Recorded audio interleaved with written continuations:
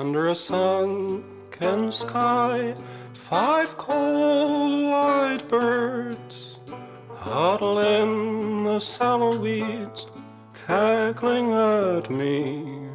And it's times like these I hang my head and wonder why I never try to fight for myself. What a grim and gloomy scene, just you, the wind, the dying wheat, friendless, dreaming. You wonder if you're incomplete, a husk without a grain of seed, and that's what they see. If they want to laugh, well now, let them try to do it after we take to the skies, loom above them like a great cloud, talons quicker than a greyhound. Hear their hearts run.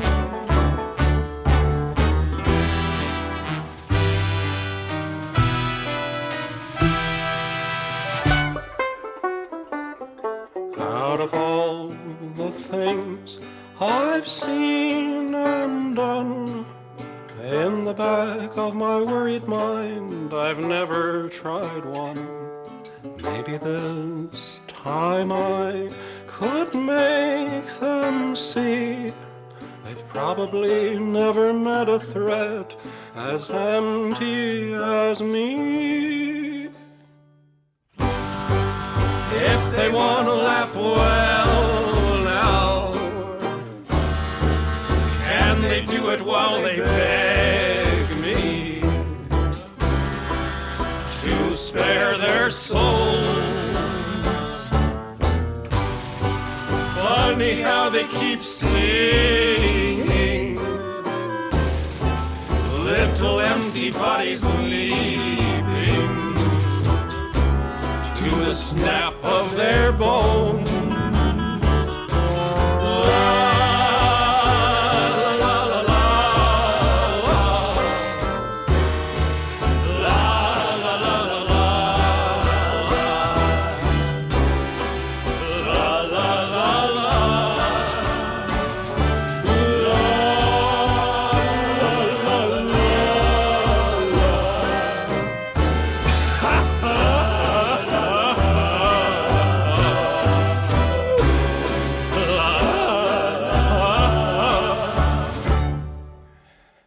Under a sunken sky, 2 cold-eyed birds huddle in the flattened wheat, staring up at me.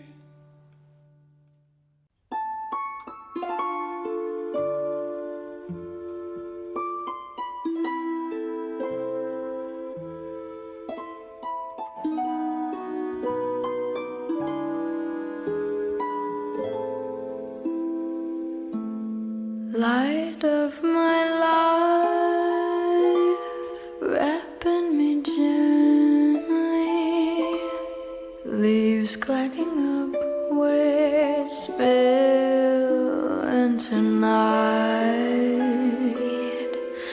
I've loved the world, shaped by these shadows, held in a long sweet song of time, time spent with you under a sky framed by the trees, bursting with light.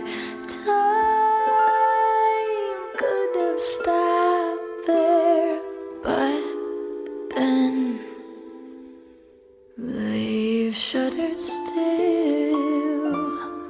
Wind hummed along our beautiful world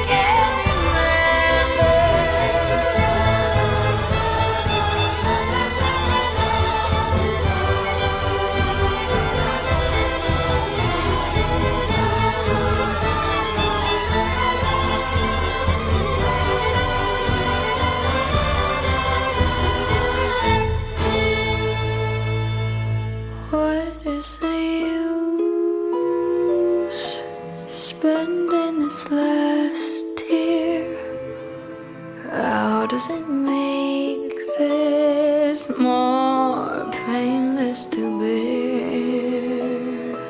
In a blink of an eye, I will be bone dry, drunk by the smoke-veiled flickering life spent with you under a sky framed by the trees, bursting with light. Time should have stopped there, but then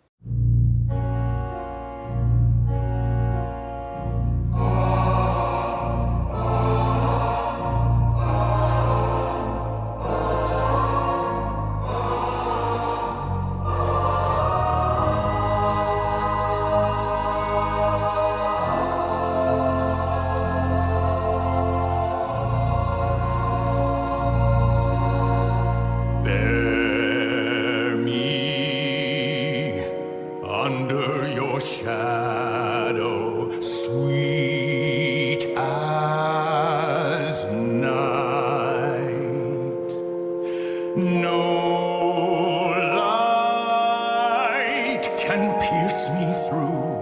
Nobody sees me as you do. Stand now, bloodless, unburdened, trained of fear. No more must we be shamed for the dread behind our tears.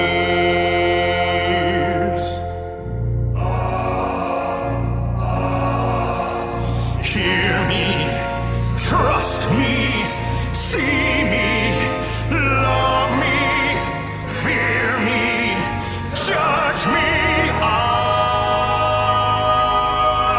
I love you. Who else can? Hungry woods reaching high, snatch the light out from the sky. Leafy sighs, creaking bones, pray you don't get found alone.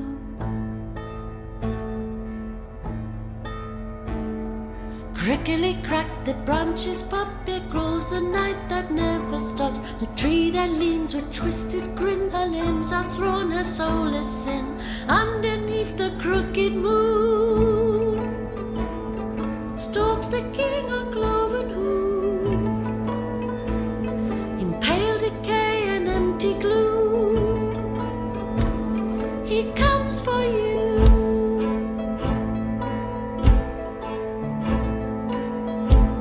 Six horns his crown, his kingdom all,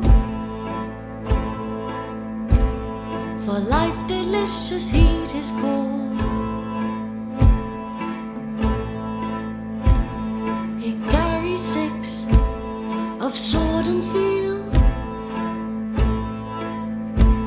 once wayward souls the fallen kneel.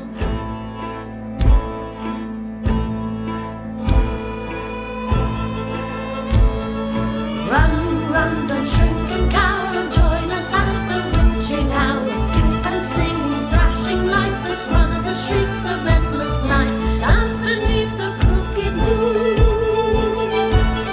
and rising rapture hand in hand.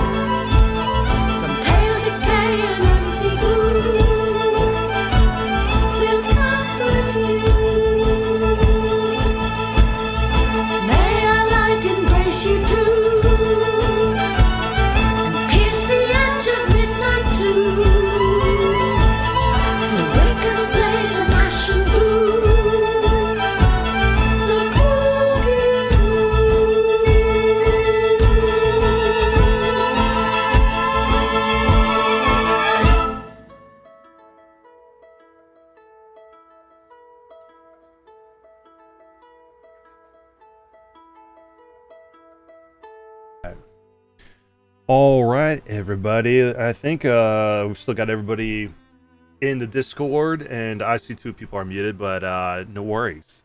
Welcome to session 42 of the Crooked Moon. How are we all doing? How are we all feeling? Good. Jack, how you feeling? Yeah, good. Probably will. Oh, Jack, don't hear ya. Silent.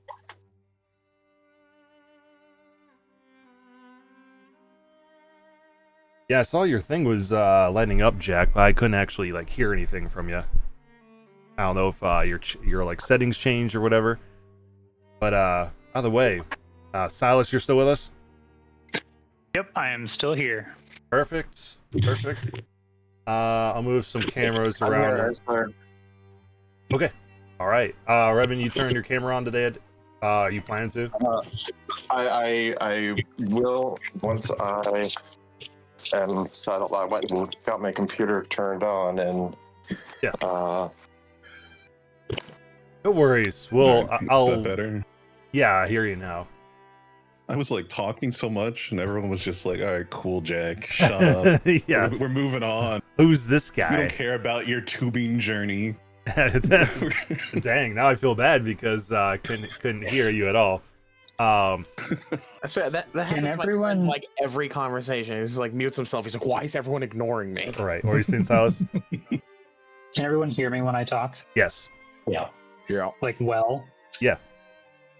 Okay. I mean, you sound like you are talking from a hole, but that's because I have in my headphones under my noise canceling headphones.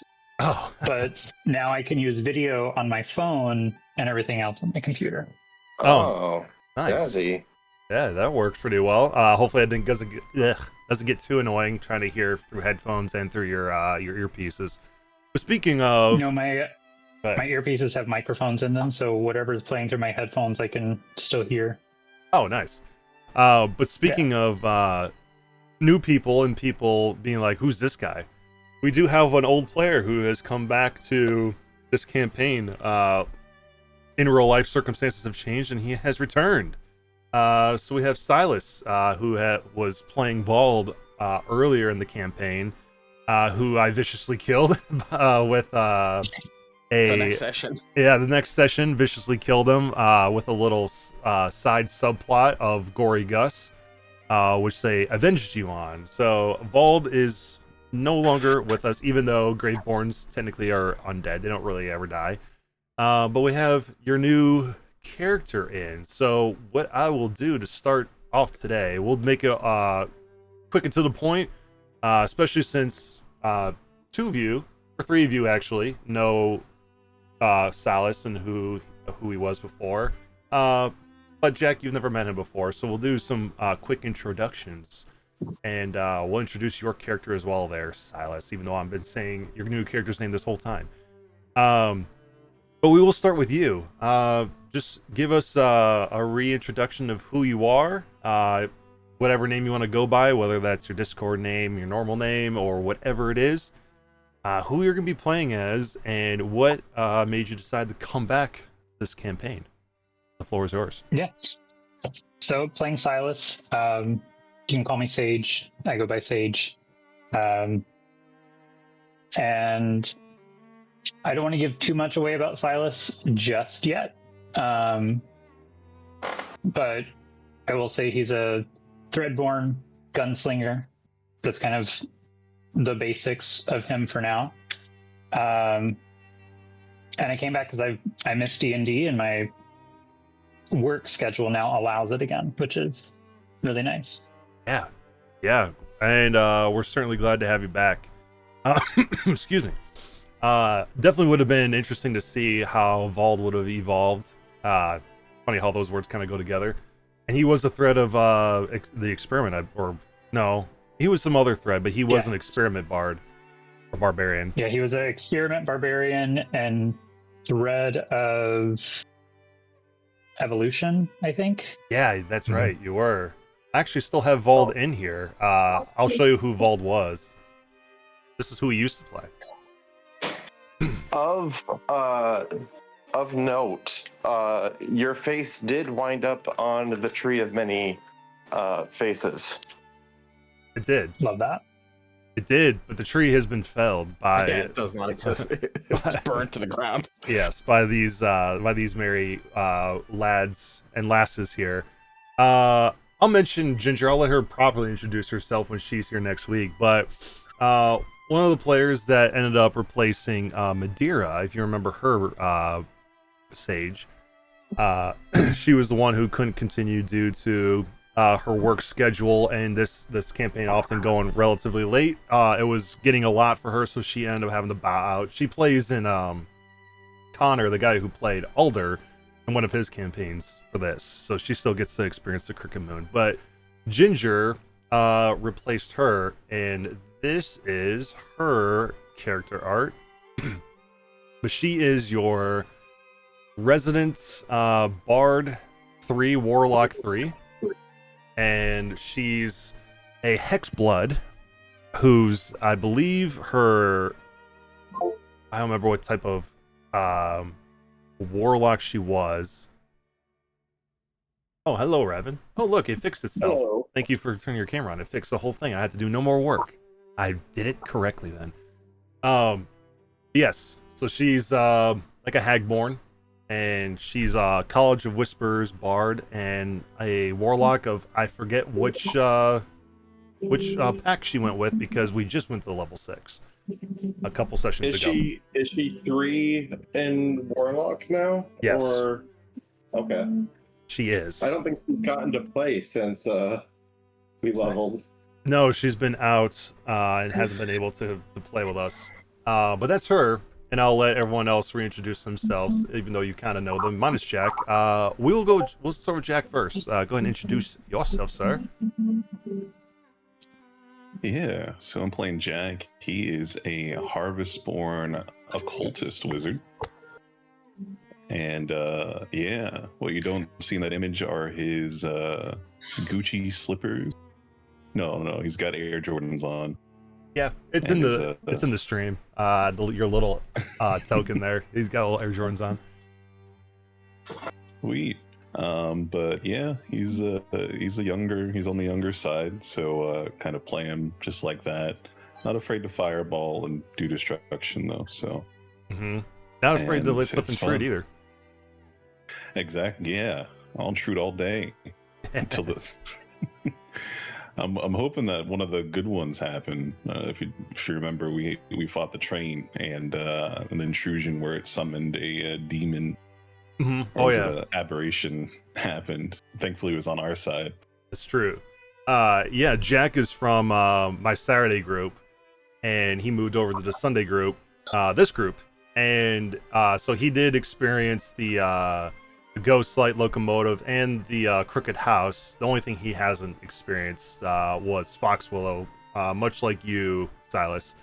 But you missed the Crooked House, Foxwillow, and Dawn's Gate. But yeah, he had an intrusion at the locomotive, and he summoned a Nothic, which was on their side, luckily. I'm perfectly fine with skipping Foxwillow after running it for my players. Yeah, it's brutal, isn't it? It sure is. Actually, but yeah, the Saturday group, I'm running it for them, and we had a guy who was playing in it, and they're in the corner right now. They're in the last junction before they get to Realm, and they were rolling so poorly. The whole every fight they've had, they dealt with the body crop corpses that impose exhaustion, the Corvo Daemons, the Crow Storms, and all that stuff. But he was rolling so low, he was like, I feel like I'm more of a burden than anything. So he, without really much say to me, he was just like, all right, I think I'm gonna dip out of this campaign. I'm like, oh, well, I could have scaled it a little bit differently, but yeah, he was like, I'm not having fun. So he dipped out. But no worries. Of course, Jack, glad to see you here once again as well. Looking forward to what you guys think of what's coming up next. Clarence, introduce yourself to our friend Silas. Okay, Clarence is another Harvestborn. He is a simple farmer.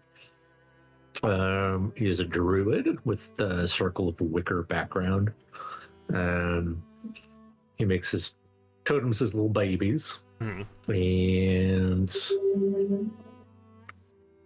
power-wise, he's improving, but mentally, he's still very behind. He's the most innocent of the group still. But yeah, so Clarence is still Clarence. He's been there since the beginning. He has very much electrocuted many of my enemies, and kept all the people I was beating up alive with his different bewitched effigies, whether it's the ward or the soothe ones. And Brenda's still around, which is a good thing too. Brenda being very useful in a lot of ways. I just still see you that you're able to be here as well, Clarence. Dr. Morn. Hi, yeah, I'm Ahab, and I'm shockingly still alive. As this character, yeah, no, he hasn't changed at all. No, nothing has changed personality-wise, really. Right. But yeah, he's still a reborn, but he's now of a more fiendish disposition after a certain breaking of a contract. And he's no longer an alchemist. He's working on his magnum opus, which once we get back to not Foxwillow, Wickermore, we can hopefully get that fully made.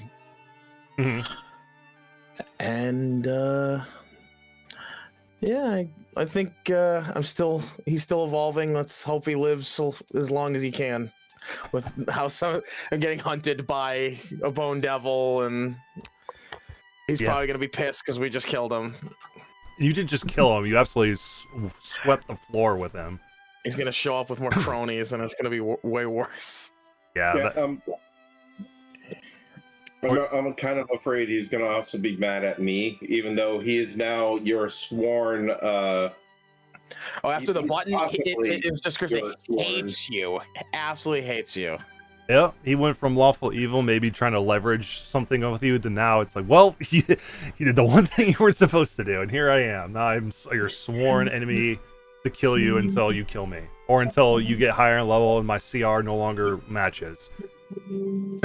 But yeah, obviously, if you didn't pick up on it, Silas, Dr. Morn sort of is getting the will treatment from Baldur's Gate 3, where he made a deal with the devil, who is basically the patron to Marius Renethir, the guy they just dealt with, who was a vampire at Dawn's Gate, leading a religion known as the Crimson Rose, which was, these guys got a very deep dive on how the Crimson Rose worked and realized it was basically all a ruse on him that tricked him into being from his paladin days to becoming a full-blown vampire. And this religion with the notion that it is to purify those of sin and filth just by their mere existence, especially harvestborns who don't bear any blood. Basically, you had the choice to join them and relieve your blood to him and his priors, or be burned at the stake to be reborn and be made clean. But obviously, it was found out that it was really just to feed him, because he had insatiable bloodlust, and because he didn't take his place, he is now a fiend, or he is considered a fiend. And he is he's got, even though the pictures didn't show it, he's got little horns now, kind of like Will had when he broke his deal as well. And he's being hunted by a bone devil, which luckily he dealt with last session. But bone devils don't die so easily. They get devilish resurgence, where they are basically reborn in the nine hells and come back at some point later. But luckily he was killed with Radiant, so he's not going to come back for a while. But when he does, it probably won't be good. But speaking of killing the Bone Devil with Radiant, Revan, you're the last one. Go ahead and reintroduce yourself. Once you're back with your bowl of grapes or whatever that is. I am a simple carpenter. Yeah, that's I just make okay. That's what I Although- immediately think of. Although I am a carpenter, I am the furthest away from any of that. So I'm still a monk, plagued with rage. I have so many attacks. I use a sword now as well. I, after a RP session, went poorly after trying to use a guard as a key. Yeah. It just would not fit in that keyhole, no matter how hard I tried.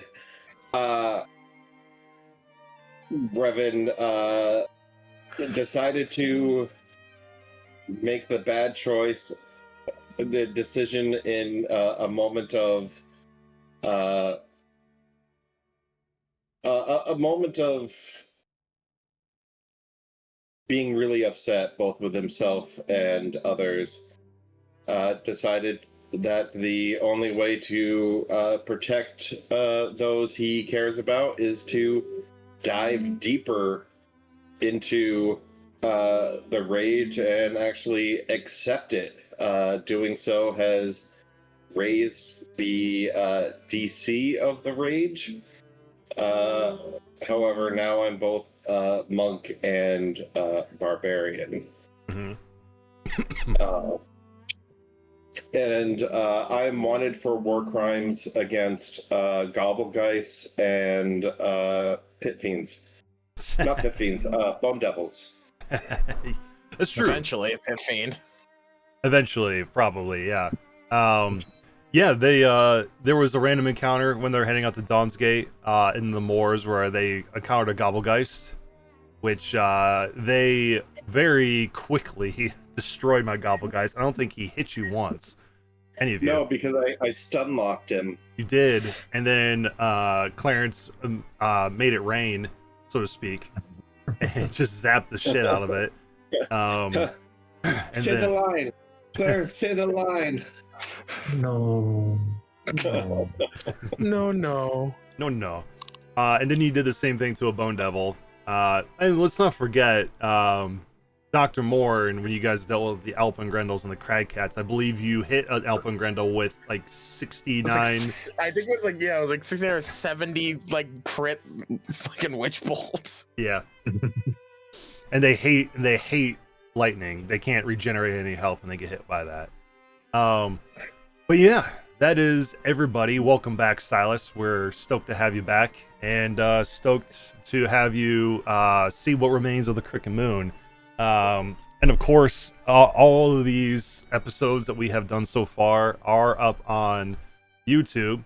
So, and I know it's a lot, so feel free to watch them at your own leisure if you want to catch up on any of the minor details of what you missed. But we'll continue with you being level 6 and what comes next. But Yeah, I'll speaking, probably watch them, but I'll probably not. I want to keep as much mystery for myself as much as possible. okay, yeah, absolutely cool with that. But speaking of mystery, who wants to give the recap from last week for Heroic Inspiration? I can do it.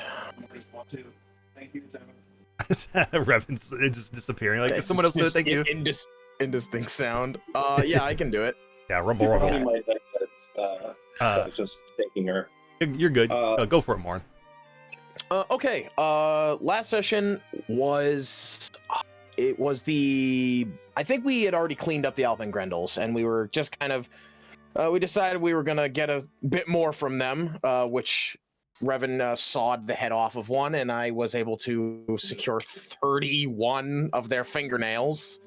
I just got those in my pocket.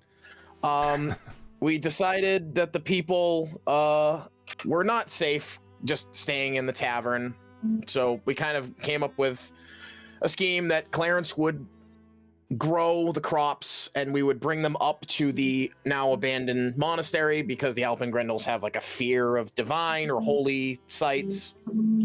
We grabbed some potatoes, carrots, whatever we could conceivably make like a garden with, and we moved up in the morning. Revan noticed that there were some like large birds. They were called bone flayers that were kind of lurking around the area. He basically just kept making loud sounds to make them like piss off so they wouldn't harass the people in the monastery. They seemingly were not interested in fighting us and a crowd of 30 people. They were just looking for an easy meal, most likely. We killed the remaining bat hounds, and after that, Revan also spotted the Bone Devil in particular up at the tower. We investigated, found out that he's not going away anytime soon until we can find a way to permanently banish him. He's just going to continuously hunt Dr. Morn until he's dead, because that's how he's going to get his promotion. And while Clarence was doing his plant growth on their like kind of pseudo farm, we kind of had like a large discussion about Philip and his overall connection to all the events going on, and his dream, and why he was lying to us about certain visions, and a lot of stuff that I probably couldn't cover just in a brief recap. But after we had made that discussion, we finished with the growing of the crops. We left. We, parted ways with the people there. Hopefully they'll be able to teach any able-bodied people how to fight, and they can maintain the garden, and hopefully none of them become corrupted by a devil, considering they're in unholy grounds. On the way back to Wickermore, that's when it was a bunch of skeletons at first, once we got off the river. And then I rolled a 1 on a D100, which caused my button to shatter, which then after the skeletons were all dead, they essentially created like a summoning circle for the Bone Devil, which resulted in that fight, and the button disappeared. Didn't break. We found out it actually just disappears. We took care of the Bone Devil for now, and I think that's where we left off, just right at the end of that fight. You did, yes. The perfect timing for that devil button to roll a 1. Yeah.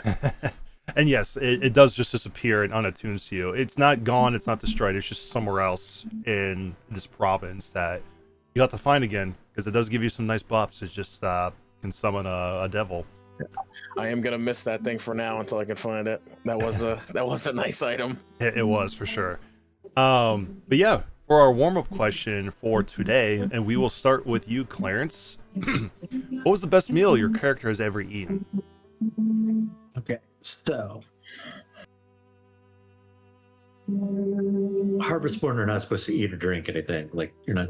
It's not biologically necessary, and I feel like it doesn't make sense. So, best meal for him would have been like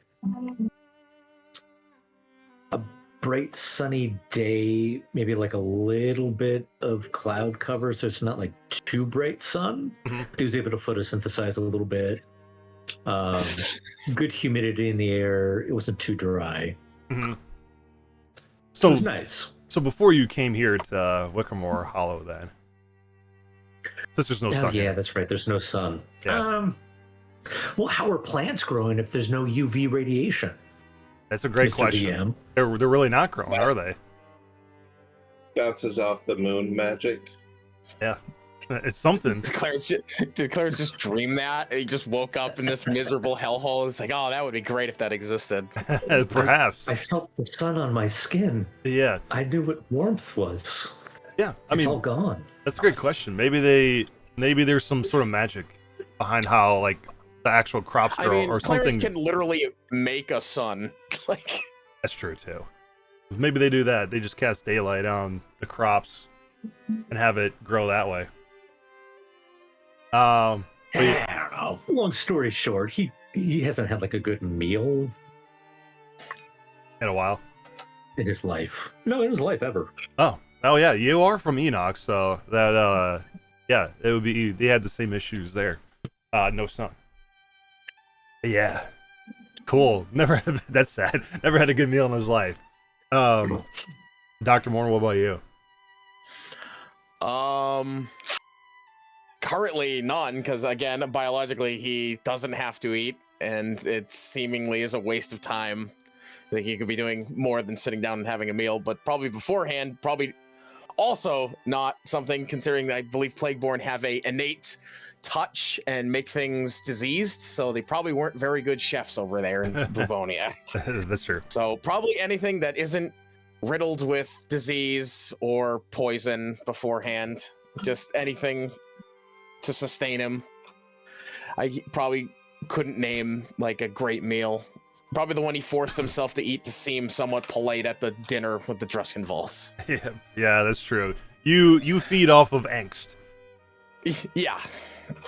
Yeah, and just you feed off of the edginess. Misery. Yeah, and misery. There you go. Awesome. Jack? Probably same issue as Clarence. Oh no, I'd say his favorite meal was the crisp glass of milk he got on the train. Oh yeah. Given you by Philip. Given to me by Philip. Yeah. It's true. I completely forgot that you are a milk drinker.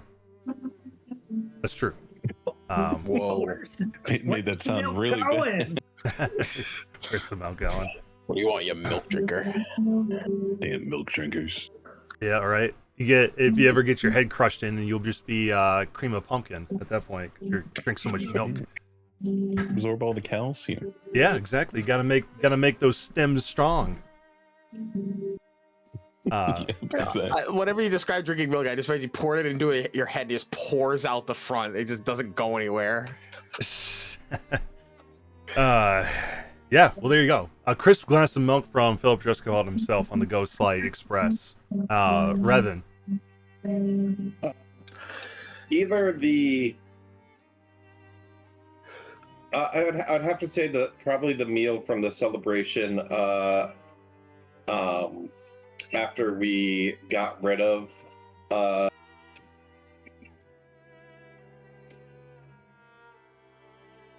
forgot his name. God dang, I've had to take my stronger meds. Brick in Foxwillow, the scarecrow demon. Oh, Realm? Either that or the meal that we got from the Druskenvolves, because before that it would be what monks would live off of, which is probably the bare minimal. Maybe I might get a good apple here and there.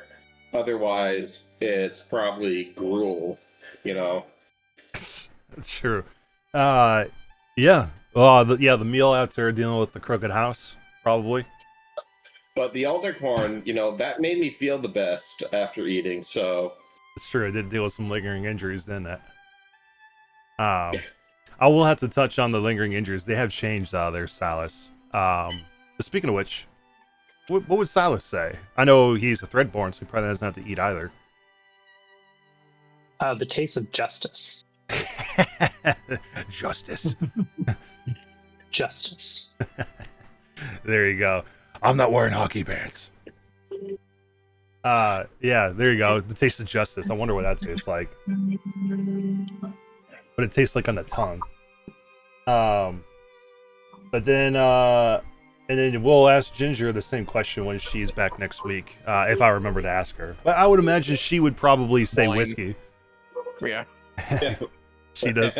Every glass of alcohol. Yep. A tall glass of the strongest and a good smut buck. Just makes it taste that much better. But all right.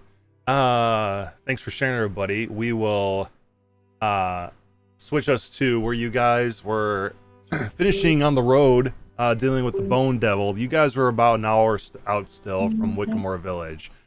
While you guys are walking before anything else occurs for you enter back into the village, after just finishing up with the Bone Devil, for the 5 of you minus Silas, after the events of this occurred, what do you guys do or say before the next moment happens? I had just killed Pox. You did. That's right. I am going to come out of the blinding rage that I was in and be like, how did I get over here? I was over there. I look around. Okay, the devil was defeated. That I remember. Is there any remnants of the Bone Devil, or is it just a pile of ash? It is just the smell of brimstone in the air, because their devilish reconstitution does turn them into like a very sulfuric smoke that disappears. So there's nothing remaining. There's here. there's no remnants or anything, right? So like, there's actually like no evidence he was even here. Right. I just yell from like 50 feet away because I was intentionally trying to stay away from Revan. And tell him that he lost control again. Except it sounds like a whisper. Yeah.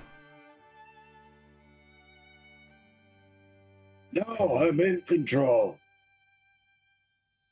Now you are. Lost control in a long time. You just killed Pox. Yeah, like No, like 2 I seconds ago, you was raging, you was angry and swinging at everything. I look around for Pox. There's a red smear. There's a panicked look on Revan's face. Yeah, there's a little bit of his wing stuck to your fist. Because, my eyes, are they're still red and smoky, or No, not anymore. You did okay. pull from your unquenchable fury. No, I mean the curse that I had. Oh, that. Your madness. Oh no, Madness. you've been traveling for 3 days. That's been gone. Okay. You were only doing that for 48 hours. You've been traveling for longer than that now. Okay.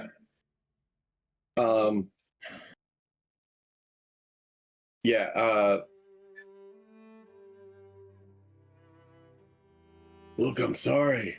I warned you I was going to go all out to stop it. I'm glad only familiar, something that can be brought back like Omen over and over again.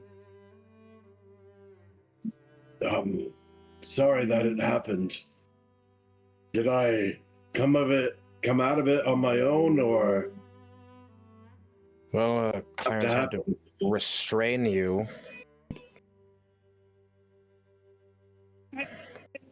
It's all right. It's okay. No one else got hurt. That's the important thing. Hey, you killed it. I'm not complaining, all things considered. I'm worried I might have hurt Ginger. She seems to be flat and made of cardboard now. Yeah, she is. It's like outside of like the record store, the cardboard cutout. Yeah. Yeah, exactly. I'll use my charge of my spell rot tattoo and reapply it and resummon Pox. I'll pick up his hat off the ground. Yeah. He'll right back into existence, and Pox will like give you a hiss at you, Revan, and then go back and perch on Dr. Moore's shoulder. I've done everything I can to make sure that doesn't happen, but I told you it made it harder. I was planning not to use it, but when the Bone Devil appeared, I didn't have much of a choice. Can now access part of it without losing control completely. I was only going to use that. DM, can I make some sort of check on Revan? Not to check his sincerity, but do I see any like physical changes to him? Does he have any sort of obvious physical change since he's last lost control? Give me a medicine check. Okay. 25. No. He looks the same as he was before. You don't see any obvious physical alterations or changes to him. His eyes look just the same as before. His wings and his fists, all that stuff looks to be in order as you've always known it. So he doesn't look any warped or changed. Mm-mm. It's just it's all in his. It's like a mental thing. Yeah. Yep. The fire burns hotter, larger on the inside. Be careful though. When you get hot, like the fires get real hot, it burns out real quick. So I feel like there's a metaphor in here somewhere. Well, it's over now. How much longer until Wickermore? Like, are we close? Yeah, you're about another hour's worth of walk to get there. Well, Clarence, you must be exhausted. You've been walking for 3 days. I wouldn't mind a piggyback ride if anyone's offering. I'll give you one. Yay. All right. What were you gonna say? While we're walking, I'm gonna try and keep an eye out. Since we're in this area, I'm gonna keep an eye out for red amanita mushrooms just to help stock back up. I know we have some in we have 8 in the basement of our house, but yeah, you can roll survival. Okay, I'll have Hawks give me some kind of assistance on this. 19. Yeah, they're common to find, so you're able to find some. And then you still have your herbalism kit, yeah? Yep. All right, roll that, and the DC is 10 to harvest these. 10. Nice, just bare minimum. All right, roll me 2d4. All right, you managed to harvest 3 of them, which is not too bad. You found more better before. Than 0. It's certainly better than 0. So that puts you up to 5 on your person now. Was there something else you were looking for? Because that had to do with the fingernails? If it was near something near the water, but if we weren't near the water long enough, it's no big deal. I'll have another chance at some point. Oh yeah, I mean there's this whole swamp that's that's true. Yeah, so there'll be some opportunities for sure to find him. Revan, what are you gonna say? Would you need any of the bones left over from the Gobblegeist? Been picked pretty clean. You reduced it to ash, if I remember correctly. You did. Oh, that's right. I forgot. Yeah. The 2 big creatures you fought here have been reduced to nothing. Yeah.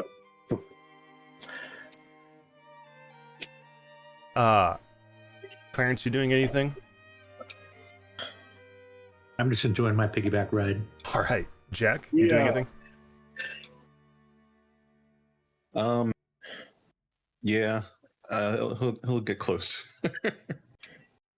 For that whole conversation, I feel like, it's okay, I guess. No one was killed. And he's just like, again, 60 feet away. There. And just hovering by, following them. Yeah, exactly. Perfect. Oh, you're gonna say something, Revan? Sorry, go ahead. I don't remember what I was going to say.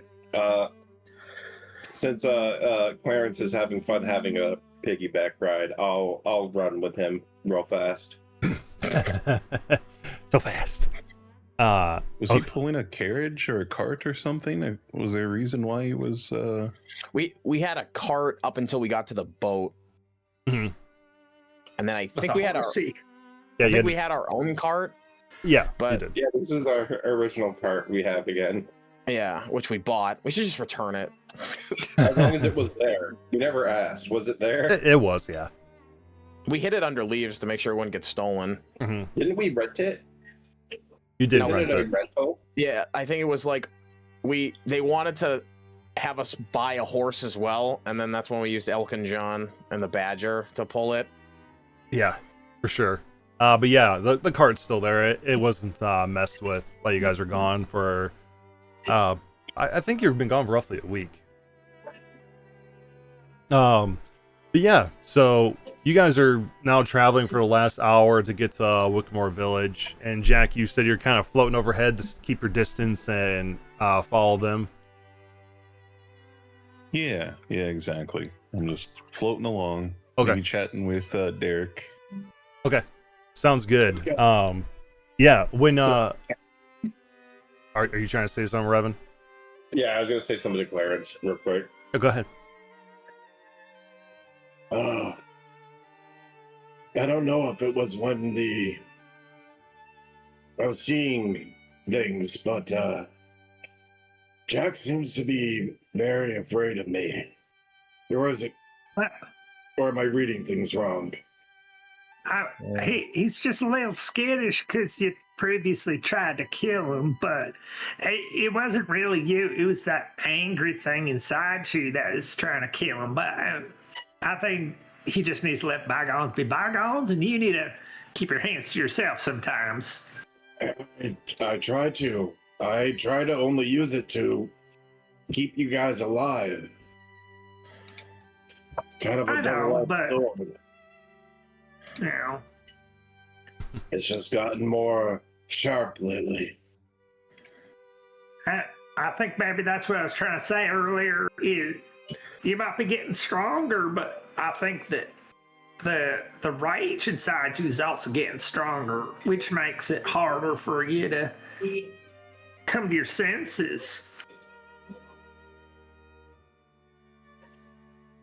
I think I can fix that until the tree is destroyed. Maybe try some breathing exercises or something. I don't know.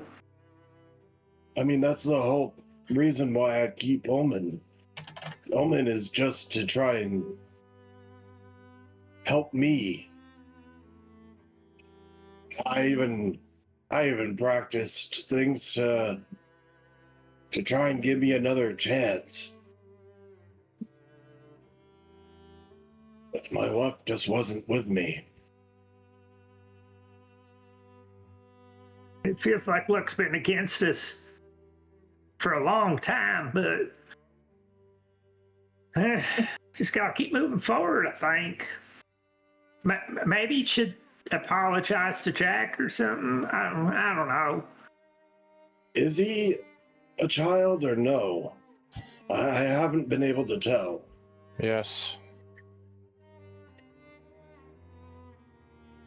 Hey, That makes it worse. Yeah. I can punch the child. Man, I would take apart someone like me who's hit a child.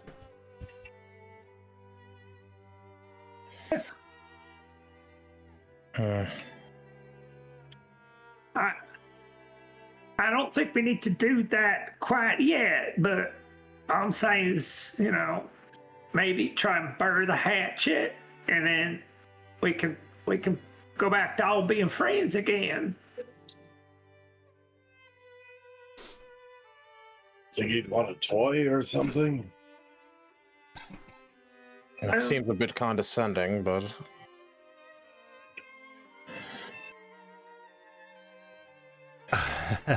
Maybe a magic toy. With Derek, I'm just like, Will Smith did what at the Oscar? Yeah. He seemed to snap the shit out of a guy named Rock of Chris. Right, it's too late. So much TikTok knowledge just ingrained into Derek. Yes, there's been a recent upload of a certain YouTuber named EDP445. You should watch it soon, sir. It's quite horrendous. I can't believe he is still free, sir. Oh, that's we might need to banish him once I learn that spell. Don't banish me, sir. I can switch my topic at your leisure. Oh no, the streamer. Yes, the one streamer who used to yell all the time. EDP, I believe it used to stand for Eat That a Pussy, sir. Christ. For some reason, I thought you were doing it like an acronym or something for Diddy, and I was like, oh, okay. Oh, no, sir. That is a completely different situation, sir. We've got a list now, Derek. We'll go banish all these people. Yes, starting with that ruffian, sir. As he is still free, I believe Diddy is in prison, sir. Oh, okay. Someone's beat me too. Yes, sir, but if he shall escape, we shall be right on top of him, sir, and put him right back where he belongs. But speaking of, while you're having this conversation with Derek, your robe of true sight starts when you're about roughly 30 minutes outside of Wickamore Village, on the South Road. You start picking up numerous objects that are lying on the ground, with one that seems to be moving between these objects, as if inspecting it. I believe your true sight, it does it show you details like that? Like what it is? Not necessarily, but if you'd like to give it that ability, I won't say no. I just couldn't remember if true sight was like you see outlines of something, or if you see the actual thing.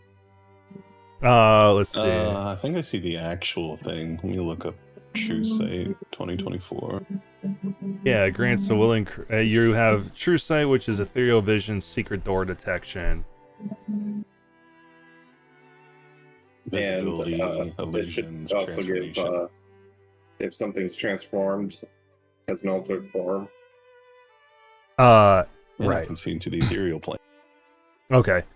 Yeah, you can see through normal magical darkness, spot invisible creatures and objects, automatically detect visual illusions to succeed on saving throws against them, perceive the true form of shape changes and magically transform creatures, and look into the ethereal plane. Then yeah, I would say you would definitely be able to see what these are.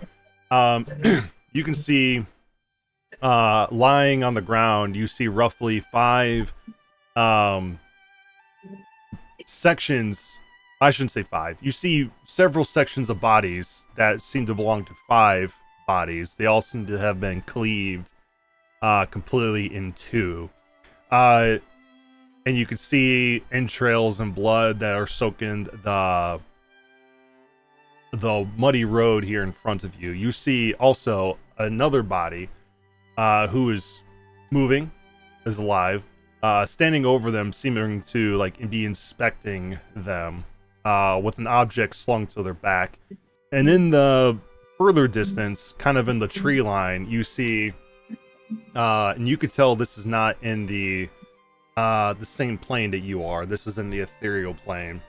You see another individual that looks sort of similar to the one that's standing over the bodies, but this one is standing completely still, standing there, and in one hand you see it holding a large axe that you can see something dripping off of the blade. I fly down to the party and I immediately point it out. Maybe withhold the extra entity information in the ethereal plane, but I definitely point out the person, creature looting those bodies. Yeah. For the rest of you, There's a guy over there. 5 bodies, several bodies, not 5. And he's they are. I don't want to assume. They're they're they're looting. Mhm. They're looting the bodies. Yep. Does it look like they killed them? Or are they just taking advantage? The only thing I see on them is something slung across their back, I believe. But I can't tell from this distance how they died. I just see blood.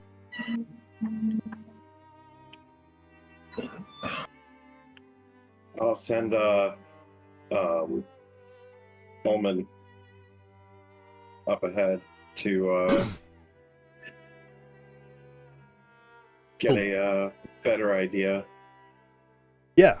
While you're sending Omen ahead to kind of get a better idea what's going on. Meanwhile, Silas, you are standing on this muddy road, standing over these bodies that have been cleanly cleaved in two.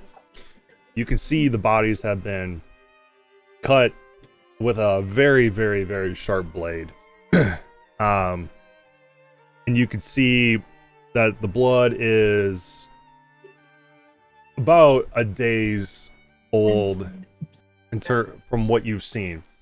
You do know that you've been, since you've arrived here in Wickamore Hollow, since the moment in your past that you remember, you've been chasing these deaths for a long time now, and has led you here to Wickamore Hollow. You remember essentially the same calling card for all the bodies that have followed since that incident with you a while back. The same clean cut through the body, the same amount of time in their death. It seems like the longer you try to find this individual causing this, you always seem to be behind by a day or two. Though since you've arrived here in Wickamore Hollow, the time between catching up to them has grown thinner and smaller. You think you're just one day behind, and you think that with enough pursuit you can eventually catch them. But as you're inspecting these bodies, what are you thinking and what are you doing? So looking for, I guess, any kind of sign of who might be responsible, if there's marks on the bodies other than, them being cut in half. Who they were, if they were just like commoners or more important people, just random people, just like general investigation of like who these people were and why they were targets. Yeah. So I'll first ask for a medicine check to see the nature of their death. And then the second one will just be a general investigation check.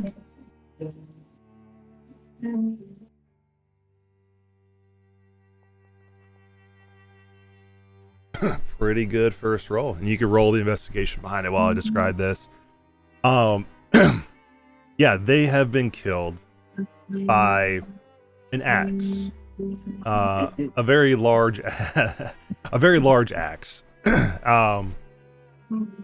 And you know who this is that killed these people, because you see the same markings in the blood that is in the muddy road here, and you can see it is just initials, and they are your initials, SH. So you know exactly who this is that caused this. And with your investigation, all you can really tell, other than the initials and the blood, that these people were hunters. They were just going outside the village to kill some game, bring them back in here to probably try to fill the meat stores now that winter is starting to thaw and the spring is starting to come in here, at least Wickamore Hollow's version of spring. Well, normally, most people in the Hollow, from what you've seen since you arrived, that weren't killed in this way, usually are killed by some sort of beast. Usually you see claw marks.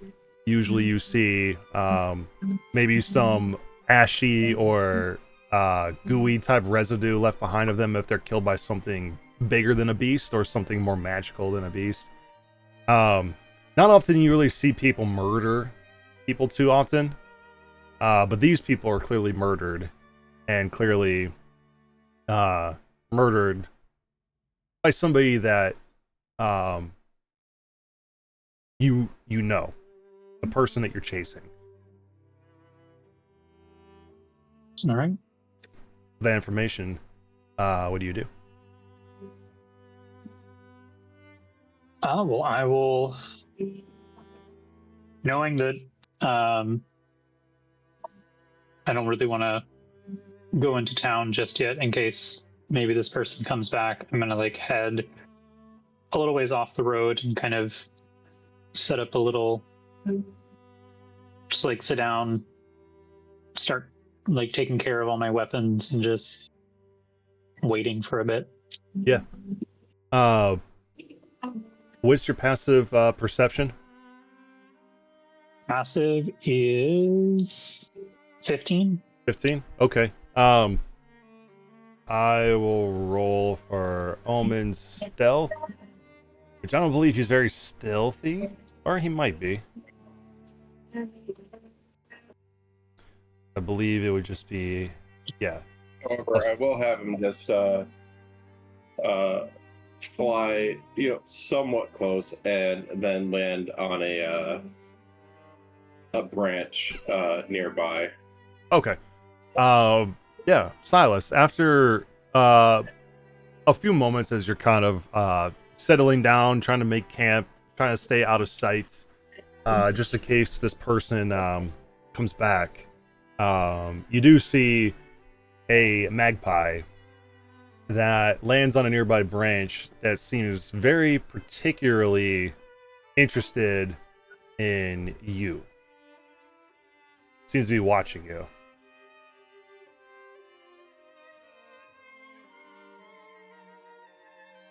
All right.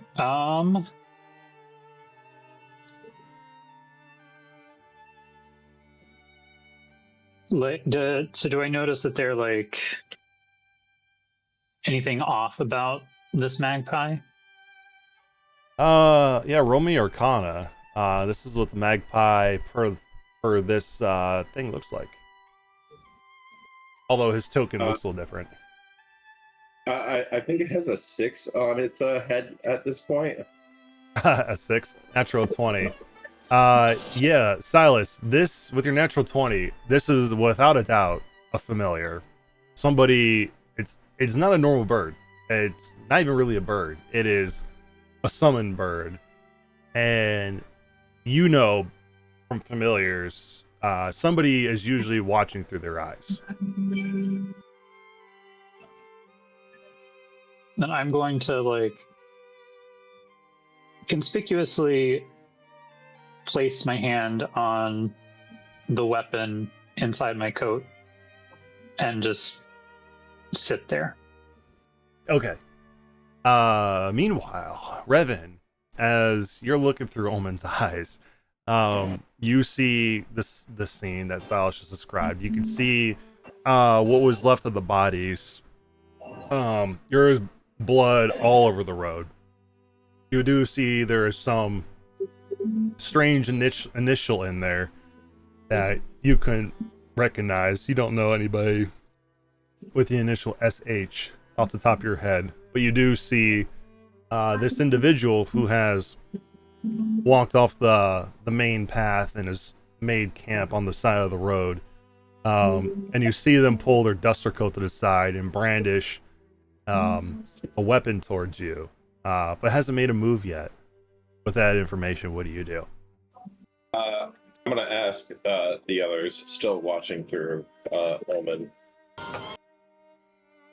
Do either of you, any of you know anyone with the initials SH?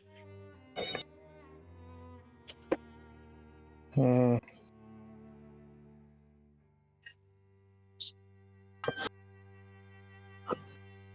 say I do. No.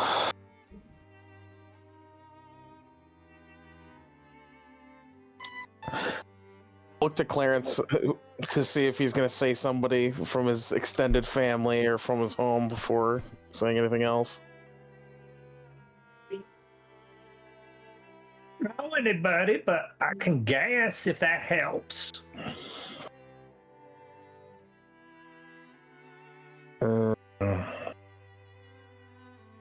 only are their bodies, but they're all cleaved in half. There's someone hiding in wait who is currently watching Omen.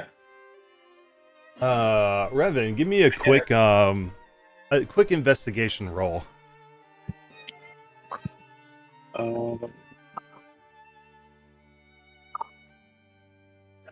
You said quick. Right. I say Quick is all in It's relative. yeah, it's relatives in a moment. So I think I have to like click 4 buttons to do one roll because of all my special features. Yeah. 19. Natural 18. This individual you saw in the woods did not seem to have any weapon on them that could cause this type of injuries. What kind of weapon on him is he holding on to right now? Silas, what were you showing him? Currently, I'm holding a hunting rifle that is covered in runes. Person hiding.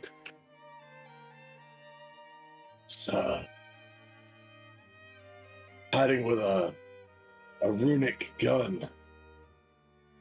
He's got a gun? I don't see something that he can cleave people in half with, unless that gun is really dangerous. So is he going to... Why don't we just approach him? There's more of us than him. Let me tell him to stand down. Well, he has every right to be on guard. We're complete strangers. Oh, he doesn't even know about us yet. He just knows about Omen.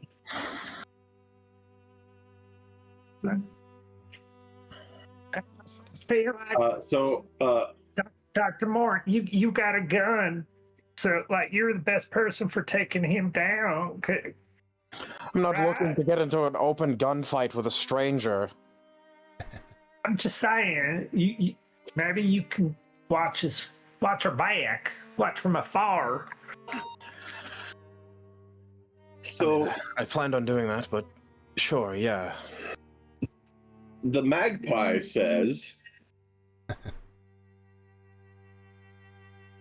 don't see a weapon on you that could have killed those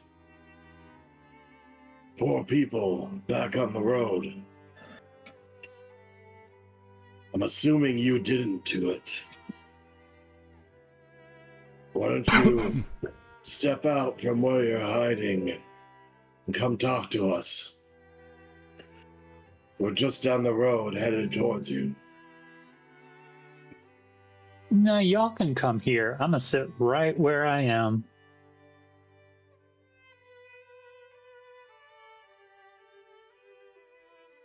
As Revan eats an M&M. What do you do with that information, Revan? He is not coming out. He's gonna sit there with potentially an ambush. I don't know. He's sitting waiting for us. Good. I start walking towards him. So do I. I'm not putting down Clarence, though. Yeah. We're still going in piggyback style. Yeah. Ginger. It's intimidation tech. You look like a bigger person. Yeah. All right. Jack, We do you both follow? wave our arms. We still have a cart, right? Mhm. I think I may just chill with the cart so it doesn't get taken while they're conversing. Fair. Okay. After a short walk, you guys eventually, I'm assuming you pull the cart and everything up until where the bodies are, and then follow the path into the woods afterwards. But all of you who show up at this point can see clearly there are some dead hunters here, lying in this muddy road, face down in the muck with their just under their chest where their stomach would be. You see a very clean cut that has been sent through their body with entrails hanging out that have been cut at the point of contact, but have spilled out a little bit since they have lied here. Most likely out due to little creatures and vermin that have tried to pick away at some of what remains to get a quick meal. Jack, while you're sitting here, you can still see this individual that's standing on the edge of the wood line with this large bloody axe. No one, the rest of you cannot see this person or even aware that this person's there. I just want to make sure none of these hunters are Hilda. No, none of them are Hilda. Okay. And then you can see the little game trail that has led into the thicker part of the woods, where Revan, you know that's where Omen is currently. Yeah, I have a question. Yes. Well, two. So is this creature kind of like hovering over this individual, like following them, or are they kind of just standing there? They're just standing there watching. Okay. I guess the second question is, as written, since I can see this creature, would magic missile work? Probably. I mean, does magic missile penetrate the ethereal realm? It just says each creature of your choice that you can see within range. I don't know. It's very ambiguous. I mean, technically, right? though, ethereal, when they're in the ethereal plane, they're still existing in the material plane. You just can't see them. They're like a ghost who exists there. You just cannot see them because they're in a different plane of existence. Like, that's how hags are able to follow you, how other ethereal creatures know they can see the material plane as if normal. Just those in the material plane cannot see creatures in the ethereal because it's technically a more mystical side of existence. If you can see in the ethereal, you know where they're standing, you can hit them. It's basically when you go invisible, you're kind of going to the ethereal plane too. Okay. The way I always understood it is you couldn't interact. If you're on the ethereal plane, you can't interact unless you have a specific ability with the material and vice versa. Let me see. In the ethereal plane. That's although going back to 3 and 3.5. I don't know. Okay, so it does. It does say in D&D 5e, you generally cannot attack or target a creature on the ethereal plane from the material plane, and vice versa. Normal weapon attacks, physical objects, and standard spells cannot cross between two planes, because an ethereal traveler is invisible, incorporeal, or on a separate layer of existence. So there we go. That's the ruling. No, magic missile wouldn't work. I mean, you may not know that, but yeah, per rules is written, you technically cannot. You can see them and they can see you, but that's about the long and short of it. Yeah. So I just need something like blink in order to go into that plane. Mm-hmm. Okay, that works. But what I will say is that now that you're closer to this individual, you get a pretty good look at what they look like. This person is wearing some boots that have some will look like blades hanging off the back ends of their boots. They're wearing pants that are covered in blood, and you can see their upper half of their body is shirtless, and they have a lot of kind of indiscriminate features on their body. When you see their face, you do see that the eyes are glowing completely white, and their face is mostly featureless. But they do wear this sort of cowboy-looking hat on their head, and you can see their arms are abnormally long, and in their hand they're wielding a two-handed axe with one hand. Okay. Roll me a let's call it a nature check. Nature. Okay. Hmm. And I will use my I think I have to tell you beforehand I'm using my heroic, right? Yeah. Or is it If you want to roll with replaces the advantage, roll? if you Okay. want to re-roll it, you can do it after the roll. But if you want to impose advantage, you'd have to say it before the roll. Okay, I'd like to impose advantage. All right. Nice. A 10. Wow. I mean, a 10 gives you some information, but not a lot. Based on Oh, this, is Derek still with me? yeah. Or is that only for wisdom? I can't. I'll Oh, have him tack on oh if yeah. he can. His you're talking about his echoes of the current Yes. or his prophetic guidance, because his prophetic guidance can give you a D4 roll on if you fail a D20 test. And echoes of the current adds +4. You can use his wisdom modifier on a roll. Oh, I have more than I got a +5, so I do the prophetic guidance. See if I can glean some more info. Yeah. Go ahead and roll that D4 then. Nice. Nice. 11. All right. So what you can tell, it is hard to tell, and it is kind of confusing that you could see a creature like this in the ethereal, based on its featureless body. It kind of looks like a doppelganger, but you do know doppelgangers don't go into the ethereal like that. They don't have innate ability to do that.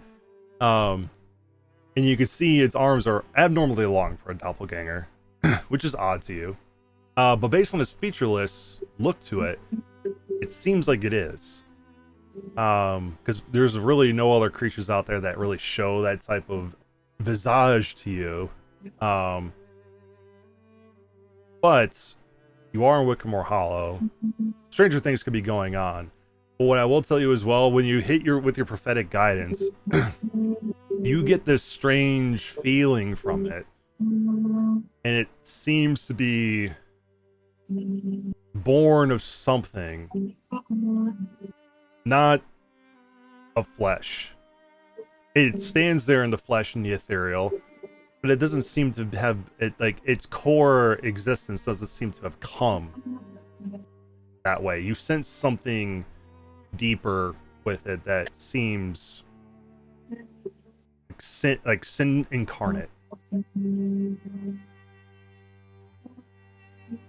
Okay. I'm gonna just sort of hold back and keep an eye on the creature. While they're up there, I'm kind of gonna pretend to notice like I don't see it. Mhm. And then when someone comes back, like Dr. Morn, I'm gonna pull him aside and tell him what I see. Okay, sounds good. The rest of you, Revan, Clarence, Dr. Morn, T-posing, cardboard cutout Ginger, head into the woods. Not too. You don't have to walk too far. Maybe about a 2-minute walk before you see just outside of your vision. It is midday, so it doesn't take. You can see your normal vision is there. So those with 60-foot dark vision, when you're about 60 feet away, you can see this individual. And Salas, can you describe your character for us? Yeah, so Silas is a Threadborn, so his skin is kind of porcelain white, He is dressed in only what I could describe as Clint Eastwood chic. So cowboy boots, pants and chaps, button-down shirt and a vest and a duster with like cowboy style Western hat.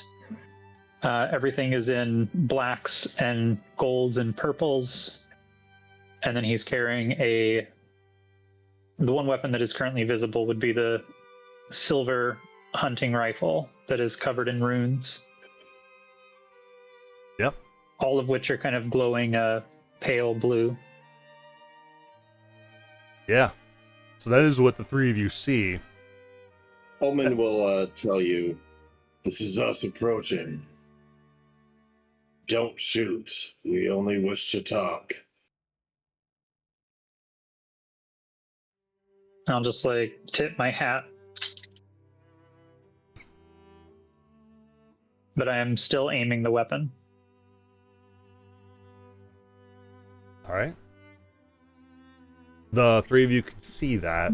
That he's still aiming the weapon in your general direction. What do the three of you do?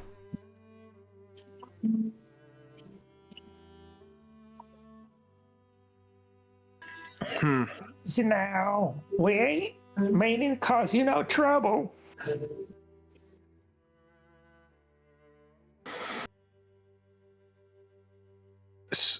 DM. Mm-hmm. It's fairly obvious that he doesn't have like a cutting or slicing weapon on him. Yeah, I'll ask you real quick. Since you saw the bodies before you walked into the woods, give me a medicine check with advantage. Okay. Because I would assume Pox is going to help you. Yeah. Unless he's hiding it somewhere. True. 26. 26. Yeah, it's very obvious to you that these people were killed by a very large bladed weapon. Only something like a glaive or a halberd or a great axe could cause this type of damage on a body like this. And you can clearly see from where you're standing, based on his size, there's no way he can really hide a blade of that size unless he has some sort of magical bag to put it in. All you can see on him is a very similar gun to what you have, just more magicalness to the gun itself.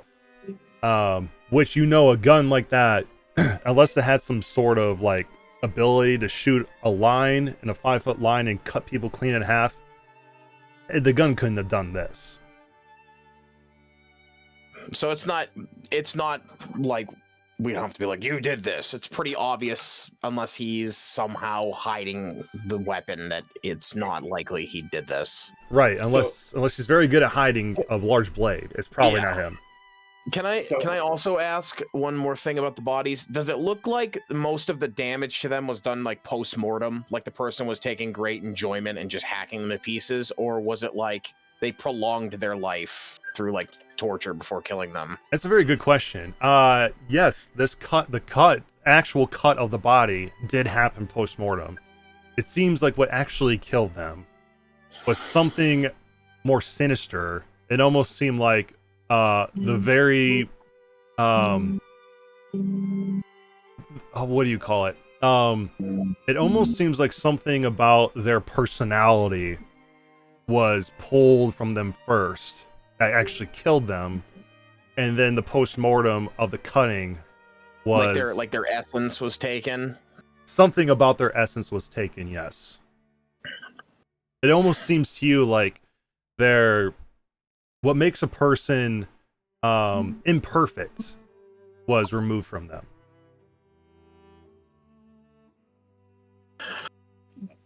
I'm gonna put Clarence down once we can see him. Mm-hmm. Easy. We actually happen to be the local law enforcement, and I will I forgot about the reverse my sash to go and show the badge and then I'll fold it back down. That's right. You guys were deputized because of Vault's death. Yep. We're hoping, Funny how things go full circle. All right. we're hoping you might be able to enlighten us what you know of what happened out there. We saw you poking around. Didn't know what you might know about it. Well, I reckon I can talk to a fellow law enforcer. I'm going to pull out a badge, but it is very clearly cut out of like a tin can. But Silas fully believes that this is a sheriff's badge. I'll lean to Revan and say, he didn't kill those people on the road. Yeah, I know, but I don't know if he knows what did or who.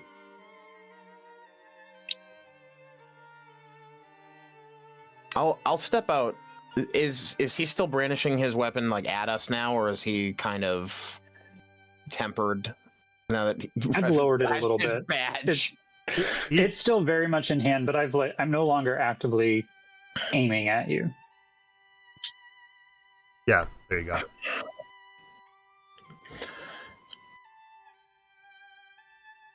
We saw something that said SH, right? Yes. You can only assume that it's Initials. someone's shithead. The shithead did it.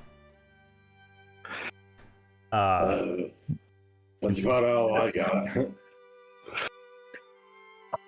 Well, why don't we start with names, and I'll kind of look towards Silas. Obviously, I don't know his name at this moment. Right.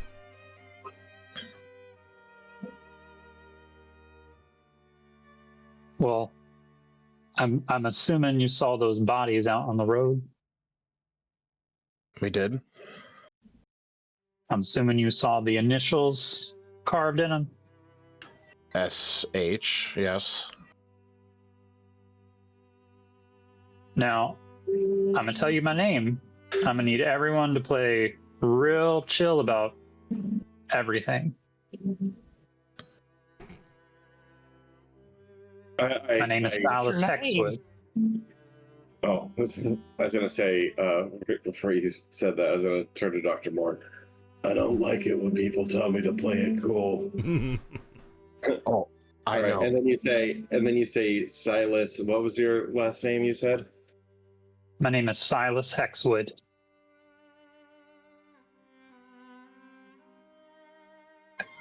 And you didn't just carve your initials into those bodies?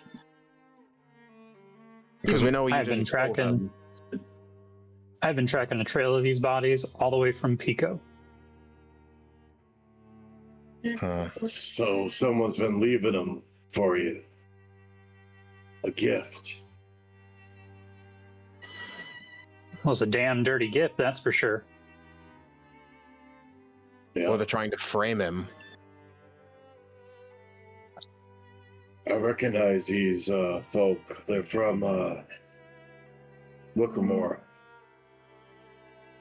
Saw them at the big party. Also, Oh, Persis not.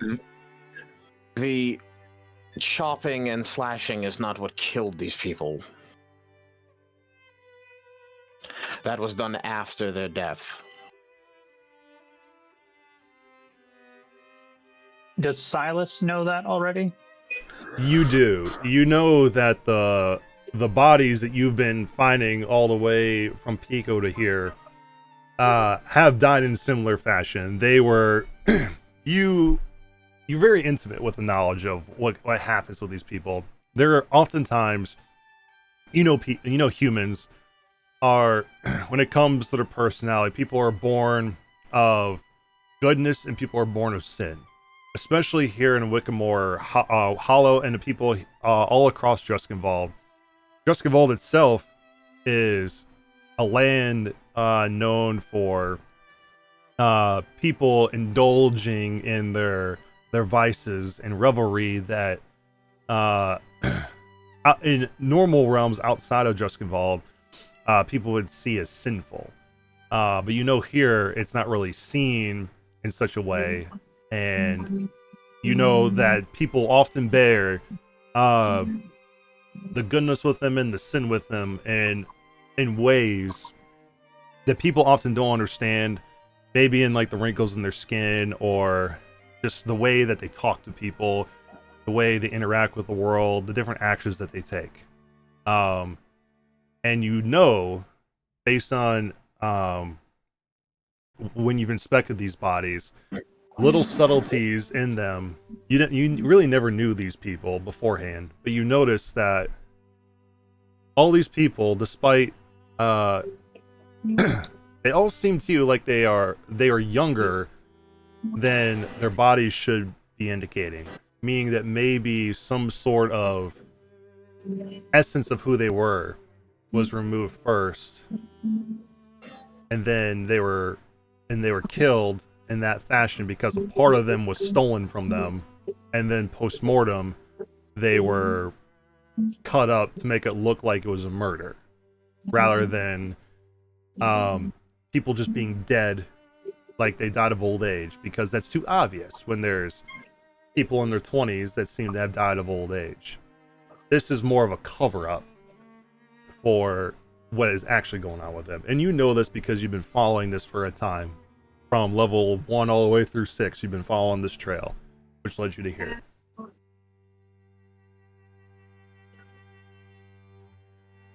So I'm guessing if you've looked at them, you know that these people weren't killed by an axe. Yes, it was done after whatever came before, sort of.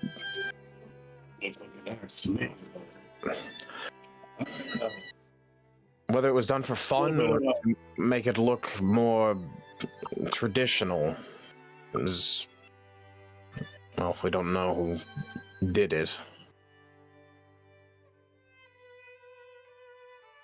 I've been trying to find that out for a long time now. No one was involved.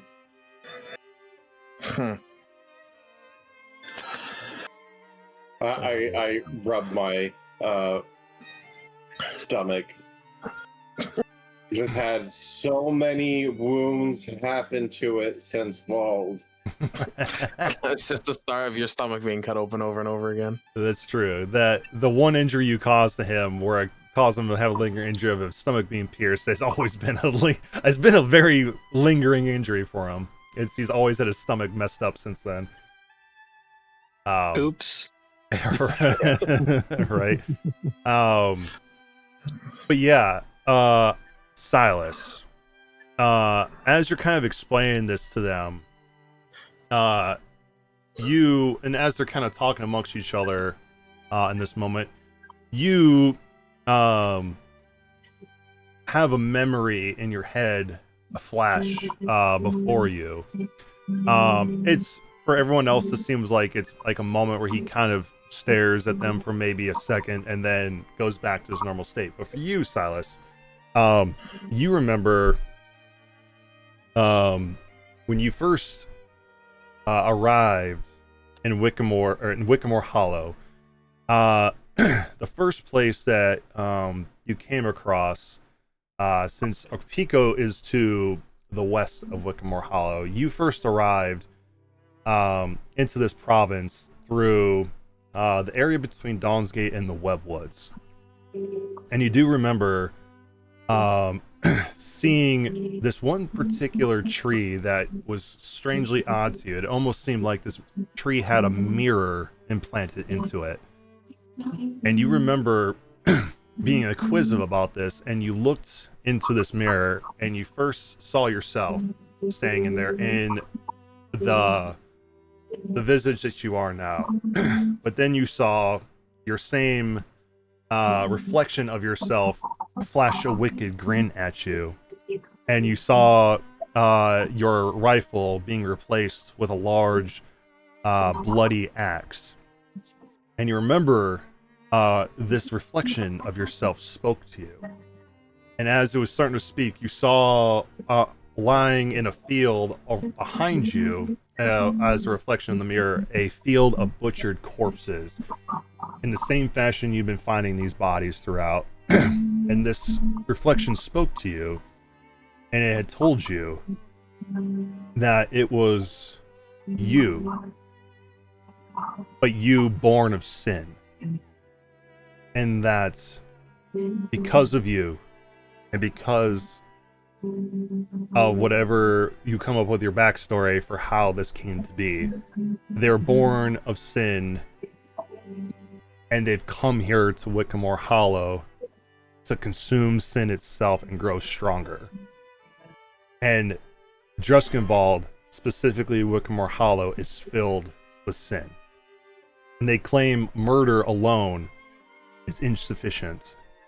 Murder is only part of the recipe. They don't just simply murder anybody. Sin must also include vices and base pleasures that they feed upon first, and then murder the bodies to make it look like a base murder. And they do it in your name because it is you. But it isn't you. It's a part of you. And they were telling you before they disappeared and the reflection went back to normal, to seek them next at the dead man's hand.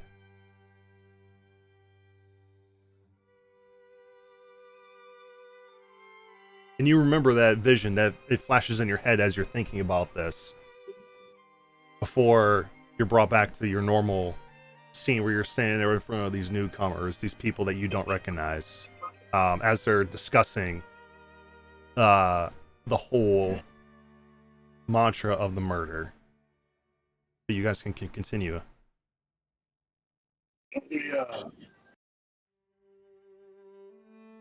Why don't we continue this conversation over the bodies, see if we can learn anything else.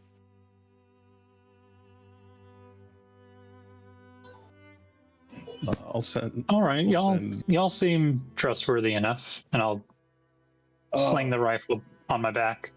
You gave your name, Silas.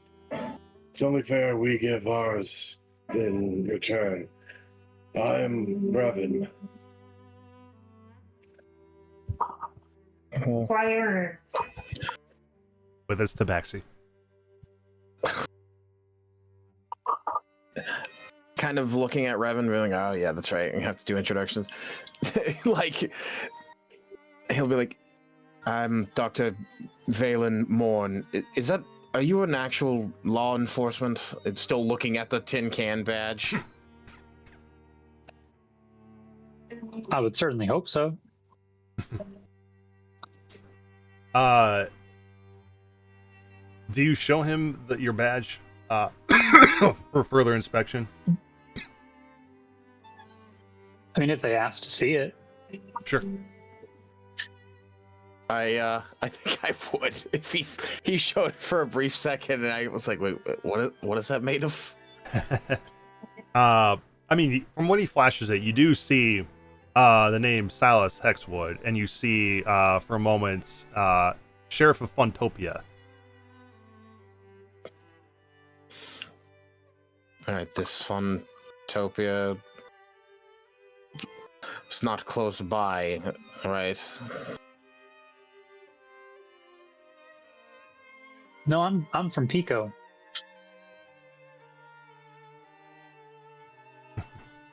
Right. Sorry, I questioned it. Here's your badge back. I'll kind of hand it back to him, put it in the center of his palm. Sure. If anybody wants to, you can roll me a history check on the name Funtopia. I was gonna do it on Pico. I got no clue where Pico is, but sure, I'll do it on both. Yeah. I'm gonna give myself guidance. If that's okay. Yeah, go for it. Normal. Could prompt me. Guidance, yes. 24, 21. Okay. So for the two of you, you both have heard of Pico before. Somehow your memory reminds you of a province that sounds awfully familiar to that. Especially you, Dr. Morn, since Pico is the province to the west of Bubonia. So you definitely have heard of it before. Pico is, you know it as fun is not just the way of life in Pico, it's the law of the land. It is a place of high energy and constant motion where all manner of play thrives outside the world of make-believe, and the wildest imaginations are made manifest by the great and powerful toy maker Blinsky II, who wants nothing more than to grant every unfulfilled childhood wish.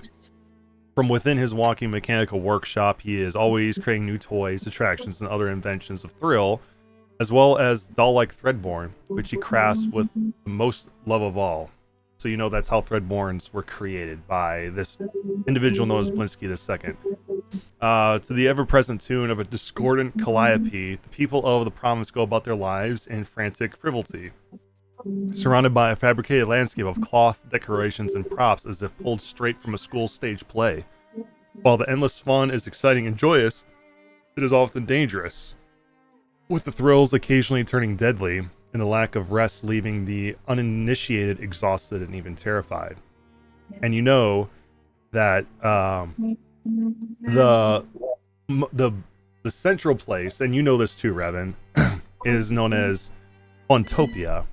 The entire province of Pico is one big circus, and the capital of Funtopia is the heart of the festivities. Equal parts carnival, amusement park, and city. It is a wonder of magical engineering that allows for a society of living toys to thrive. A night's work here usually consists of playing games for hours to earn fun tickets. And Funtopia's food is rarely nutritious, but supremely delicious, drawing adventurous eaters from across Juskenwald to sample the endless creative options, especially the legendary Jolly Jangle waffles. The transportation system consists of elaborately constructed rides that carry commuters across town at extreme speeds, filling the air with screams of thrill and delight as they are delivered to any of the city's themed districts. So you do know Funtopia is a place, and Pico is a real province. So even though his tin badge seems fake, based on what you know of Pico, it wouldn't be too far-fetched to think that he could actually be a sheriff. It looks like a prop, but it most likely is like an official piece of, like... Okay. Yeah. That would be like... It would go from like, oh, this guy is crazy to, oh, okay, this guy is just from... This is actually an official, like, badge. It just looks like a prop. Oh, I suppose I should clarify. His badge does not look real. Like it literally looks like it's cut out of a tin can. But he carries it as if it is 100% totally real. Yeah. It doesn't necessarily mean he actually is a sheriff. It at least says he is. And the fact that it looks like a prop probably means it could be real, so it's hard for you to discern whether he's actually is or not. It's up in the air. Right. Right. I would keep an eye out for Derek because I just read Jack's message. Yeah. And Jack, while you're sending Derek, what was going on that made you send Derek over to the group? I feel like just being closer to the bodies and seeing how they died and seeing the blood dripping off of the axe, that maybe someone other than me should know that there is potentially a murderer within like 2 inches of the party. Yeah. Derek will come floating in, and Silas, you see a floating bubble that's filled with water with a salmon inside of it. That comes over and says, good sirs, newcomer with a handy rifle. Hello, I am Derek, the Salmon of Knowledge, familiar to Mr. Jack, who I don't believe you've had the pleasure of meeting. Anyway, good sirs, Jack seems to be a bit unnerved by the dead bodies and asks you to come be in his presence post-haste. We're coming back out. Ah, excellent, sir. I dare say he is quite kerfuffled at the sight of blood. Ad-libbing to all hell. I like think to myself, like, I've seen Jack. What did you just call your master? Like, I don't know if I'm okay with that. What did you just call your master? Mr. Jack? I said he was kerfuffled, Yeah. sir. That is not his name or what I am. You said it again. What? Kerfuffled, it. Oh, yes, good sir. Kerfuffled means to be quite unnerved. As I said earlier, I figured you'd put two and two together, but I forget you are a monk and have a bird brain.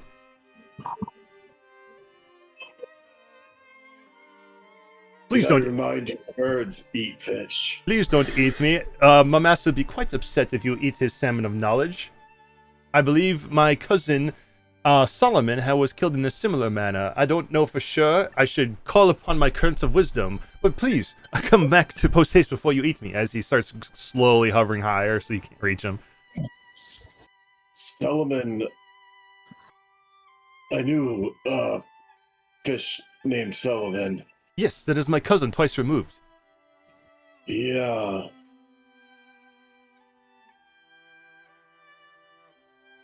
I don't know if it. I don't know how familiar works. If someone summons something else, is it still the familiar or is it something else? What? I think you're trying to ask, sir, if Mr. Jack were to unsummon me and then re-summon me, would it still be me? Yes, indeed, it would be. Solomon was a familiar to another adventurer who used to trek these parts. I believe his name was Alder.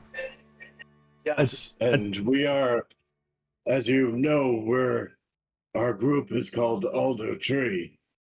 As I believe you, yes. Your friend inhabited this bear that I keep on me. And I'll show him the lifeless toy bear. Oh, he seems to be sleeping, good sir. But in any case, Mr. Alder used to be the master to Solomon, but I believe he preferred someone else. Solomon was not of my exquisite taste in the brain rot.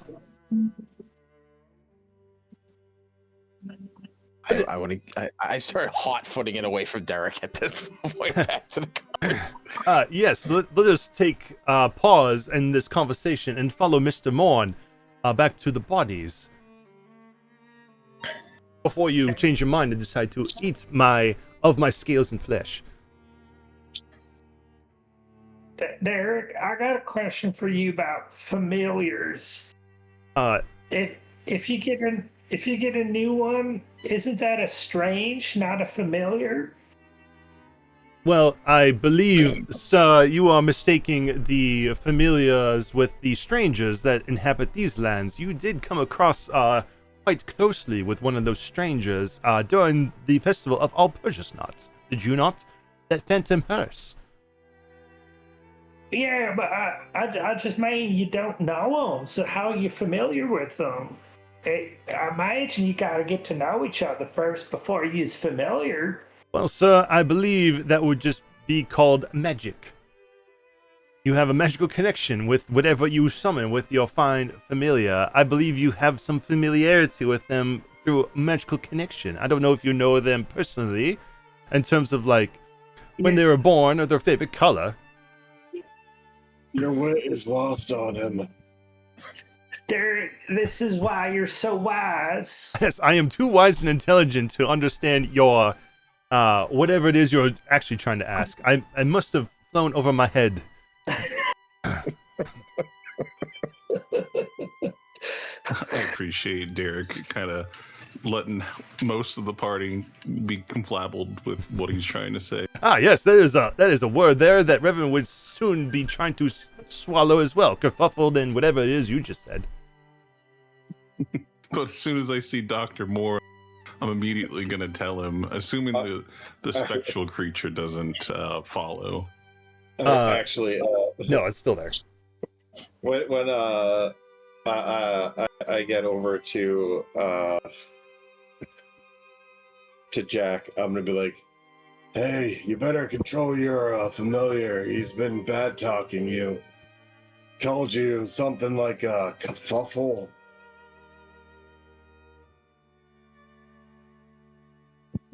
Jack, what did you want? Like he's got like the exasperated like the Derek talking a mile a minute. It's like, all right, he clearly sent them for a reason. He didn't tell us. Yeah, well, I didn't want him to hear the creature. There's a creature on the ethereal plane, and it's got an axe. It's dripping. It looks like it doesn't have a face, and it's currently standing about 5 inches away from that guy. I whipped my head around. Yeah, you don't see anything, Dr. Morin. Revan, what were you going to say? what do I need to roll to know what the ethereal plane is? Arcana. Jack, as Silas emerges from the woods, you do see this person that's saying that had a featureless look to them. Their features begin to change, and you see them look exactly like the person coming out of the woods, but wielding an axe instead, with still the elongated arms. Revan, you're not quite sure if you know what the ethereal plane is. You're not sure if it's actually like an actual like wondrous machine that can go invisible, or if it's a stiff drink you can get at some fancy bar. You never heard of it. Isn't it just speculation? It's all hoopla. It's legend. The only plane I know is the one I'm on. And Dr. Morn, you're trying to see the same thing, right? Snakes. Yeah, if I know anything about the ethereal plane. Yeah, you know what the ethereal plane is. You know the ethereal plane is a parallel plane to the material plane, the one that you guys currently exist on.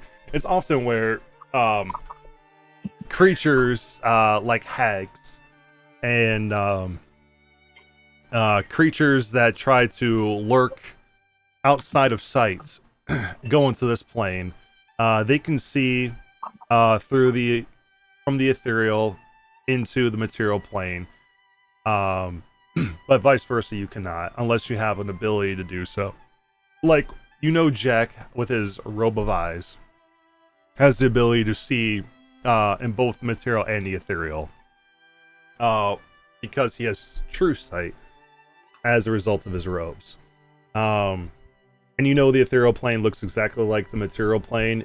You would just see more creatures existing in this place, much like ghosts and other like paranormal type of creatures. Certain undead types would exist here. So the fact that he's mentioning there is something there with a bloody axe, it makes you think it's some sort of creature with an ability to have etherealness to it. And Jack, you of course see this person change to look like this individual that you haven't quite met yet, who's coming out with a rifle. The only difference you see between them now is that one is wielding a gun and one is wielding an axe. Although you can tell with that, one seems to be of a much lighter, more friendly demeanor to it. Like I'm saying, with your prophetic guidance that you had, one seems to have been sin incarnate. The other one, who's coming out of the woods, the opposite. I quickly mentioned now the face has changed into his face. But yeah, he's got a bloody axe, and he looks very pissed. And he's right behind him. Yeah, he's like, now he's 4 inches away from him. Keeps getting closer.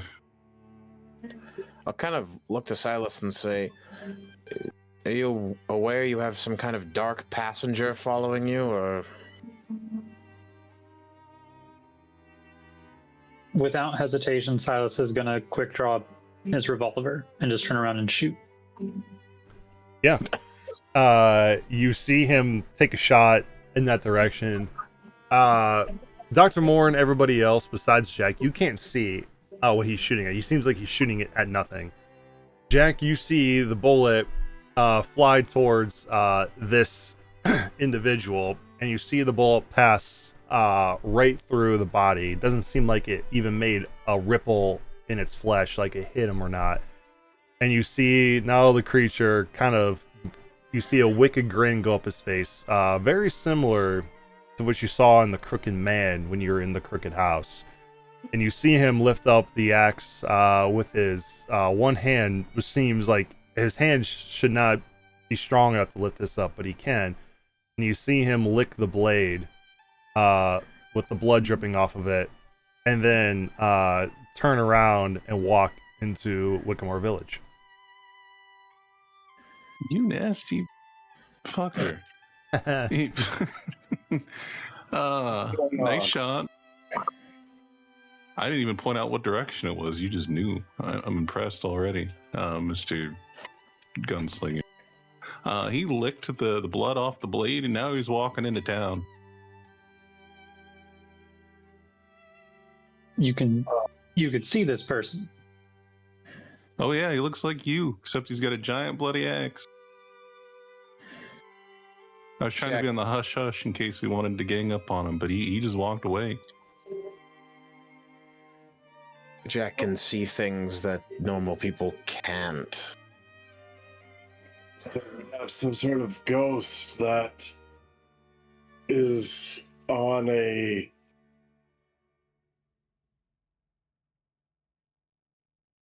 I don't even remember what you guys called it. Material plane? Ethereal. Yes. We're on the material plane. Oh. Yes, the ground you stand on is made of material, good sir, and the things on the ethereal plane are the same, but they don't actually exist. If you've heard of incorporeal movement, that is essentially what the ethereal plane is made of all incorporeal things. He also had the same smile as Eugene, which concerns me. The Crooked Man? Yeah. Oh.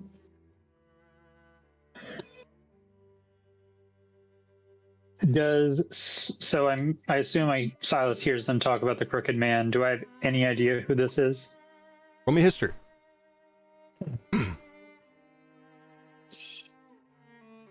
So I think we need to go into town, and we need Jack to trail it, and we need to go talk to Philip. So, yeah, Right. for sure. But what you know, Silas, about a Crooked Man, you don't know. You do know what the Crooked Man is. You know the Crooked Man is an undead embodiment of broken trust and the twisting of purpose. Those who die having betrayed what they hold sacred, embracing their treachery to their core, might return in this broken, gnarled form of snapped bones with a crooked grin. The creature's fingers end in curling claws that hook and hold, and the duplicity in its heart bleeds out to twist allies against one another. Despite the creature's name, anyone can become this manifestation of betrayal.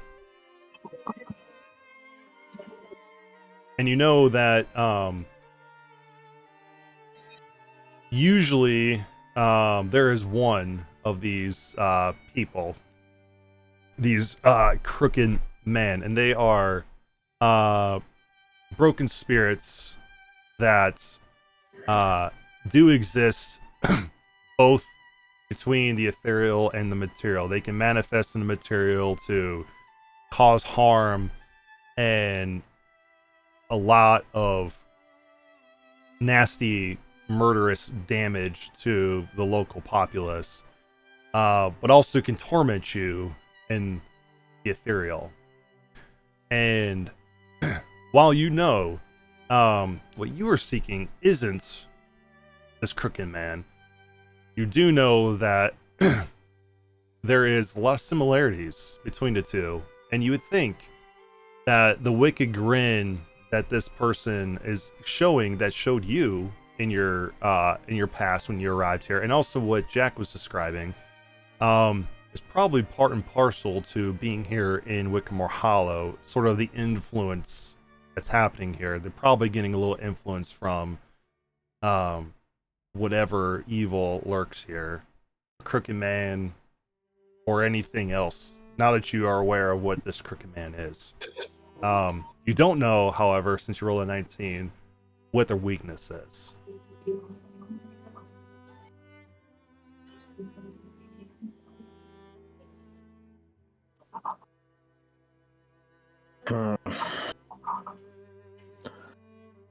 Well, if you want to go talk to Philip and hunt this phantom around town, that's your prerogative, but we have about 1 million things on our plate.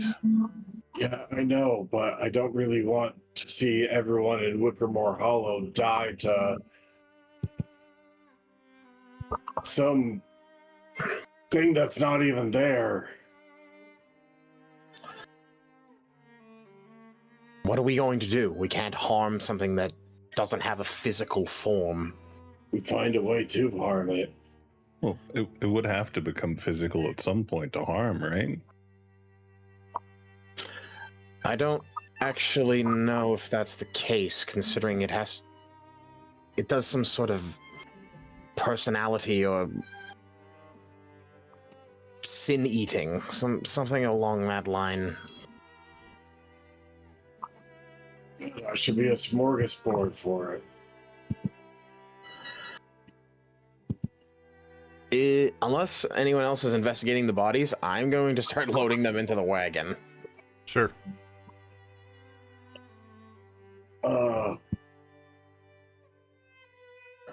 What? Speaking of smorgasbord, remember our mutual friend that we were very concerned about? Gaston? No, not Gaston. About them lying to us. A certain all-powerful, powerless ruler. Right. I do want to speak with Philip, but... Yeah, but if this thing is headed to him, to feed off him...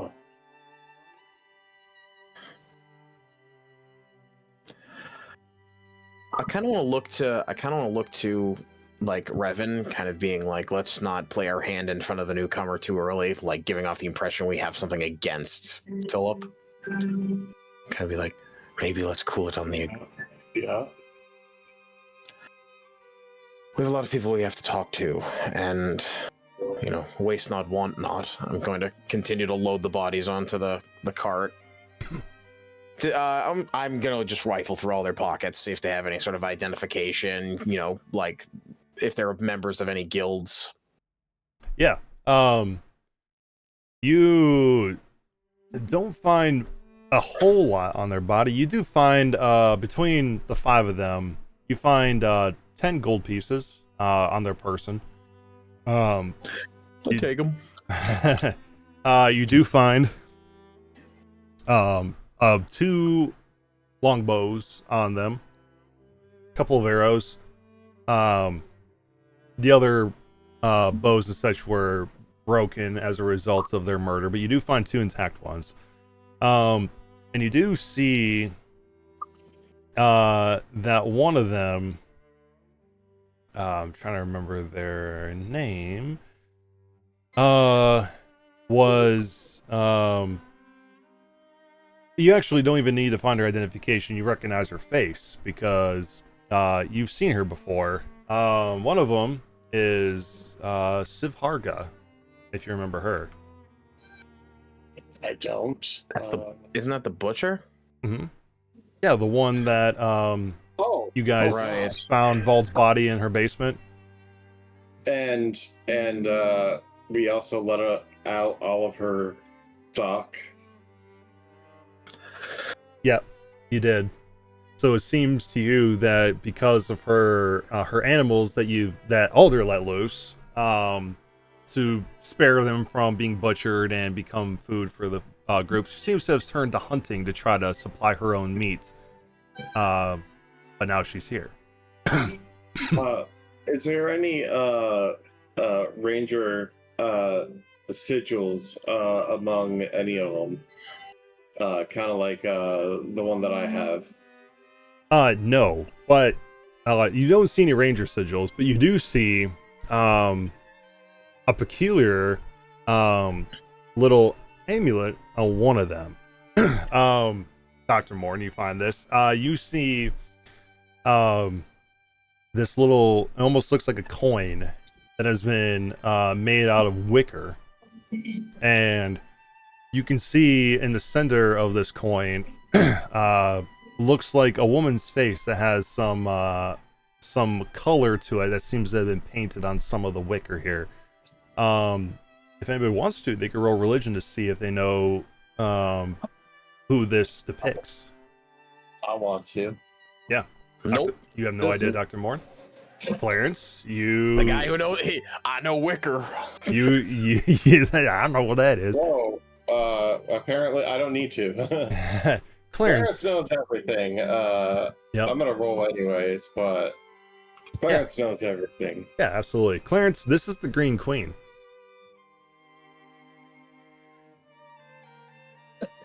Yeah, there's that Green Queen.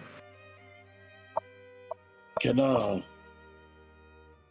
have that? Does it look like the kind of tokens that I make as part of my class? Yeah. I.e., like, would this be something that you can affect magical spells through? Yeah, you can, since you are a circle of wicker for sure. And you do. I mean, more so like, would this be something that another entity that made it could have been? Like, when Clarence makes his tokens, do they look similar to this? No. Correct. Your wicker effigies look a little different, but this looks more like it was a religious symbol, like they use it for protection for themselves. Okay. But you do remember with your religion check too that the Green Queen is dead. So whoever made this seems to have been asking for the protection of the Green Queen despite her being dead, or perhaps the protection of something resembling her. Before I hand this to Revan, because I know he asked to have it, which I have no issue giving it to him, do I get the sense that this is a magical item? No, it is like a simple amulet. Like it would be like a focus item for those who use magic, such as like druids, rangers, things like that. Could use it for their arcane focus, kind of like a sprig of mistletoe, sort of. Okay, so casting focus, like a casting focus. Yeah. Yeah, I would just hold it up, then Clarence would immediately state what it is, and then I would just be like, sure, and I would just toss it to Revan. I'm literally just like loading the body onto the wagon, going through all their pockets. If they have anything interesting, I hold it up, and then if not, I just toss it off. Yeah. I'm not gonna put it on, but I am gonna put it in my side pouches. Yeah. Clarence, you also know that based on your natural 20, this is most likely somebody who believed in the old ways very deeply, and used the natural resources around them to create an icon that resembled the primary deity of the old ways, which was the Green Queen. Well, besides some coins and 2 bows, they don't have anything else. And the butcher is one of the one of the dead. Yep. Well, there is one other thing you do find on them. You do see on in one of their pockets. When you reach inside, though, you feel like the inside of the pocket is filled with ash, which is strange to you. But when you pull some of the ashes out, you find a ticket. And you can see on the ticket a depiction of a carnival on it. And you see what looks like rides, a big tower that has these teeth on it. And in the front, you see like this clown-like smile with a banner over it that says Honkamonium. And Was it like it? And then it says like admittance 1. I'm assuming, right? Yes, it does. It in fact, let's see. I'm trying to remember what exactly it says. It says admit 1, no takesy backsies.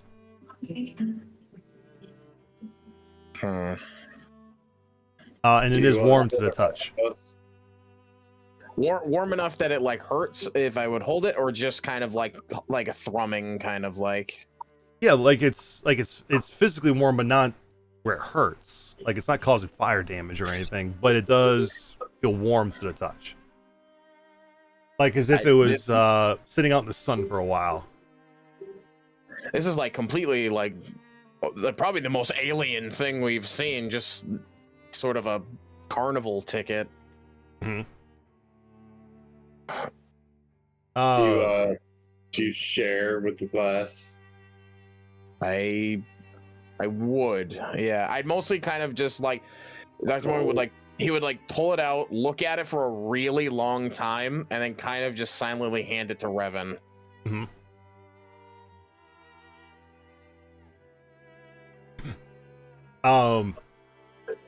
What do you do with that when you look at it, Revan?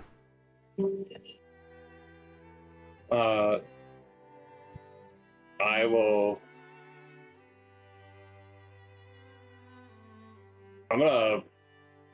I want to hand it to Ginger, but she's not here. Yeah. I'm gonna pass it to Clarence, so that he can take a good look at it too, and I'm gonna take a good look at it first, and be like, "You think this has to do with Chuckles?" He still took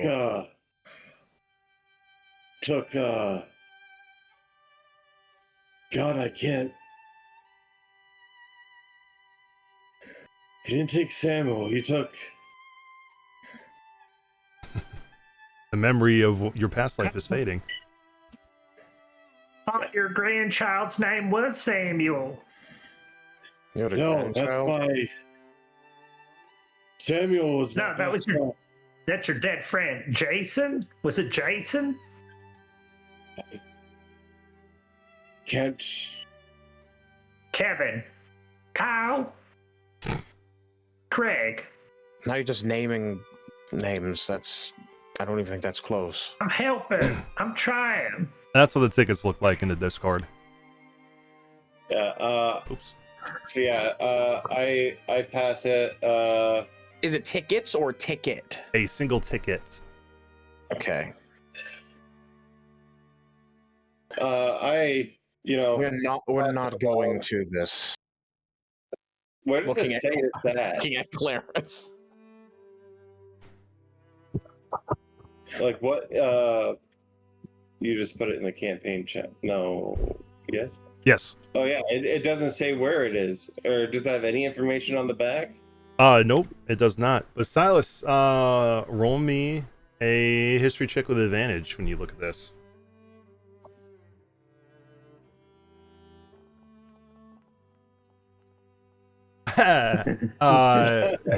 You don't remember clowns. this. You don't remember this at all.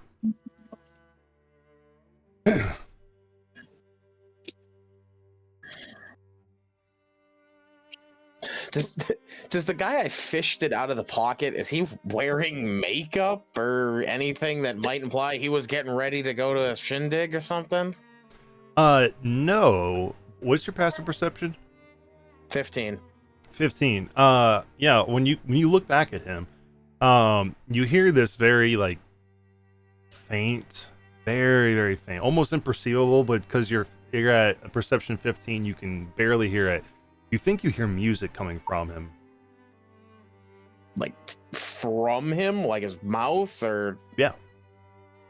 I'm gonna grotesquely grab him by his head and pull open his mouth and like put my ear up to where I might think I could hear better. Yeah. With a passive of 17, I believe both me and Clarence, do we both hear that as well? You do? Yeah. Oh, and Silas, yours was what, 15 as well? Yeah, passive 15. Okay. Jack, what was yours? Is passive the number to the right of the modifier? It should be 8 plus your modifier plus proficiency.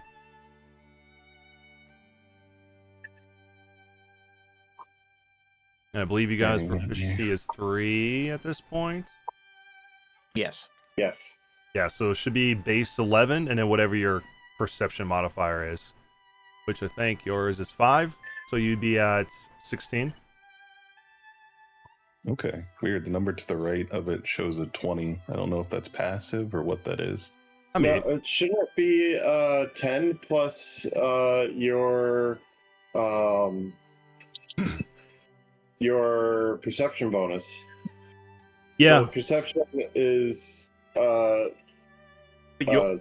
Yours is 7, 20. and then Jack, yours is 20 because of your robe of eyes. I just remember that. Okay. yeah. Is that perception based on sight? Yeah, it is based on sight. Based on hearing. Either way, all of your perceptions, if it's 10 or 8, whatever it is, you all can hear this music. It's very faint. But Dr. Moore, and you open the mouth to hear it, and when you open the mouth, the music gets slightly louder, as if the music's coming from inside of his mouth. Just enough for you to be able to tell what kind of music this is, but not loud enough where it's blaring in your ears. But this sounds like a distant calliope. Do I see anything in his throat? Nope. If you guys don't know what a calliope is, it is the little machine that plays at carnivals. Okay. I can help with this. Yeah, the DJ. Yeah, yep. Jack rummages through his bag and he pulls out the phonograph that he stole from the train. Mm-hmm. And he will take the what is it, the part that actually plays the sounds and it like amplifies them, and he will put the tip into the person. Yeah. Which will enhance the sound, and you guys can definitely hear the sound of the calliope coming from inside of his mouth. But then you'll hear the music inside of his body stop, and then you'll hear it coming from the center of town. Knuckles. Like be here. My eyes will shift to orange.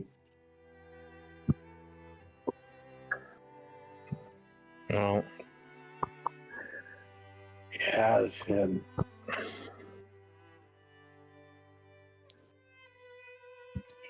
I'm just gonna start dragging the wagon into town. Okay. I will follow, but I will extend a hand to Silas and say it's nice to meet him. My name is Jack. Silas will shake his hand. Yeah. Okay. Silas, And sorry, go ahead. so yeah, just super quickly, Jack did see off in the distance he brandished something. So Jack is going to use the 6 seconds worth of prestidigitation to conjure a trinket, and it will be a fake badge as well. But it will say Chief Fun Officer. Oh my gosh, you're a CFO? Sure am. And then it'll be like one of those tropes where it's like you see the badge first, and then there's like multiple images that he's conjured. One with his buddy Rumbo, a few of you all, kind of like a group photo. You pull out a photo album. It's like one of those cascade. Like you pull out, like, oh yeah, this is my dog. This is. It's like when you open your wallet and a bunch of photos come out, like the huge long, yeah. Can Silas tell this is a fake badge? Let's see. What's your passive insight? Passive insight is 15. Yeah, you can tell it's fake. So as I'm shaking his hand, I'm going to pull him a little bit closer. You know, impersonating an officer is a real serious crime.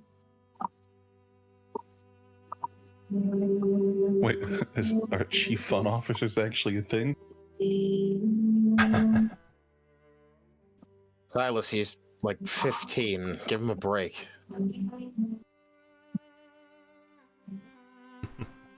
Even kids gotta learn a lesson sometimes. Wait, he's 15? Thought you said he's a little kid. Jack is 13. 15's old enough to work. I wanted to say 13, but I wanted to give him a bit more grace, and Silas was like, I don't care. You're under arrest. I will say as well, Silas, with this music that you hear, you do recognize the music. You do know it comes from a very particular place, in a very particular city where you're from. And I will keep that information to myself. Okay. And if you want to glean more information on this, you can roll me history, but if you want to just leave it at that, by all means. I'll do a history check just in case. Okay. That's a pretty good roll. All right. You do know that this is the telltale music that belongs to a very particular group of people run by a very particular clown. You know that this is the music and the calling card of a group known as the HONK Legion. Run by none other than a man named Chuckles the Clown. Damn, Chuckles.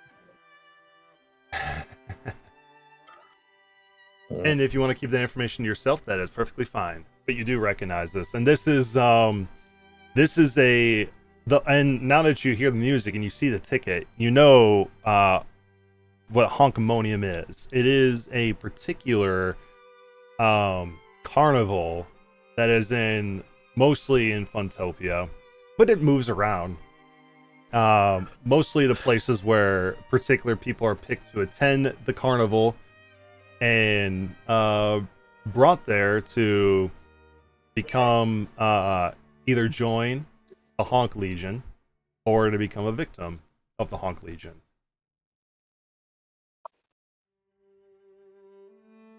Usually they're the kind of group that this is the reason why Funtopia is kind of considered a dangerous place, is because of the HONK Legion.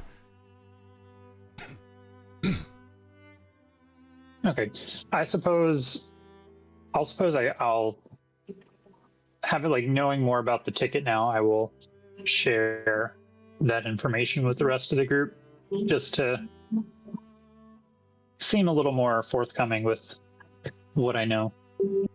Sure. So it was right. It is Chuckles.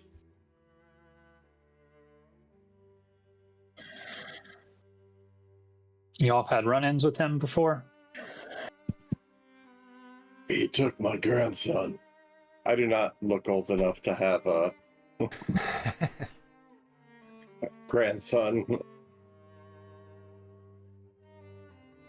Are you guys heading into town by chance when you guys are talking about this? Yeah, we I are. would assume so. And walking and talking. I'm just dragging the cart now. All right, sounds good. I'll move your token there, but continue your conversation. Oh, and Silas has taken out a different weapon now. He has a shotgun in one hand, like draped across his shoulder. Nice. I kind of His walking gun. I want to look at Silas. And, did you make those, or are those purchases from where you're from?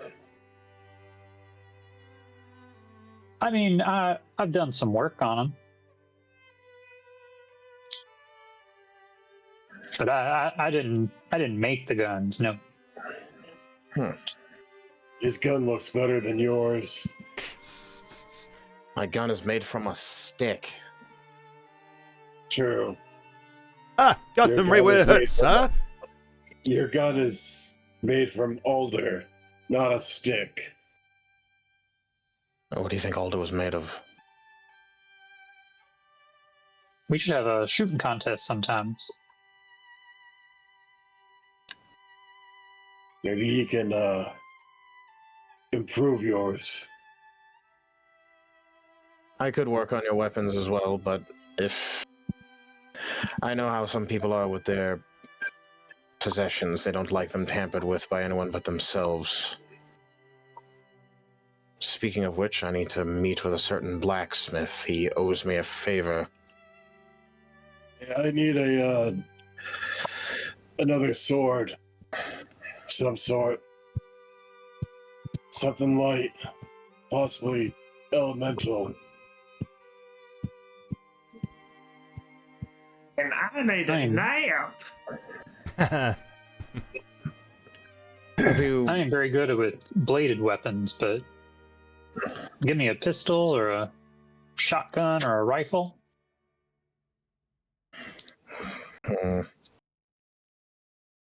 I'll kind of like... I want to think. Is there anyone else that we've seen that uses similar weapons to Silas? Like, obviously, I made mine just from the schematics and, like, the pieces that Alder gave me. Because it can generate its own ammo. Yeah. But I want to see, because the only other person that I've seen that actually had a gun besides him was the guy in Fox Willow who gave me his gun. Yeah, Jonah. Ma and Pa. Mama also had a gun. That's right. Okay. They did. I'm just trying to wonder, is having a firearm like a what's the word I'm looking for? Like Rarity? Not just a rarity, but it's like somebody needs to like know somebody to have one, or is it like a common thing that people could like get their hands on, or do you got to like know someone that knows how to make them? Yeah, I would say that certain areas guns are more heavily proliferated than others. I would say mostly the reason why most people don't have guns is because they're expensive and they require ammo. And it takes a lot of skill to be able to perfect the art of using a gun. So most people stick to something that's a little bit easier, like using a bow, which does require skill as well, but like a bow or a sword or any other more medieval type of weapon, because they're usually easier to acquire and they're usually easier to master than a gun. And maintain, I'm assuming as well. Right, and maintain. And bows, while they do require skill to shoot and be able to be accurate with them, guns also require skill to do that, but also be able to not cause them to misfire, and also cause to be able to like withstand the recoil on them. Most people aren't used to that, so most people don't use them, and guns sometimes will misfire if mishandled properly, while a bow won't do that, because if an arrow's not in the bow, you can't possibly harm somebody, while guns, you can keep ammo inside of it ready to go. They do pose an inherent danger in their own, why most people don't use them. Part and parcel to price, the skill, and just general danger of having them. It usually requires a skilled hand to be able to use a gun like that. So with that, while you know how to use a gun, Revan is better at using his fist. Clarence is more about using the natural area around him to use for his magical purposes, and Jack uses a book. Fireball. Yeah, he uses the book to be able to blow shit up. And Ginger the same way, magicalness to it. So, and people that particularly are fond of guns, and pretty much predominantly use guns are usually either rangers or they are a specific type of skill known as gunslingers. Okay. Gunslingers are rarer than other people use guns. Some people just have guns because they found them or they bought them. And so I definitely get the impression that Silas is like like someone who is like professionally trained. Right. Yeah. I mean, you could see that he has a shotgun. The other weapon he had on him seemed like a hunting rifle that he seemed particularly adept with, especially when he take a shot at nothing, and seemed to know where it was and take a good, accurate shot, even though he couldn't harm it. So he's very skilled at this. So he's most likely a known as a gunslinger. What type of gunslinger? Not sure yet, but you do know that that's probably his what he's known for and what he's good at. What we don't know is because since he's from a Toyland, it only fires a cork on a string. Yeah, and it goes bang at the end of it. It's a cap gun. Yeah. But yeah, you guys say anything else before you guys get to Founders Round? So we're known as Alder Tree. It's our group's name.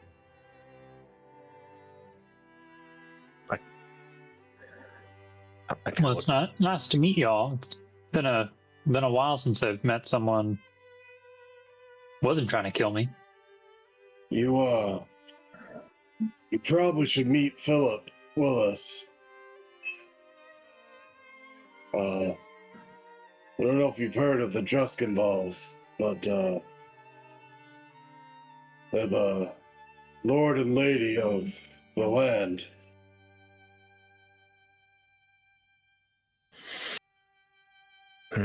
Do I know of these people at all? Do I have any history of who they are? You don't have to roll history. You definitely know who they are. Philip and Adela Druskenwald. Obviously, you know them from when you play with us the first couple sessions. You met them on the train. But the Druskenwalds are the lord and lady of this land that you're from, and the name of the land is named after them. Druskenwald, Philip and Adela Druskenwald.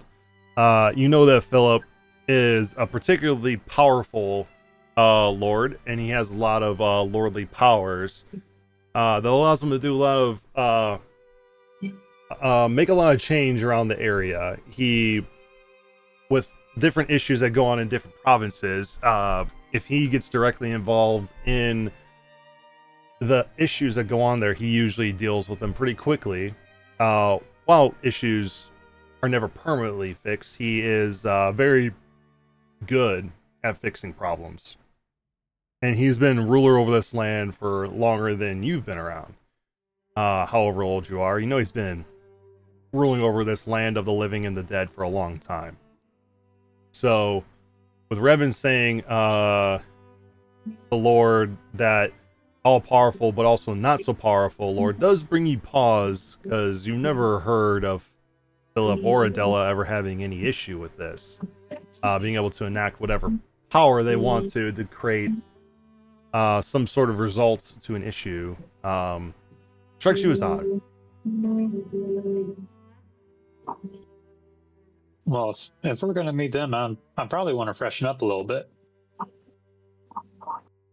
We can show you where a local inn and tavern is.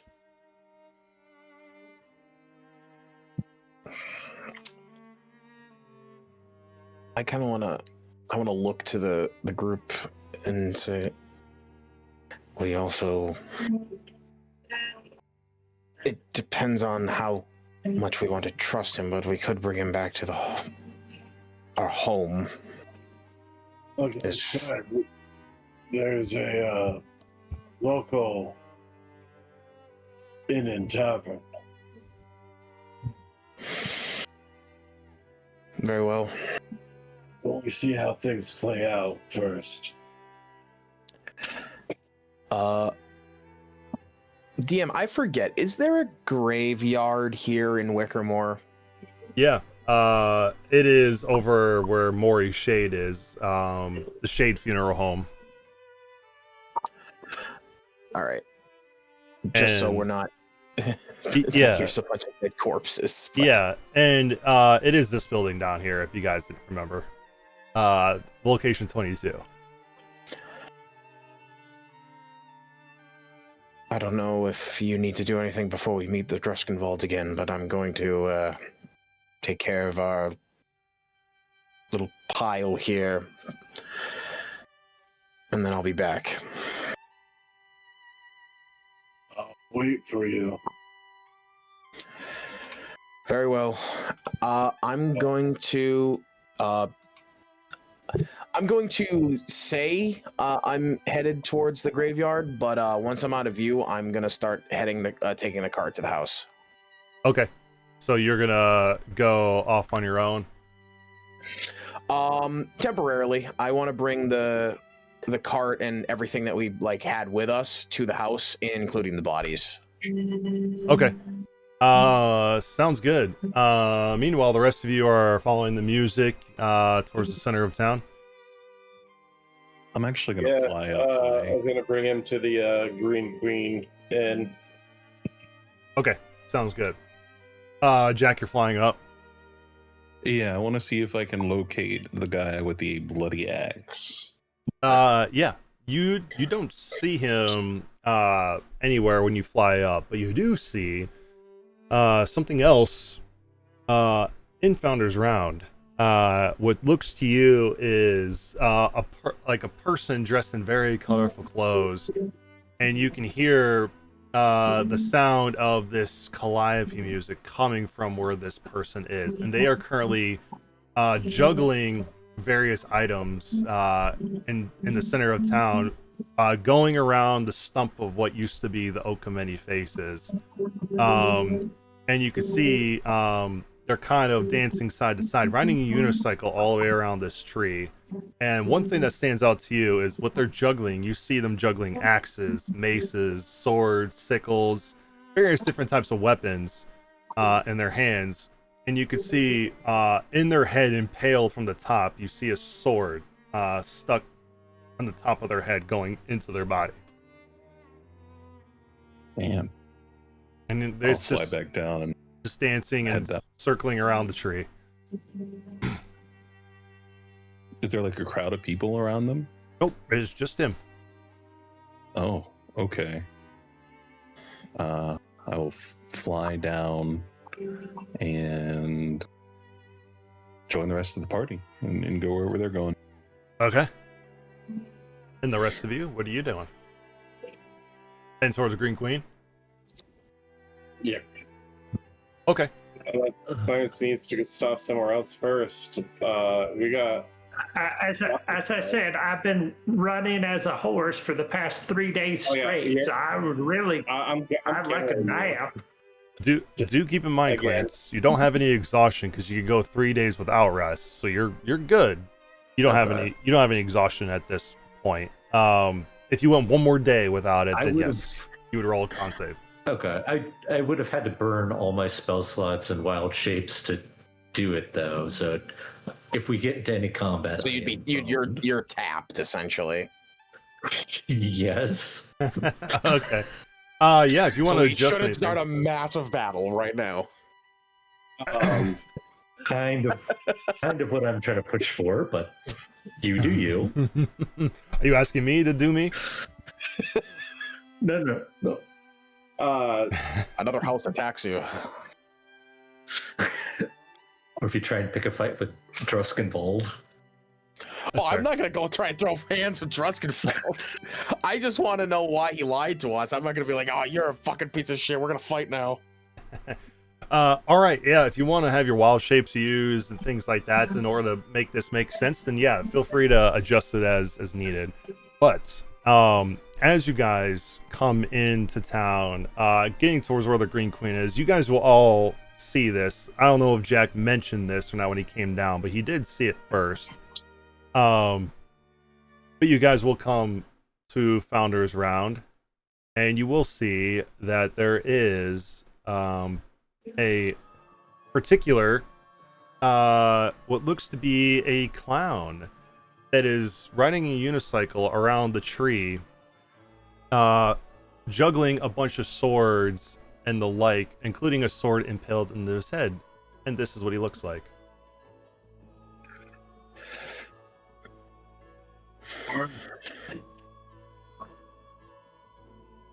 Dark Souls boss fight. And as he comes around the tree and sees you guys, That sickle is cool. the what? The sickle in there. Oh yeah, that looks with like a moon. Yeah. Yeah, it is. Yeah, it is pretty cool, huh? As he comes around as juggling this, he will eventually catch the sight of you guys and kind of unicycle up towards you guys, going about where he is now, which is roughly about 20 feet away from you guys. And as he sees you, he'll go, "Oh, hello! I've been looking for you." And he will, you'll see him kind of reach into his overly large pants, and with like a quick motion while he's juggling, reach up, and then you'll see him throw up in the air this like long line of tickets that are kind of floating above him now, and says, "Ah, yeah, Chuckles was looking for you."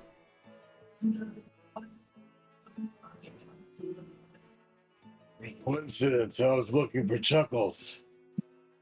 Well, it seems that we found ourselves in a very precarious place, huh? Well, my name is... Excuse me. This is going to be a hard voice to do.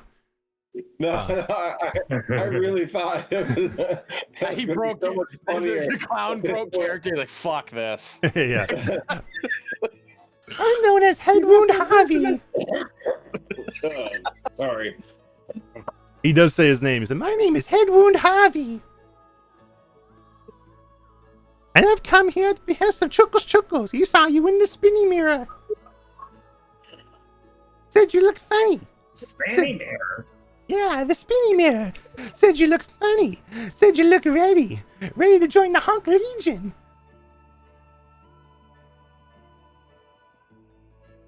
Wow. You keep saying things and I don't understand the words coming out of your mouth. What is this HONK Legion? Oh, the HONK Legion is the most elite of clown legions. You serve under Chuckles and you put all kinds of nefarious fun to all the people.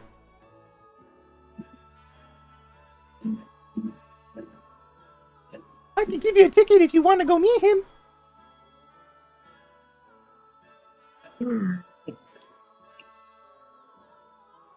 Did he make my nephew or grandchild? I don't remember. I took a sword to the head and I don't remember anything about anything in the past. My name is Edward Harvey, after all.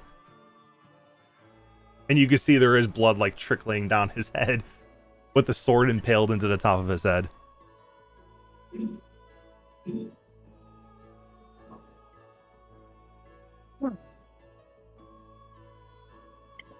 Any relation, or do you know of another clown that maybe used to deal with lions? Nope, You I don't remember that? remember. My name's Head Wound Harvey. I don't remember anything since I took my head wound.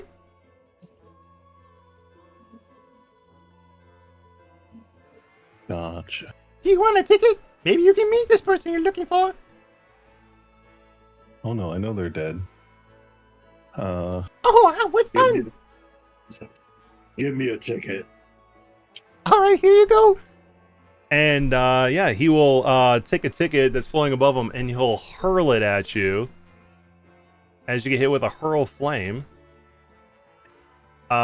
which will miss you as the ticket goes whizzing past you. And you say, "Oh, missed ya. Let me throw you another one." And you'll throw another one at you, which you'll miss again. As you see these tickets go past you, and a bunch of flames from the ticket as it whizzes past you guys. You gotta catch it better.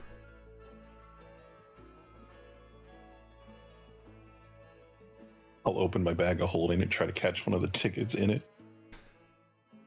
All right, you want one? Here you go. And you'll hurl a ticket towards you. Watch him crit. He misses you too. What is going on with this guy? But he'll hurl a second one at you. He did take a bad head wound.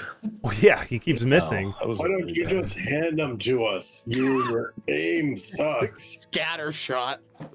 All right, you want another one? Here comes another one. Try to steady aim. Why can't you catch the tickets? Why don't you? You keep missing. Jesus I Christ. am standing still. I don't think understand you need what's to put going your on. dice in Maybe dice get jail. off the unicycle How and about you? hand them to us. How about you, Mr. Other Harvestborn? Here, take a ticket. 6 misses in a row. No, we. Oh we my gosh, have I a can't hit ticket anybody. I got you that time. Ta-da! Was that As he does 11 fire damage to you, Clarence.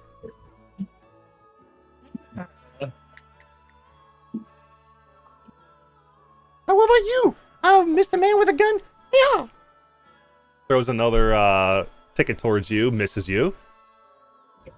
Throws a You second hit one. me with one of them tickets. It ain't gonna be a good time for you. Oh, I couldn't hit you that time.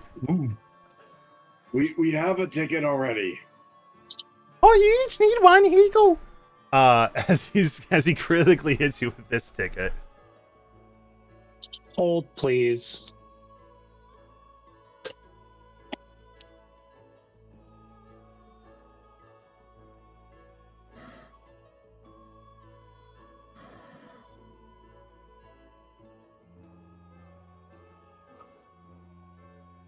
Which will do 29 fire damage.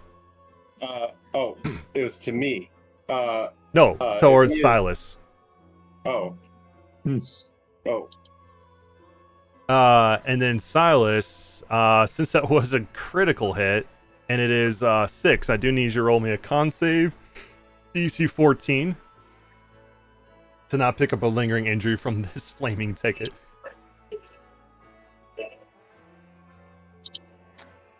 Ooh, no. All right. Ooh. Oh, no. All right.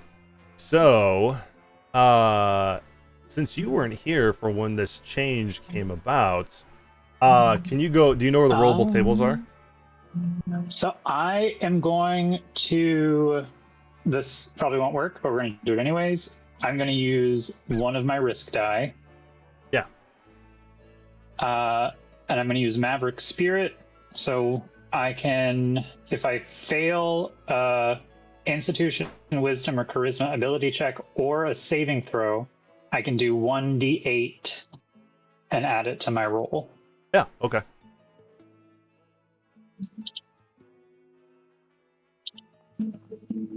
Bam. All right. Go ahead and go under the rollable tables. Do you know where that is? Where to find those at? I believe so. All right. If not, it should be one. It kind of looks like an Excel spreadsheet icon. Should be under the one that looks like a book. And you should see a folder that says lingering injuries.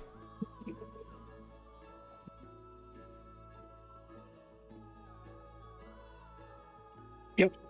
Okay, go to the one that says fire. And then click on the rollable table there and click draw results, and we'll see what you get. Don't roll a 1. Yeah, the lower the roll, the worse it is. 20 is the best, 1 is the worst. But it will tell us what you got here in the chat.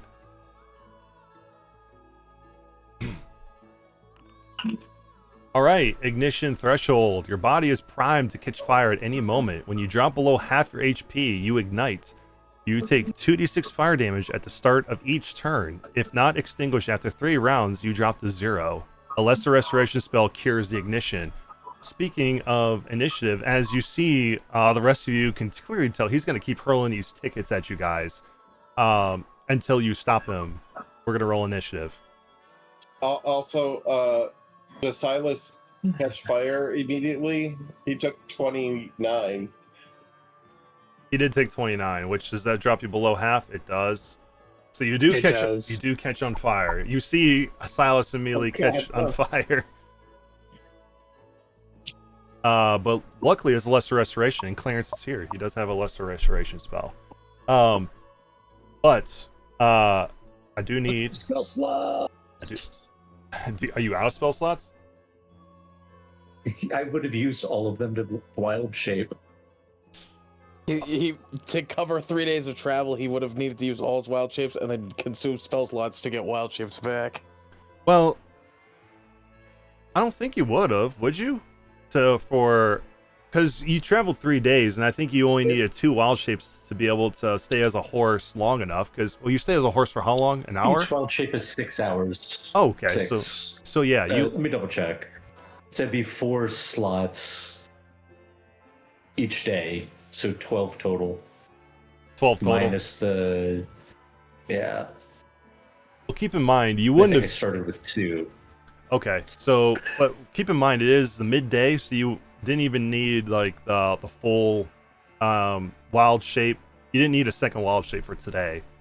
So you would have 1 wild shape. Yeah, it's only 11:30 in the morning. Clarence, roll again. Remember, you can give 2 people that advantage. Oh yeah, and Jack. Sorry, Silas. Don't know. Although you're on fire. Jack. Sorry, I credited you on your first session back. So Silas is gonna roll with an advantage, you said? Or who is? Jack. Jack is. You and Jack, you said? Me, Jack, and Clarence. It is based off of DM. proficiency bonus. I know I'm not in this fight, but could I have a token on the map to see what's going on? Yeah, absolutely. Let me put you right here so you can see. Thank you. You're welcome. Did my second one go through? You should have. Here. You are at 11. To clear it, go ahead and re-roll. If this is higher than 11, then that's where you'll be. If not, I'll put you back there.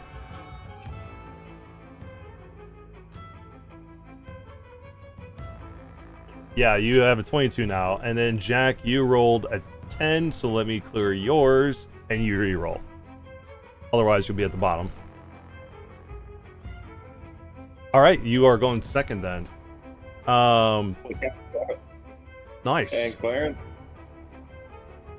Oh, and Clarence too. Clarence, you rolled an 11 the first time. Re-roll that. And now you're going third. You got a 21 that time. So we'll go. Holy cow! We all went from the bottom to the top. Sorry, Silas, your 20 wasn't high enough to go last. But the 4 of you will be going first, and then Omen, and then Head Wound Harry will be going after Omen. But we'll go ahead and begin with Revan. All right, I'm putting a stop to this.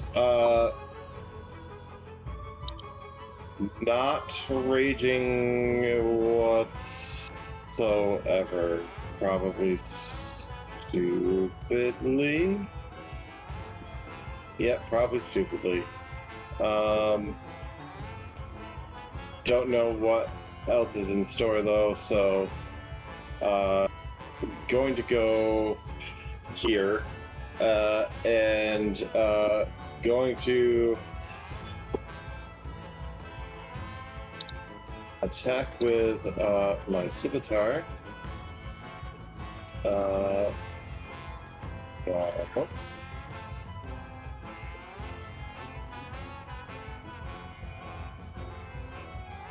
Yeah, they'll hit, but make sure to target it next time.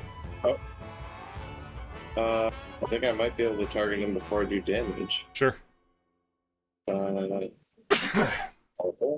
Bless That's you. right. Thank you. 11. That's 11 radiant. Or 3 radiant, 8 slashing. All right, that will do the 11 you expect.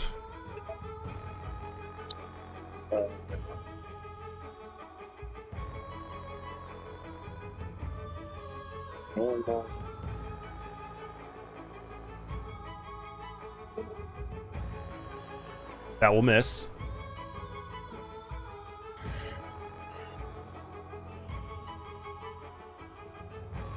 All right, and then this is the nick off the sword.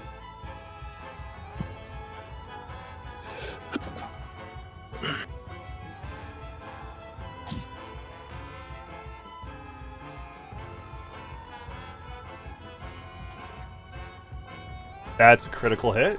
There we go. Hey, yeah. Make sure to hit critical damage, which is Yep. 26. And then I'm going to fight defensively. All right.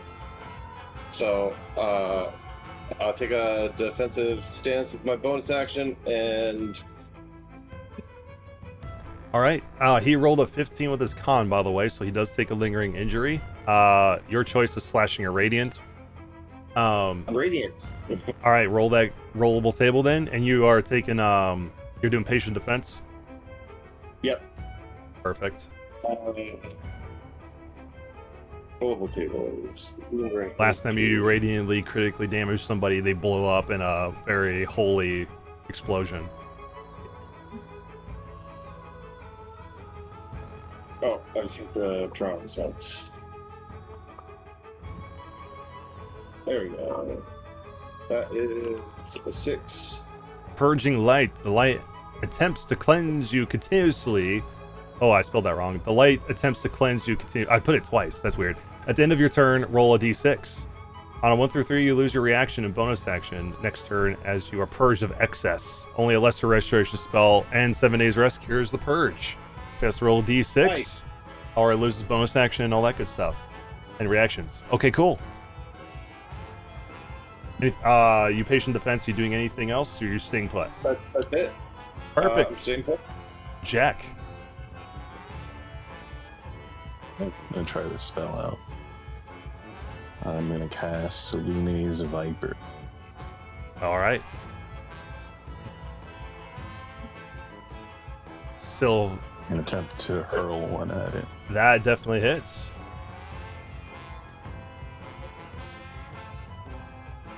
Hit him with a That venomous is- bite. Yes. A d6. That's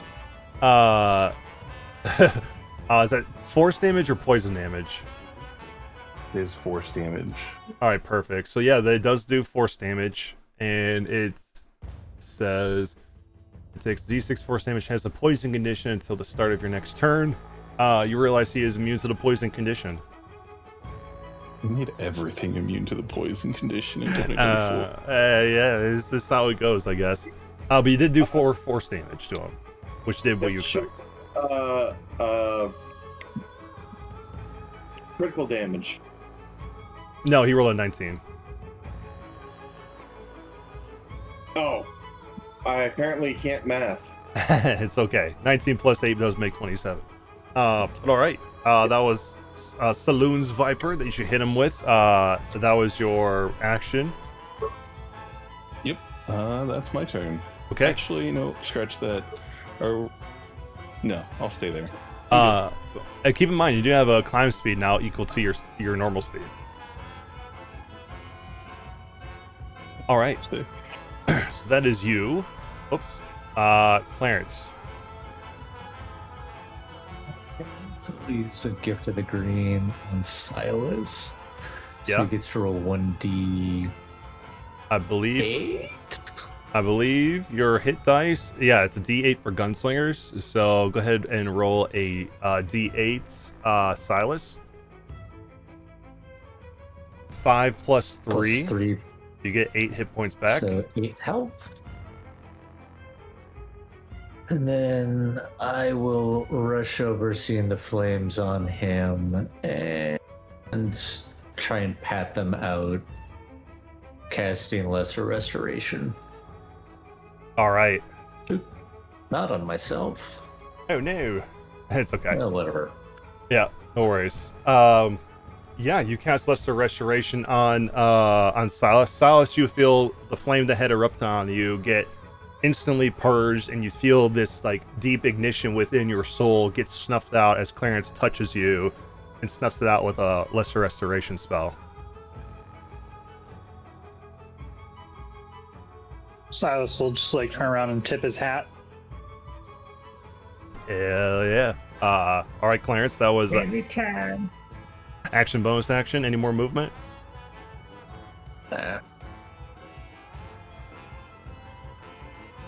No, you said? No. Gotcha. Okay. Then that'll be your turn. We go to Silas. All right. So Silas is gonna take out his rifle. Also, I'm realizing that some of my hit DC numbers are not right in Foundry. Okay. What are you looking at? So all of my weapons should have a +10 to hit. Okay. Interesting. There's a thing where because I'm a gunslinger, I have the archery feat, and so I get a +2 to attack rolls with ranged weapons. Oh, okay. Is archery in here? Other features? Oh yeah, I see where it says that. It must not be automatically doing it for you, but we'll do the +8, and then we'll add a +2 to it if for some reason it were to miss, and then I'll fix it on the back end. Okay. So regular attack is my first attack action. Okay. That will hit.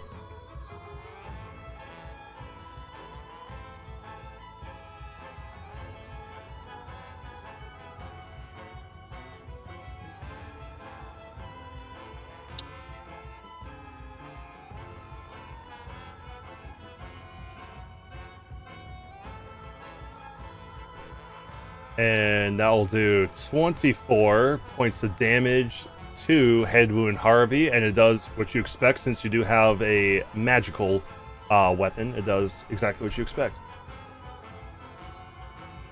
All right. And then for the next attack, because I am a spell slinger, I can use my second attack as a cantrip. Mm-hmm. And I'm going to use Magneto Bolt. Okay. And that'll be a strength save from him, which you critically hit him. He needs to roll a strength save, which he got a 15, which I believe, what's your DC for that? 15.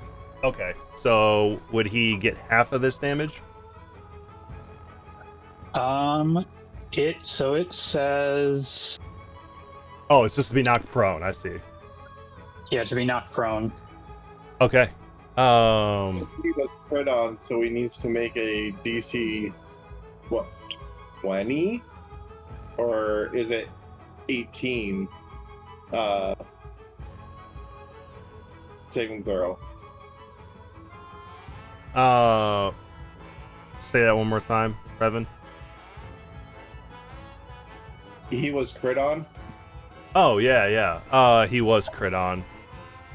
Okay, I see what you're saying. So it would make the... Well, according to this, he failed, even though my roll says 15. So yeah, he failed. He gets knocked prone. We'll say that. Prone. There you go. No, I was talking about for the critical... Yeah, he will have to do that as well. Oh, yeah. I see what you're saying. That's what I was talking about. Yep. Was there anything else you're going to do, Silas? Yeah, so I'm going to use another risk die to do Bite the Bullet, and I get 1d8 plus 6 temporary hit points. Okay.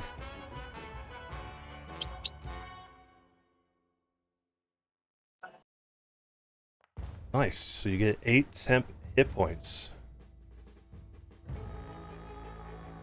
I think that if you were to actually target yourself and click bite the bullet, I think it would automatically add it to you. You could try it next time. But yeah, you hit him with your your silver sentence in the first shot, and then None of my maneuvers are in Foundry. oh, they're not. Oh, I'll have to No, see. the actual like risk die are in there, but none of the maneuvers are. Interesting. Okay, I'll have to look. Your features. It's Let me see. That would be under. I see risk. Okay, your maneuvers. Is there no? Okay, I see they're not in here. All right, I'll have to try to re-import you and then see if that fixes it. But maybe Foundry isn't recognizing. I think it has to do with. Yeah, I think it has to do with how Beyond lists the maneuvers. They're not like separate features necessarily. Oh, I see. So if you like when you're looking at the gunslinger traits in Beyond, they're part of the risk die, and Foundry even mentions them, but then it doesn't even show them in the class description. Interesting. I'll have to see if I can import just the gunslinger feats and all that stuff and see if I can manually add them, or if I re-import you if it fixes that. But you may have to look between Beyond and Foundry just to keep in mind what you have. But, yeah, that's what I've been doing. It's fine. Okay. But yeah, he did roll his con save, he rolled a 10, so he did fail on his on the Magneto Bolt crit hit, and that's force damage. So go to the rollable tables and click on bludgeoning force and roll that to see what he gets for a lingering injury. So he's already got the radiant one, now he's gonna get a force damage one. And you want to roll low on this one. That just harms him. And by the way, for our Harvestborns, he does look bloodied if you guys wanted to use your culling on him. I believe it's a reaction for you guys. Alright, a 10.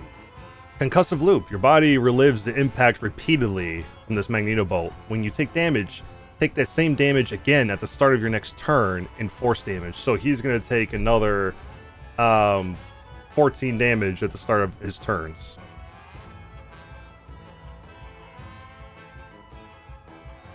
Okay. Unless the restoration cures it. Will this be... So the way that I read this is, wouldn't it be like if someone damages him, he takes that same damage again? Yes. So like if he takes fire damage, he'll take the same fire damage again next turn. Yeah. Yeah, okay, I see what you're saying. Okay. Yeah. It's the damage he just took from whatever damage he took at the start of his next turn. So basically, if you guys keep hitting him, he's gonna get all that damage you've hit him with on the start of his turn. So any damage that anybody does after his turn, he will get that same amount of damage added up. That's a pretty good one to get. It's a pretty good one to get. All right, was there anything else you're gonna do, Silas? You did use your temporary hit points for your maneuver. Nope, that is my action and bonus, so I'm good. Okay, you're staying put? Yep. All right. What's Owen doing? Is just gonna fly over here and out of the way, just in case. All right. And then we'll go to Head Wound Harvey, who is going to use his multi-attack, and he's going to hurl some more tickets at some people. He is going to first hurl one at Silas, the one who just recently hit him. He does need to roll a d6, though. Oh, yeah. That's for bonus actions and reactions, remember. So he rolled a 5, so he keeps it for reactions, all that stuff. So, and thanks to me being directly next to him in combat, he'll have disadvantage throwing those. Yeah, he does use half his movement to stand up, And then you'll still have disadvantage. So that's first one. That's a 13. It's a miss. That would have done 7. And then he's gonna take one step down here and hurl another ticket at Jack.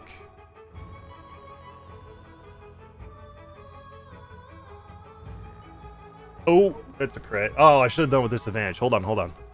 Roll another one. 14 plus 5. Does that hit you, Jack? 19. Believe so. I also Oh, checked my... hold on. I have a thing that I didn't see. So I scored a critical hit with a ranged weapon. Mm-hmm. Projectiles lodged in him for a minute.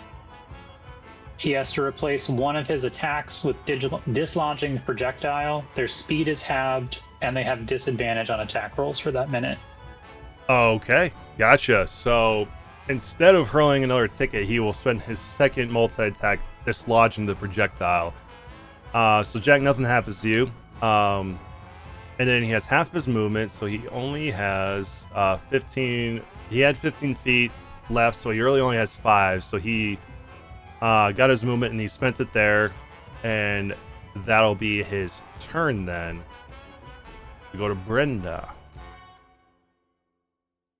We'll give Revan the help action. All right. Move up to Revan and give help.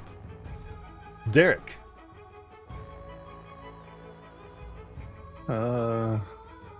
Derek will just stay nearby me. Like where he's at is fine. Perfect. We go back to Revan. Okay. I'm not going to rage, but I am going to flurry of blows this round. All right. He is targeted. So 3 scimitars.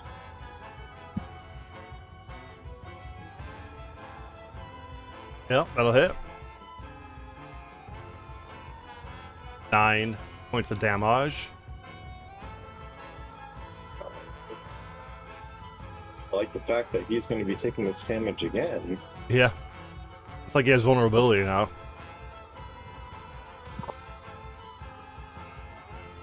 That'll miss. Oh. Well, I didn't mean to roll that. It's okay. I didn't go through. So yeah, 12 points of damage didn't go through because he missed him.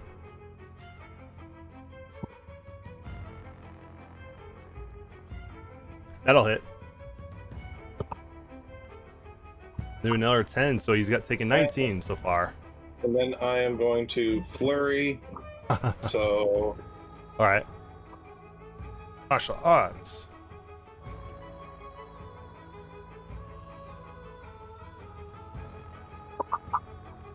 That's another crit. Lord. 17 points of bludgeoning damage, so we're at 36 total now.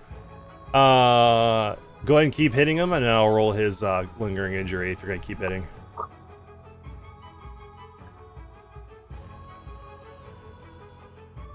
This poor clown is just getting beat on right now. That's his own fault. That's true. 19 hits. For another 7, so we're at 43.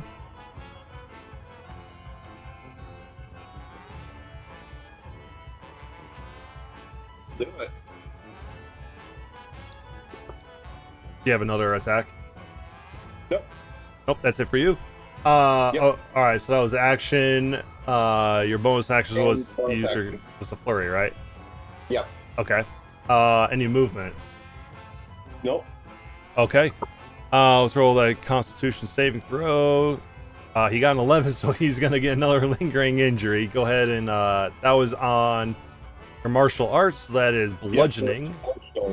Yep. Roll bludgeoning with force. Rollable table, and make sure you hit reset results first before you do it, so we he could potentially get a repeat. Either you'll be hitting his max lingering injuries here because you can only get 3 total.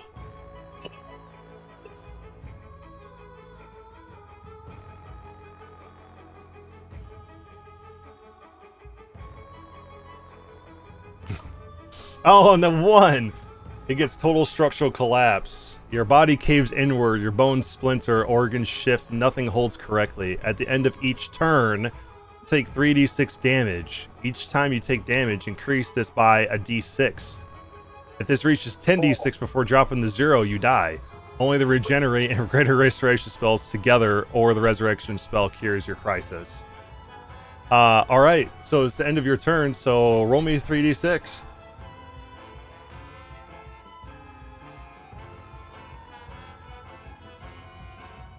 15. We take another. This guy's getting destroyed by this right now. All right, he takes another 15 bludgeoning damage. As soon as it hits his turn, if it hits his turn, he's taking all of this damage again. Yeah, at the start of his turn, for sure. If he even makes it that far. He's looking near death at this point. And that's all for you then, Revan, right? Yep. All right. We're at 43 total damage he's going to be taking. Jack, do you put him out of his misery before he gets to that point? I don't want to see all that damage just hit him at once and have him implode. You do want to see him do that? Well, Jack does, and I do as the player, yeah. Yeah. I'm going to use a magic action to put Derek into the pocket dimension. So I want to witness this. I'm sure you do, buddy. I put him in the pocket dimension. Hello. And he disappears. All right. Excuse me, Clarence. All right, I'm good. I'm watching from the sideline. All right. Clarence.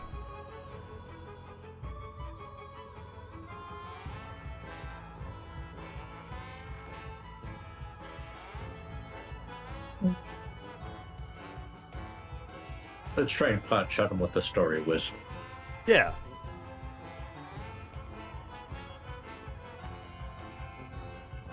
That hits. Meets beats. For another 12, we're at 55 damage now. Do you want to use your culling? Possibly put him out of his misery? It feels like everyone wants to see the fireworks, so I'll just hold off for now. Okay. Nothing else for you then? All right. Silas, are you going to put this clown out of his misery? Probably. Okay. I'm gonna go right here, Uh-huh.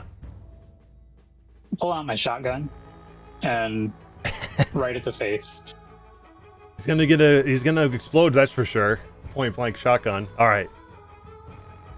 The Iron Verdict. Watch this be a crit. Not quite, but that does hit.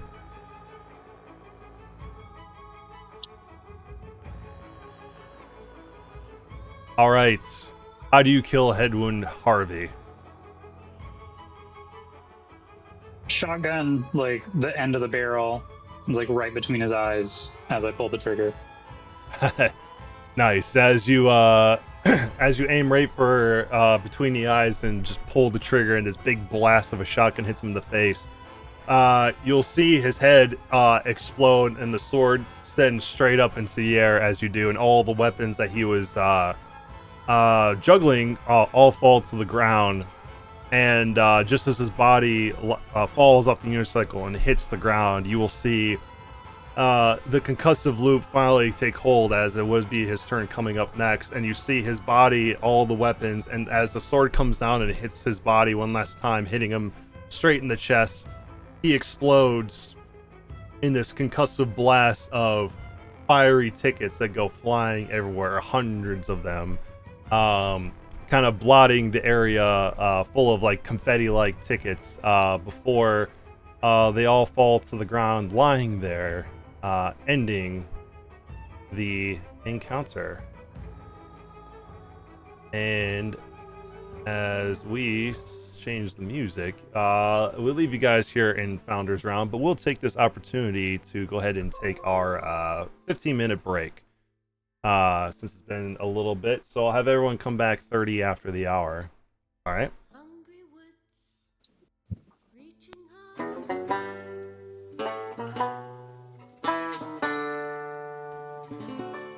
Under a sunken sky, 5 cold-eyed birds huddle in the sallow weeds, cackling at me. And it's times like these I hang my head and wonder why I never try to fight for myself. What a grim and gloomy scene. Just you, the wind, the dying wheat, friendless, dreaming. You wonder if you're incomplete, a husk without a grain of seed, and that's what they see. If they want to laugh, well now,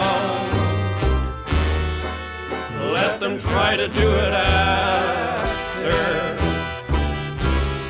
we take to the skies, loom above them like a great cloud, talons quicker than a greyhound. Hear their hearts run.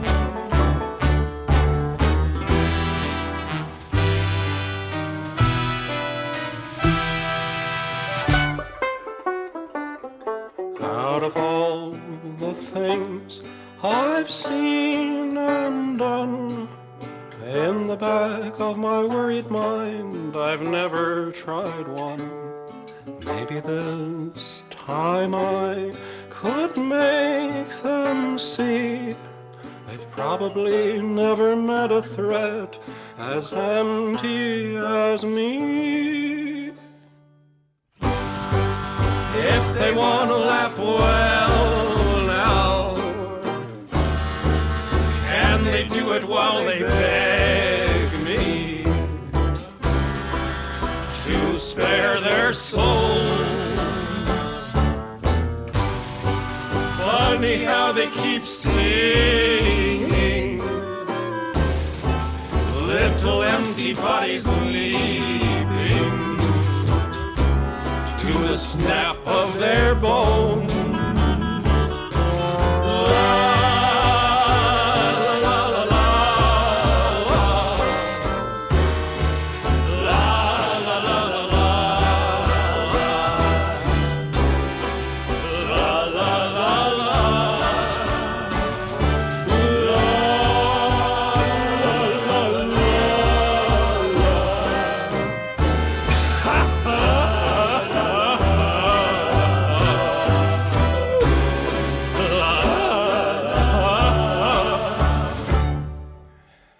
Under a sunken sky, 2 cold-eyed birds huddle in the flattened wheat, staring up at me.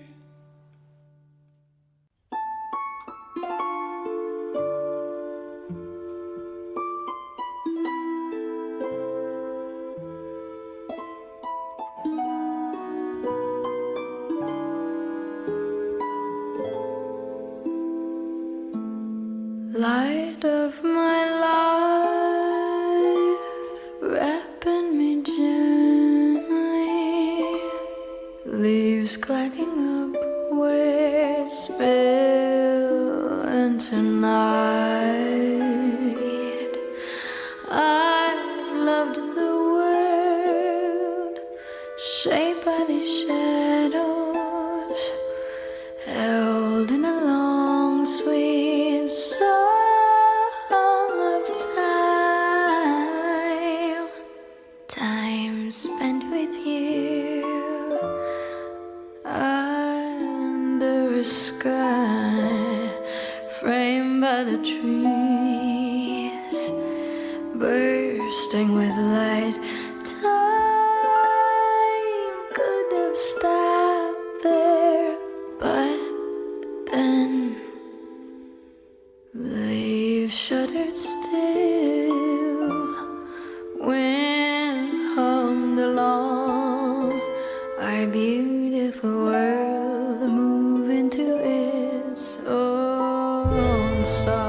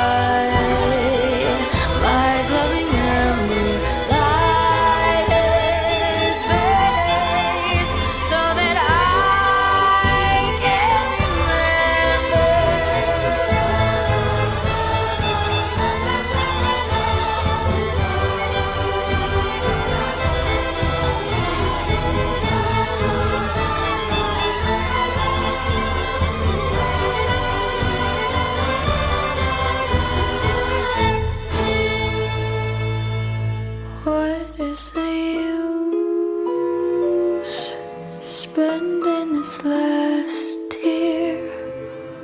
How does it make this more painless to bear? In a blink of an eye, all will be bone dry, drunk by the smoke-veiled flickering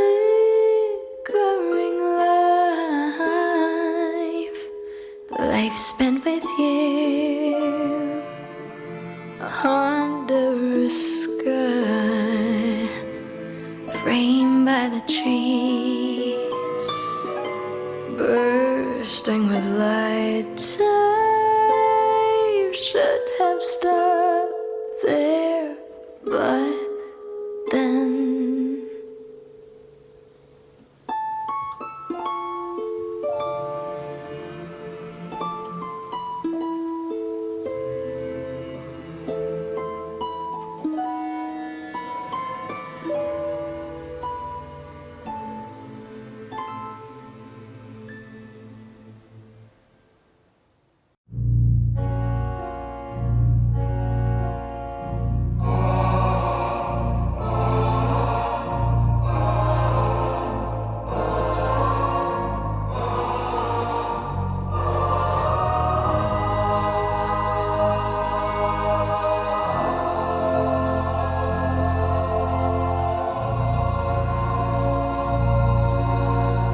Bear me under your shadow, sweet as night. No light can pierce me through. Nobody sees me as you do.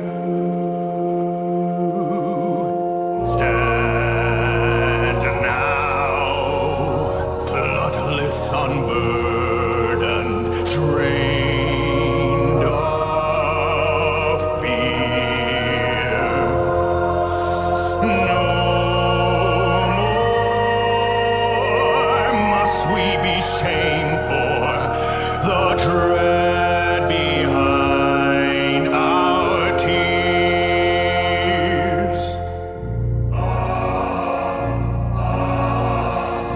Hear me, trust me, see me, love me, fear me, judge me.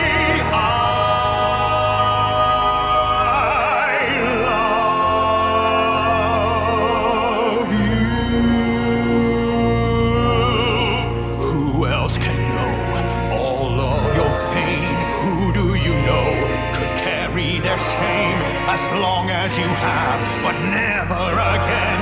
For I am filled by endless love and suffering for you.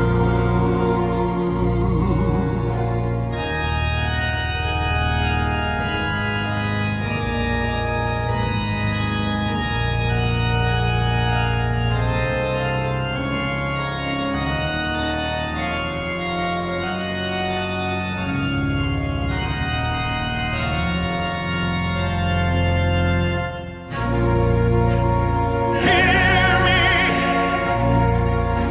see me, but I know it's God's true gift. What thin black crape her love portends, with hearts agape.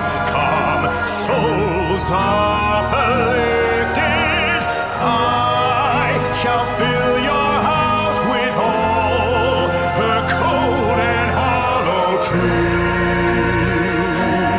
Bear me under your shadow, sweet as night.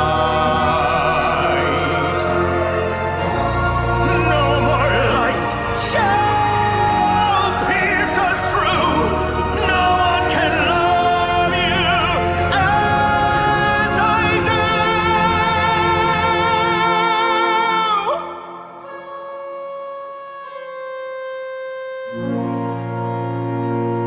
Trust me. Fear me.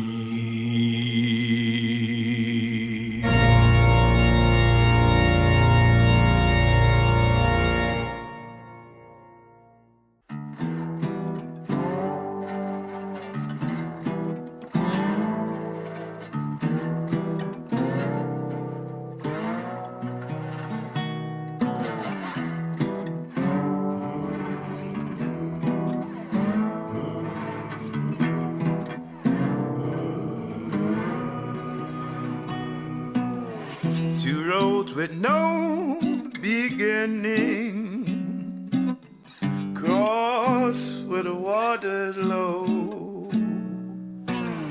The ground isn't dry, but it holds up just fine under tow. Don't mind me, I'm leaving soon. Wish I could say the same for you. Isn't it nice here by the lagoon? It's never too late to take in the view.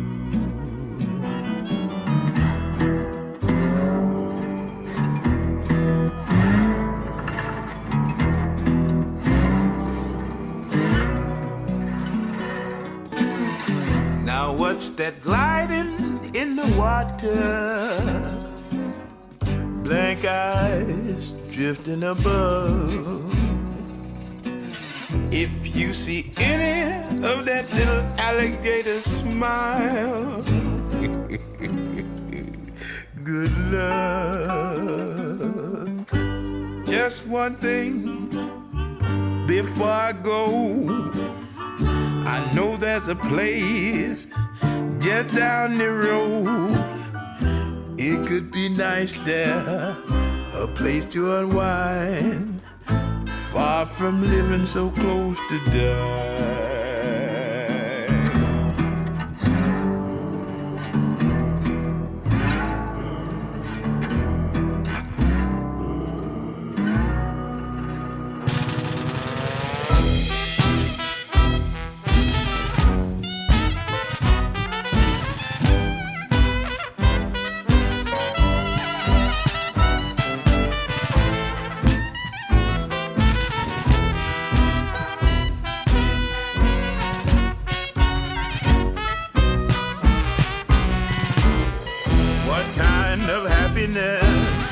Would be your happiest? What is that one regret that you must get off your chest? What are you so afraid of losing?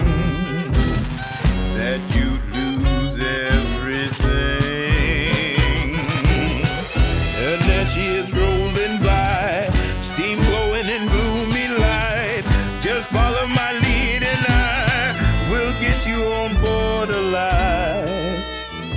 But isn't it nice here by the lagoon?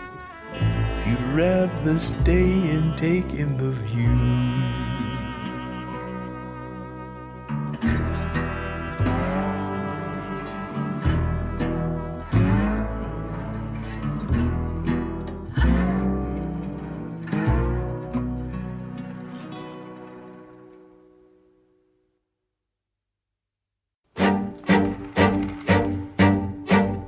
This night, just like the last one, falls heavy as a stone,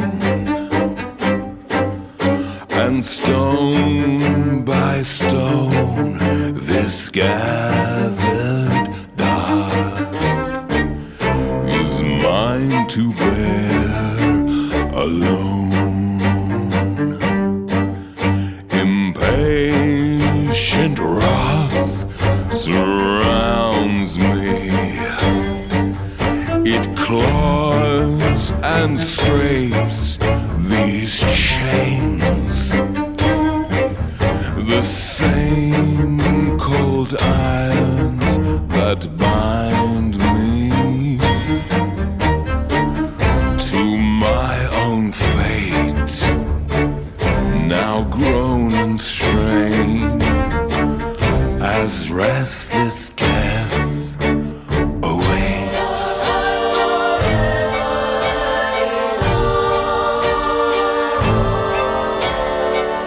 Sing, sing to me, spirits. Ah, beautiful.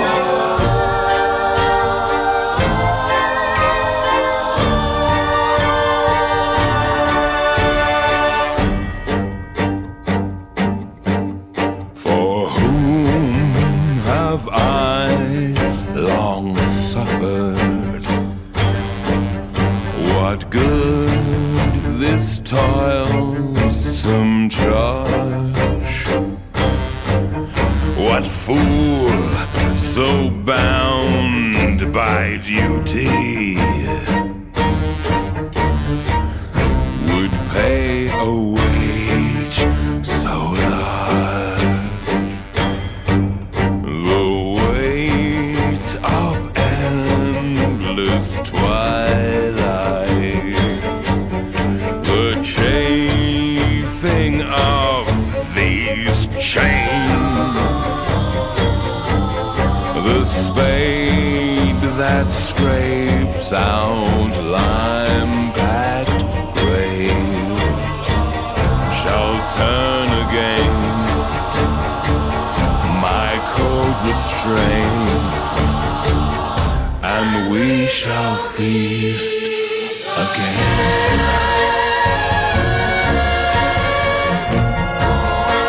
Stop!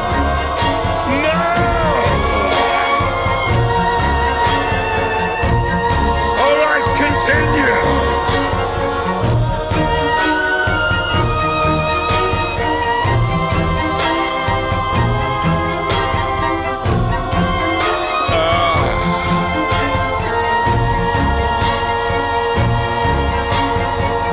The light forever denied, ever stood to quenching our soft and languid eyes. It's breaking, you see. It's breaking, you see. It's breaking, and we are free.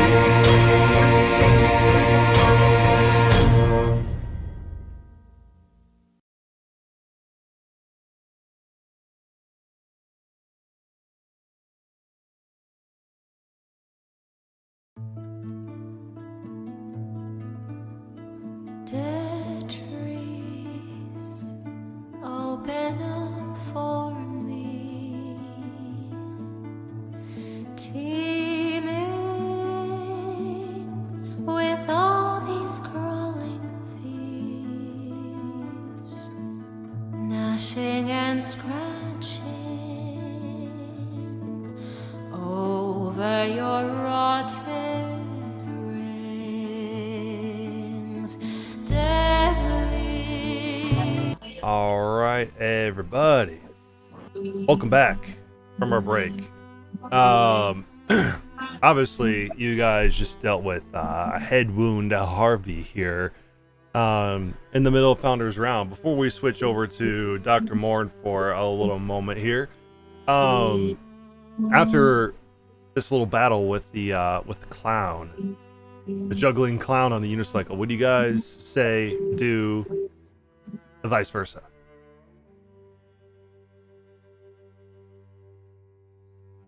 Can I pick up one of the tickets? Yeah. Collect a few tickets. Yeah, you can collect a few. Roll me a d10. You get 8 tickets. They all are hot to the touch. Not enough to burn you, but they are hot to the touch. Anybody else gonna pick up some tickets?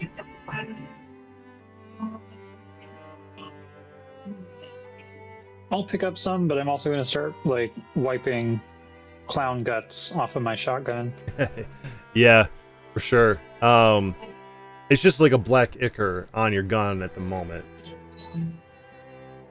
But roll me a d10. See how many tickets you pick up.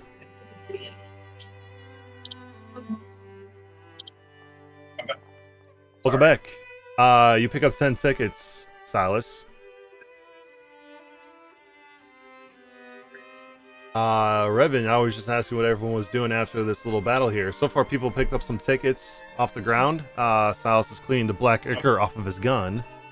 I'm gonna pick up the weapons off the ground. There is none. They are all. There is none.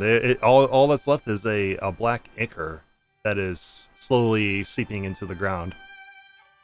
I try and collect some in an empty potion bottle for Morn. Okay, sounds good. Do you pick up any tickets?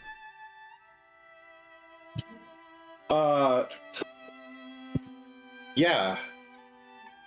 All right, roll me a d10 then. Probably a bad idea, but You also get 10 tickets. So many tickets. Clarence, what about you? Nope. Don't want anything to do with chuckles or clowns. I'm not going to touch them. Okay. Sounds good. Some of you pick up some tickets. Revan, you pick up some of this black ichor that's on the ground.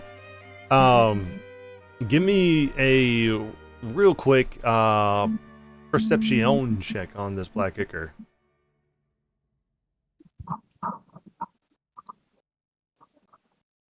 Do you want all of us to do that or just Revan? It can be anybody, but specifically I want Revan to do it. But anybody can. And maybe have other people do it too, since you rolled pretty low. yeah.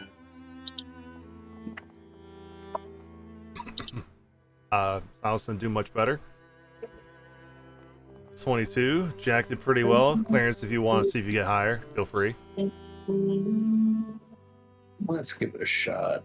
Yeah. Let's see. Perception.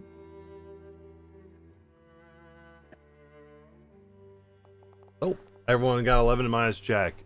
Jack, you notice that this black ichor that's on the ground, while it's sleeping in the ground, it is steaming like it is very, very hot.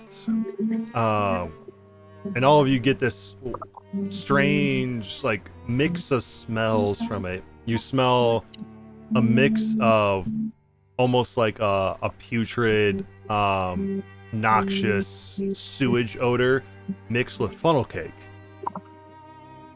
And Revan, when you're picking this up in the bottle, it makes the potion bottle you have it in extremely hot to the touch, as it almost feels like this ichor as you're picking it up is like hot lava. I'm gonna set the bottle down on the ground after scooping it up. Okay. And strangely enough, the sound of the calliope still is going distant still, but you can still hear it. But no clowns anywhere else in the area that you can see.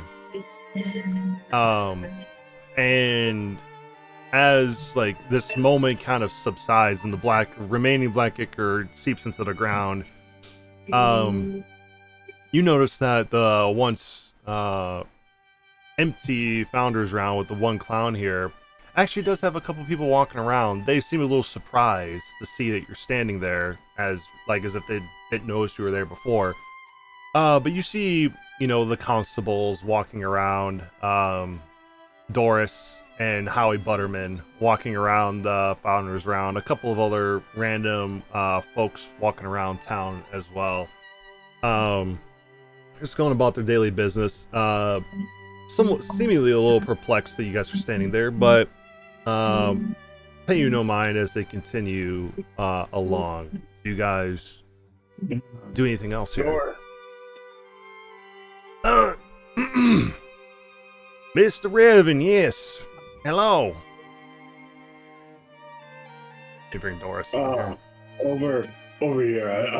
I don't want to shout this. Yep, she will show up with Howie. We bring Howie on here too. Seems we have a invisible murderer. We found 5 bodies just outside of Wickamore residence. Oh, another invisible killer. It's like the time that we had, what was it, that one fella that was with you guys before that got murdered by that gory Gus? You think he's back? Not gory Gus, no. This one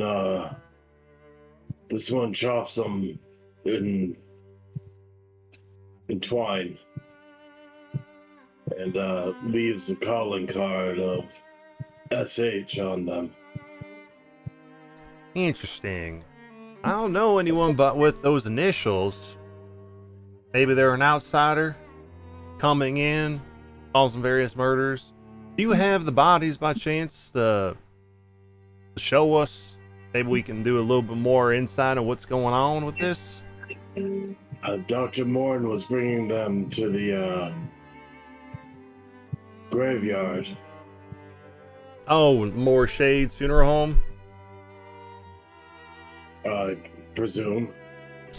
Well, if you can catch him before he drops the bodies off, let him know that it's evidence. If he does leave him there, maybe let Maury know that not to bury him first. We want to do an autopsy on him first, see what may be a problem, what maybe the nature of their death, unless you know already. Something about their essence being sucked out of them and then cleaved in two after they have already passed away. Sounds like one lot lizard that I once knew. In any case, there was also a clown throwing fireballs in the square just a little while ago. Well, that seems a little bit more far-fetched, because I don't see any dead clowns anywhere. I hand her one of the tickets to the HONK Legion. The HONK Ammonium Park. The HONK Legion. Yeah. She'll go, Howie, have you ever heard of HONK Ammonium before? And he'll kind of, his eyes a little bit lower, be like, no, I have not. This HONK Ammonium doesn't sound like any place I've heard of it, at least not Wickamore Hollow. Do you guys know where this is? It seems almost like like a little prop ticket to me.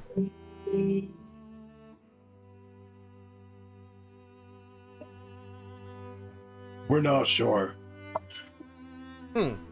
All we know is we dealt with the clown and it exploded into more tickets. That's strange, especially since there's no clown here. I point to the jar that has the black ichor in it. That's really hot. Mhm. That's what's left of him. That and the tickets. Can I take that ichor or whatever is in that bottle to examine? Go ahead. I was gonna have Dr. Morn examine it, but mind you, it's hot. Oh, I can't imagine. Oh, by golly, that is hot. Jesus Jiminy. What, did you put this inside of a fireplace before? That's so Nope, hot. That was just scooping up what was seeping into the ground from him. Strange. I'm not gonna touch that until it cools off. Maybe your doctor could get some information. He is deputized after all. Speaking of, Yeah. I see a bunch of you who were deputies, but I see two of you who aren't. You there with the guns. Who are you?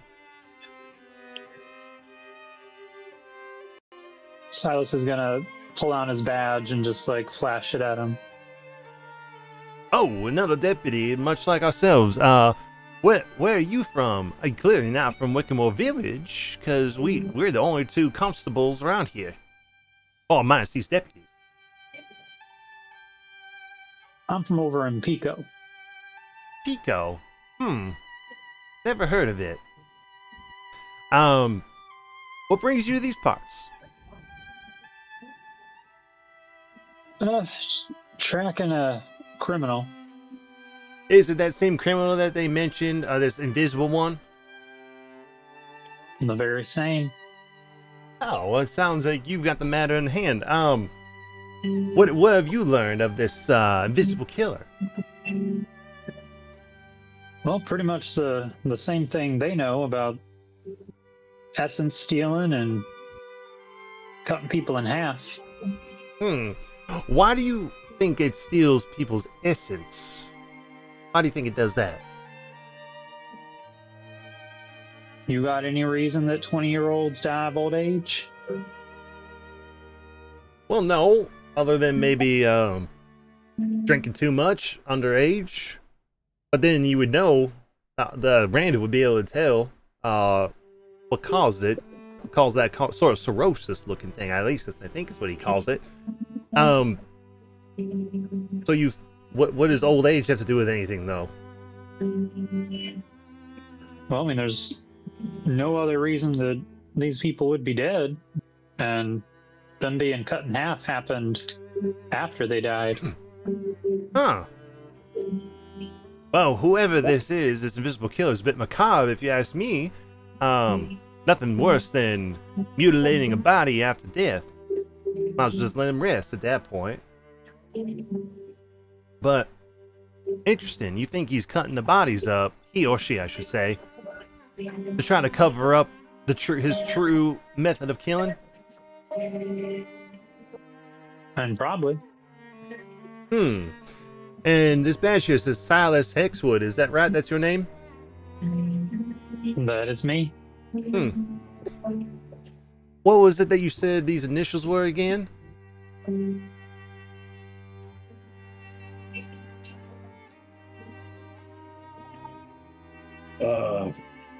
SH. We think the killer's been leading him along. Oh, it's to kill him.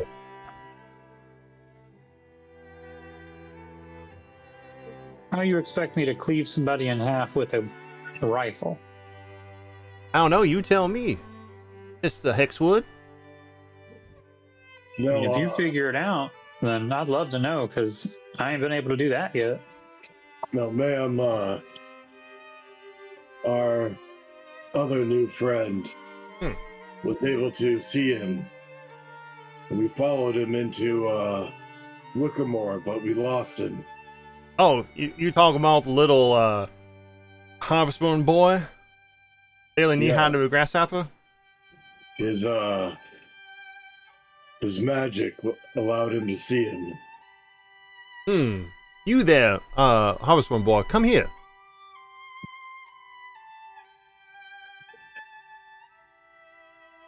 Tell me, can you vouch for what Deputy Revan said? I can vouch as self-appointed CFO. CFO what? Yeah. That didn't answer my question. What do you mean CFO? Chief Fund Office? Oh, you playing a trick on words. I thought you meant you were a chief financial officer or something. And I was like, I thought you were someone important from somewhere. And I was like, you seem a little young to be a CFO. But now I see you're playing a little fun at me. Okay, no problem. Yeah, that's why I'm in this position. Yep. I see. Well, all right, Mr. CFO of fun, apparently. You saw this killer. Oh yeah. What did he look like? At first, you didn't have a form. It kind of was like a blob almost, and then he started looking like this guy. Oh, the one with the same initials that you found on the bodies. Yeah, but I saw them both at the same time. One of them walked away while he stood there, so it's two separate entities. Deputy Honeydew, do you vouch for this? With you and your tabaxi? It seems I think he might sleep. It seems the tabaxi has caught his tongue. Deputy Revan, what about you? I believe he's snoring. Well, what about you, Deputy Revan, since Mr. Honeydew has caught his tongue, it seems? Only the young one was able to see him due to his magical clothes. The one with all these eyeballs on it? Yeah. Huh. And you vouch for what he says, you believe what the child says? Yeah. He's been proven trustworthy. I see. Okay. Well, there's a lot of information to be taken in so early. Though I guess the question relies: how do you kill something that you can't see? Or how do you capture something you can't see? We believe it has to become seen in order for it to be able to kill. Interesting. Do you know the ones who were killed out there? Do you know the names? I believe we got some. I give what information we have. I know one of them was the butcher. It was her hunting party. Oh, Miss Sivhaga. Oh. You'll need a new butcher in town. A new butcher? Yeah, it certainly seems we will need a new butcher here. Perhaps one of you can take the reins for a while. It seems we need not only a new butcher, but a new mayor. It seems that Mr. Wendell Summerton has gone missing, and we haven't been able to find him for some time. We are going to be holding an election here soon for someone to be the interim mayor until he can be found. We're still working on people putting in their names in the ballots to see who's going to put their name in the hat. So far, we just have Mr. Oswick and Mr. Randall.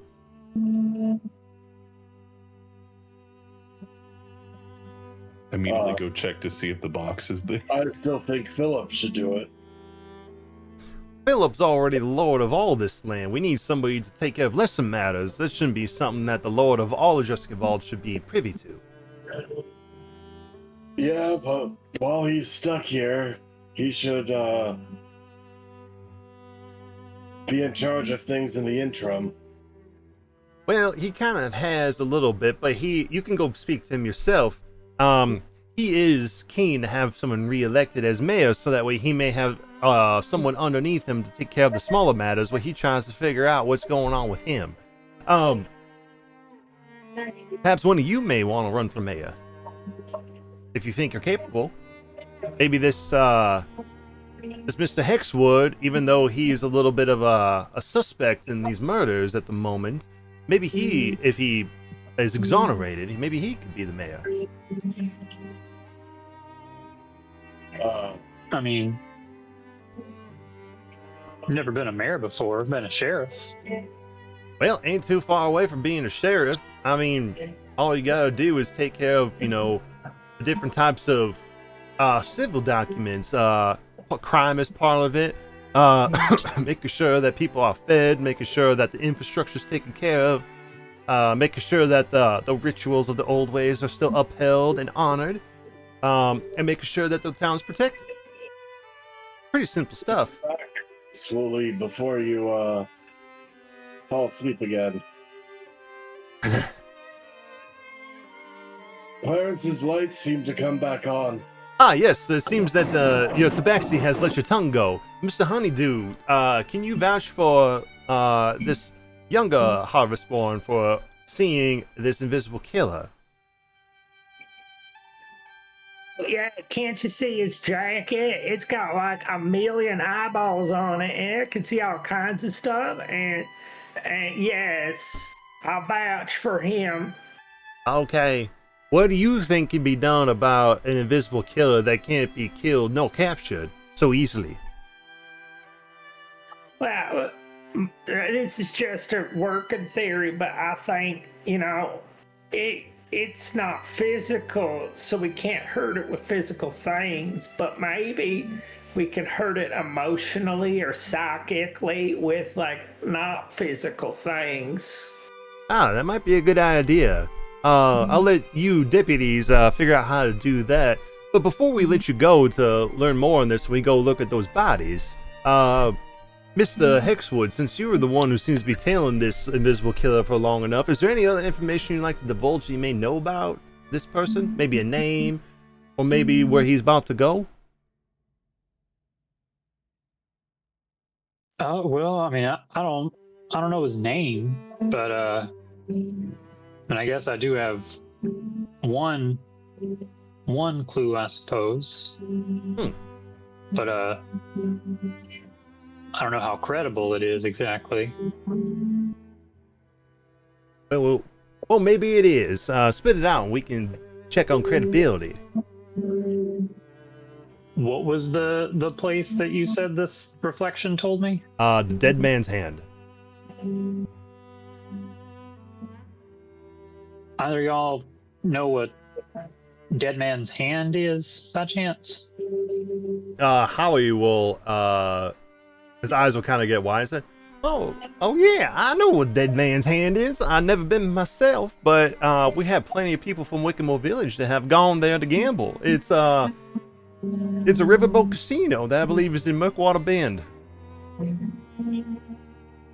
Or at least they speak of it. They said it's a place where you can get your fortune. I thought of going myself because constable pay is pretty low, but that's what the gambling types love to go out there and gamble. Strangely enough, most people who go there don't seem to come back. Maybe they settle out there on those swamplands. I'd recommend you don't go just yet. All right. I mean, I don't have enough coin to gamble my life savings away. I have about 50 gold pieces put away that I've earned over the past 10 years. But if you can vouch when you go there, especially if there's an invisible killer there and you think the place is safe enough for me to go and gamble some of my money away and maybe make a fortune, then let me know when you come back. I think I could do that. All right. Well, at least I know I've heard of Dead Man's Hand. It is definitely a casino. From what I heard, it's a boat. Strange. Why would he go there? Maybe try his luck at his killing abilities? Maybe try to get a little bit of some mystical luck out there with all the jinx craft that goes around there? Maybe make his killing more substantial? You know, your guess is about as good as mine. Huh? Maybe that's at least the lead. Maybe you guys should go check out the Drowned Crossroads and go talk to the people at Murkwater Bend, see if they can tell you where the Riverboat Casino is. Well, I mean, I barely know these people, but if they want to help, I wouldn't turn down some help, but I don't want to impose too much. Oh, no. This place is in a bit of a precarious situation anyway. We had, everything was good and grand, but then we had a male go missing, and now we have a butcher that died. So, I don't think you're going to be opposing too much on anybody. If you can find some type of way to make this place better, whether that's taking down an invisible killer, or even bringing some good fortune from the Dead Man's Hand back to Wickham Village, I'm sure nobody would bat an eye at that. Well, maybe I'll help out, and maybe I'll end up running for mayor. You never know. Yeah, maybe. That might be a good idea. And you know, you got Mr. Jack here, or wherever he just went, who's got these eyes, and apparently he can see your killer. He sounds like he's a good person to have with you. I think Clarence should run for mayor. One for putting my finger in politics. Mayor Honeydew does have a good ring to it. And it's up to you. I mean, right now we're just in the phase of collecting names, and then you guys will launch your campaigns, and it'll be up to the people to elect who it is that they want to do. Of course, according to the tradition, of course. Is the box where I'm at, or is that a different? I remember that being the mayor's house, I think. Remind me of this box you're talking about. They said there's a box they're putting names in. Is Oh. that just out for anyone to see? Or? Oh yeah, it is. It's just out here, like right outside the mayor's office. So you just see like a box that just doesn't have any writings on it, but you can. It looks like a lock box with a little cut in the top where people can insert stuff. Okay. Jack, While you they're having should, that conversation. Jack, you should put your fish in. Have Derek be the That's mayor. a good idea. Yeah. I guess I'll DM you what Jack does, but now I'm also putting Derek's name in for sure. Okay, sounds good. But yeah, then Doris will speak back up and say, well, it seems like we have a lead on this for this invisible killer. I know you're not a deputy, and although Harvestborn is not a deputy, but I would charge the two of you and wherever the doctor went. Oh yeah, Morris Shay's place. I would charge you all with looking deeper into this killer and see if you could find where its trail leads. Hopefully not with more bodies in tow. But if you find any information, you mind bringing it to the constable station and letting us know, so maybe we can lend you any aid we can. We'll let you know. We have some business in town first. We need to speak with Lord Drusk involved, and we have some wares to sell and some equipment to pick up before we head out anywhere. I see. Okay. You do what you gotta do. You know the constable station where we are. We're just right up at this building, up to the northeast of here, over yonder. If you find information, let us know. We're gonna go see about these bodies first. Thank you for letting us know, and so we can find out what's going on. At least identify the bodies and notify next of kin. Yeah. I'm gonna go find Dr. Morn. In theory, he's dropped off the body, so I'm gonna go to the corn hub. Yep. That is the name of their house, by the way. Silas. Not my choice. All right. Meanwhile, while you guys are doing that, Dr. Morn, you're heading over to Moore's Shade Funeral Home. Yeah, but I'm gonna stop by the house first. Right. Okay. So you're gonna go up to here, to the house first. What do you do when you get there? I'm gonna take one of the bodies. Okay. And I'm going to is there one that like is mostly intact? I mean, yeah, they're mostly intact. It's just like they've been cut in half. Okay. I need a whole one. I take one of the whole bodies, and I'm gonna bring. I don't think I can mend them like Lego pieces together. I'm going to take one of the whole bodies and just drag it into the house. Okay. And bring it into the basement. Okay. I also make sure, I don't know if there's any squatters in the house or anything like that. When you go into the basement, you do see like, give me a perception check, actually. We did give Hilda permission to hold down the fort. So she recovered. When you go down the basement and drag this dissected body down there, you do hear the sound of skittering as you kind of look when you hear it, and you see just the back end of a centipede disappearing into the cracks in the walls. Oh. I'll actually rush over to where that is. Is there like a significant enough gap that I could get my hand in there? No, not. You can stick a finger in there, perhaps, but not a whole hand. It wasn't a very big centipede. Okay. That's a good set. Put a whole hand. I would have done the Indiana Jones thing. Stick my hand and it comes out with a million bugs on it. Right. Yeah, I would assume by the time I see that, I'd probably hear the gunfight, like the gunfire and like the sound of fighting happening. Yeah. So I'll drop the one body in the basement, and then I'll head back up to where the cart is, and then I'm going to bring the rest of the bodies to the funeral home. Yeah, for sure. Bring it back to the funeral home, and the gunfight is pretty quick. It only lasts about 12 seconds. Yeah, I'm like, oh, I'll quickly run back up and begin saying what I was going to do. Yeah. All right. So you come up to the Shade Funeral Home. What do you do when you arrive? I guess I'd knock on the front door just to see if anyone's actually here. Yeah. Because I'm assuming they don't want the wagon back with corpses in it. That's fair. Or a rented wagon. Yeah. You knock on the door, and kind of muffled behind the door, you'll hear a voice that goes, "Just a minute."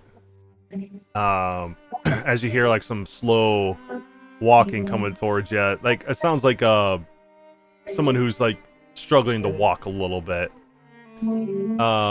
Before long, you eventually see the door open, and you can see the woman on the other side, and this is what she looks like to remind you.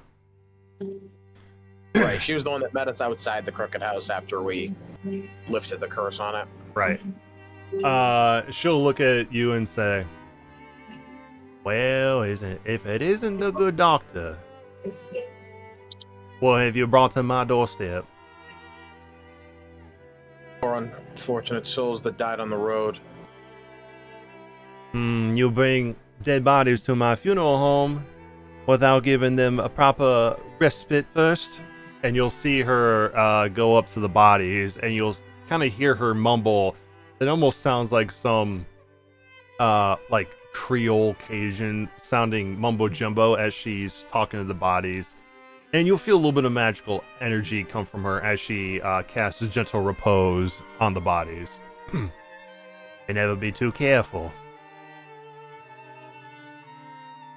Right, well, I didn't know where else to leave them besides just dumping them on the outside your business, so... Yes, a macabre business it is. Cares though I did beckon for all of you to come here, and you didn't come before you went off to Dawnsgate. Well, it seemed a bit more urgent to get on the road. We had to find someone there. And did you find what you were looking for there? More than you could imagine. I had some bad feelings about the Dawnsgate over there. What was going on there? I sensed a lot of the souls coming, lingering around here in the Shroud. I've sensed a lot of people were dying there, especially recently. You could say that. Let's just say there's not many people left over in Dawnsgate. A small skeleton crew, if that. And I have a feeling you had something to do with that. Sure. Do you take pride in sending people into death to make me very busy? I don't kill people to give you business, no. Nor do I take any pleasure in the loss of life. But yet you still take it. For what purpose then? Sometimes the best way to save a life is to take one. Then perhaps you are as foolhardy as I originally thought. You must be careful when it comes to taking life here in Wickamore Hollow. Because death is not the end for most. Even this gentle repose I put on these bodies cannot hold back what goes on here for long.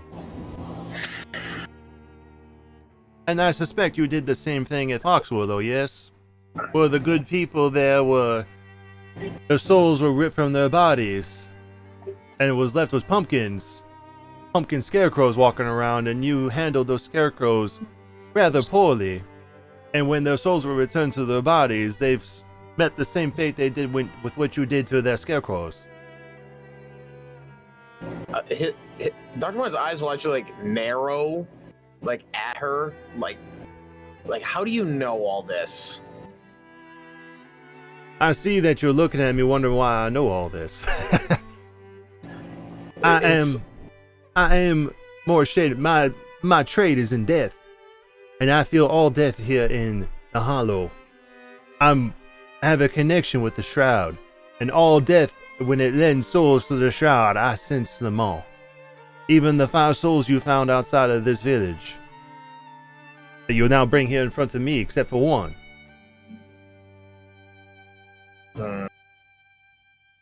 I hope your intentions with the other body are for a good purpose.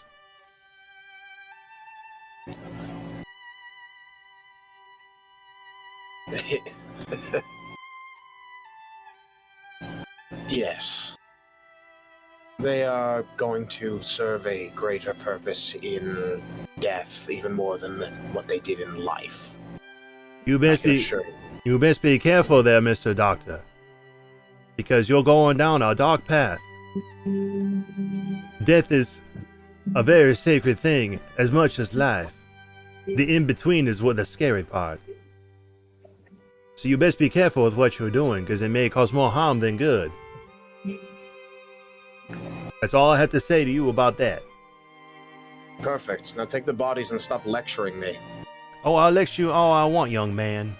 Or actually, older than that, I can smell the stench of death on you already. You are one that is walking between life and death, aren't you? And I can smell the brimstone on you.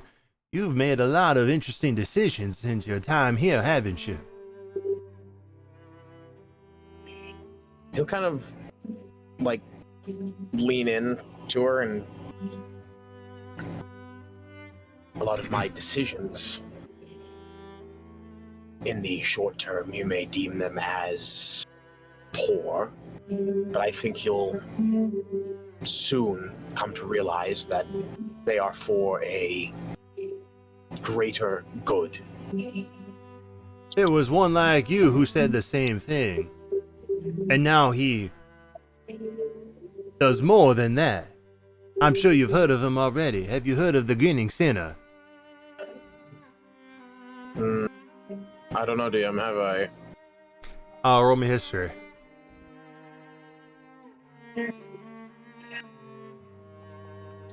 The name Grinning Sinner, you have not heard, even with that high roll.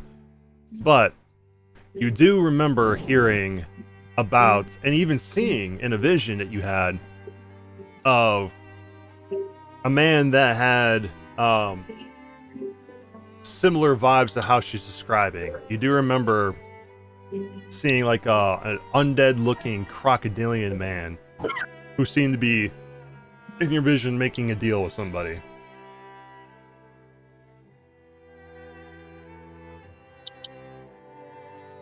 But you didn't know his name as the Grinning Sinner. I'm assuming that's more like a folklore like title rather than any sort of actual moniker he went by. Right. I think you actually knew his name. Did I tell you guys the names of like the 6 fallen?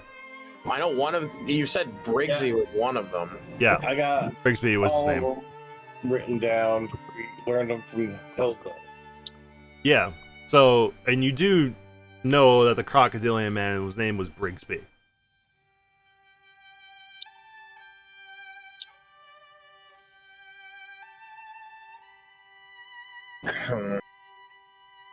Captain Brigsby. Yes. He's just gonna kind of ruminate on that and kind of just unload the bodies, and then without really saying anything else to her, just start dragging the wagon to the center of town where the rest of them would be. Yeah. Before you walk away, she'll let you bring the bodies in and lay them where other bodies would normally be laid at a funeral home. And before you leave, she'll say, "Now, my disdain is not just for you, Dr. Morn. Your party has also made decisions that are going to get them in trouble if you're not careful. Especially that monk friend of yours."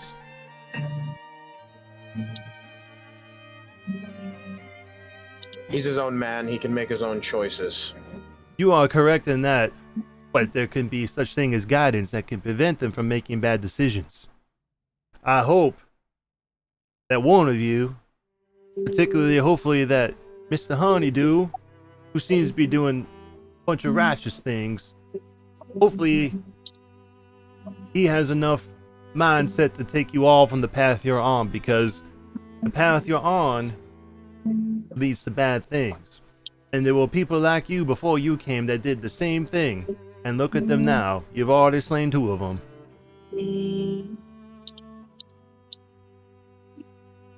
I walk off. Okay. And I would assume at this point, Revan and the rest of you guys will be coming back to meet with Dr. Morn, right? Yep. Okay. I'm summoning Derek and giving him an objective of becoming mayor, and I'll walk with everyone else. Okay. Yeah, you guys will meet about halfway right here in these cluster of houses here, just to the south of the Founders Round and the town hall. When you guys meet back up, what do you guys say and do? Morn, the constable wants us to go to the dead man's hand, or whatever, the dead hand. It's apparently a riverboat. But told her we got business in town. She was also headed to that coffin lady's to go and check out the bodies. We told her about the murders. Visible murderer. Well, they can do just that. I don't know what they could get from the bodies that we haven't already extracted. But Yeah. Told her everything that we know about it. But we have things to sell, things to buy, and people to talk to. I was hoping that we'd actually be able to get some rest, but it seems like once we're done our business, we're gonna have to go to that riverboat. I'm sure we could still take some time to prepare before immediately heading out. Best to take some level of research before heading there. Get the lay of the land and understand what we're getting into. But I guess we should talk to Philip and inform him. We've been invited to join the HONK Legion. The what? There was a clown in the middle of town, riding a unicycle, juggling God knows what, and throwing fireballs at us that were also somehow attached to tickets to the carnival. They killed him. We had no choice. He Killed the clown who was giving out tickets. Well, Shot him right in the face. It was messy. This is what's left of him. I hand him the hot jar. Yeah. I'll grab the bottle o' clown. Yeah. Yeah, when you grab the bottle, it is still very hot to the touch. Can I uncork it and see if I can try to identify its properties besides it being just hot? Yeah. As soon as you pull the cork open, you hear the sound of a honk. As soon as you do. Yep, exactly. And then If you want me to... Hmm? Also, question. Yes. Is it like so hot that it's actually causing physical pain to hold it? It's very Or is it like... it's uncomfortable to hold, but it doesn't hurt you. Alright. It's like question to you. It's like holding a fresh, hot mug of coffee before it like cools down a little bit. Okay. What was your question, Revan? Did the clown count as a humanoid? No. Okay. It did not. I still actually don't have my other rage back yet. Yeah. When you open the vial of black ichor, you get the same smell that everyone else smell. It smells like hot sewage and funnel cakes.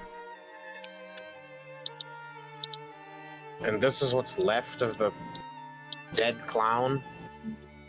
The rest of it went and seeped through the ground, or exploded into these tickets. Well, hand over, the wad of tickets. Mm-hmm.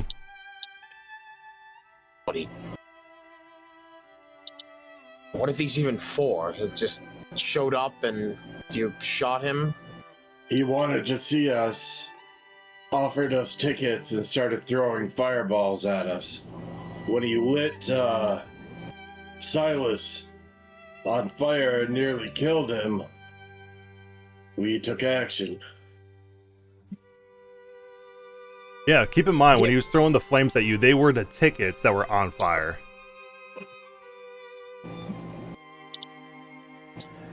DM, could I make some sort of alchemist tool check on this to see if this could be used in anything, or if it is just boiling hot like...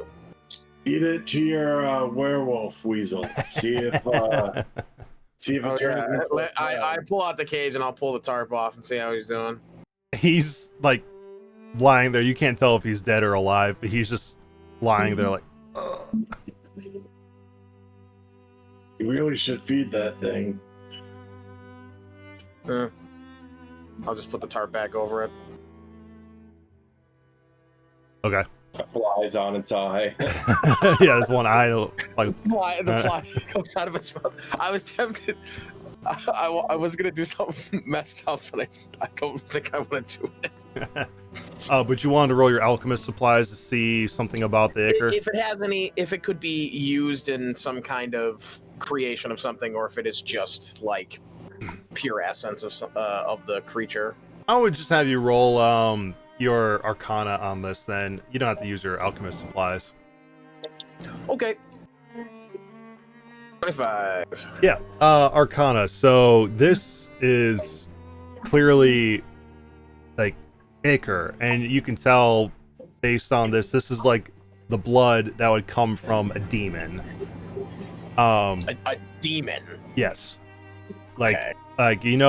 If you've dealt with demons before in your past life, you know that usually when demons are killed outside of the abyss, they turn into a black ichor and go back to the abyss.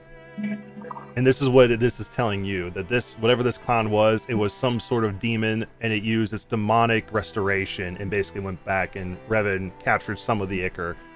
And based on the smell that you're getting here, this is clearly a unique demon. Like it's you get the smell of funnel cakes, which lends to you of like a carnival smell, but then the sewage smell gives you the indication that this was like a demonic clown of some sort.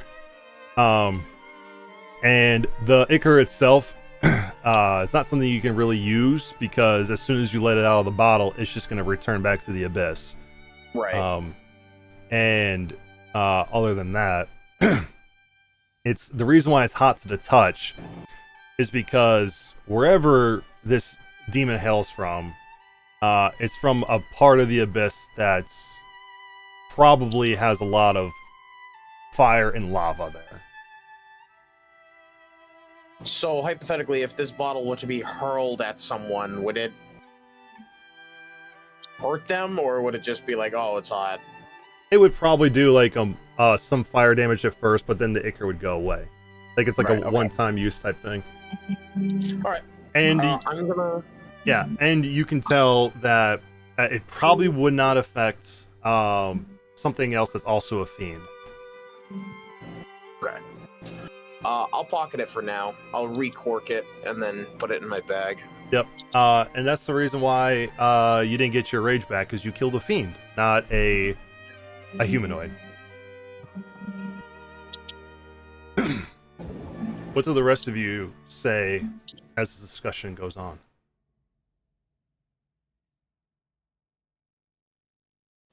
We need Ginger. Do we, What do you mean she's right there? Yeah, but she has, still has that glazed over look.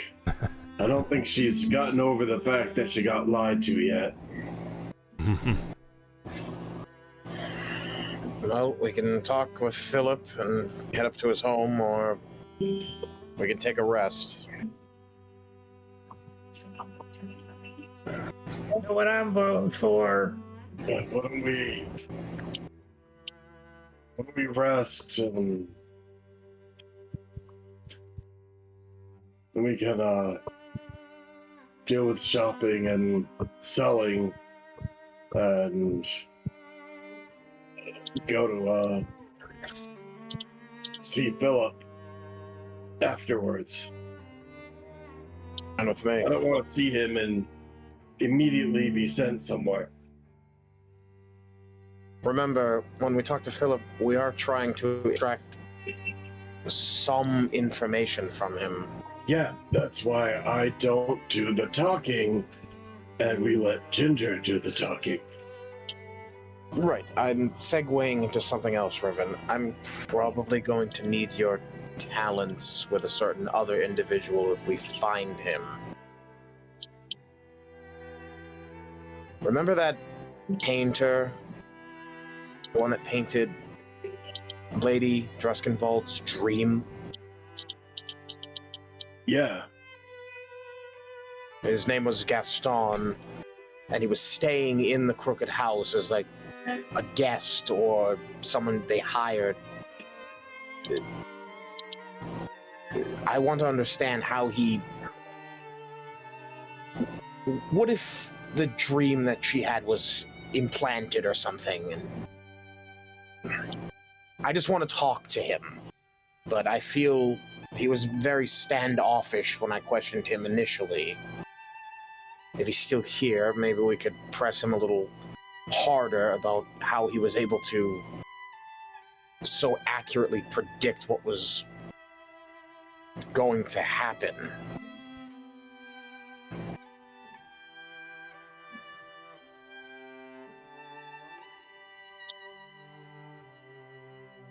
So we need to find Gaston if he's still here.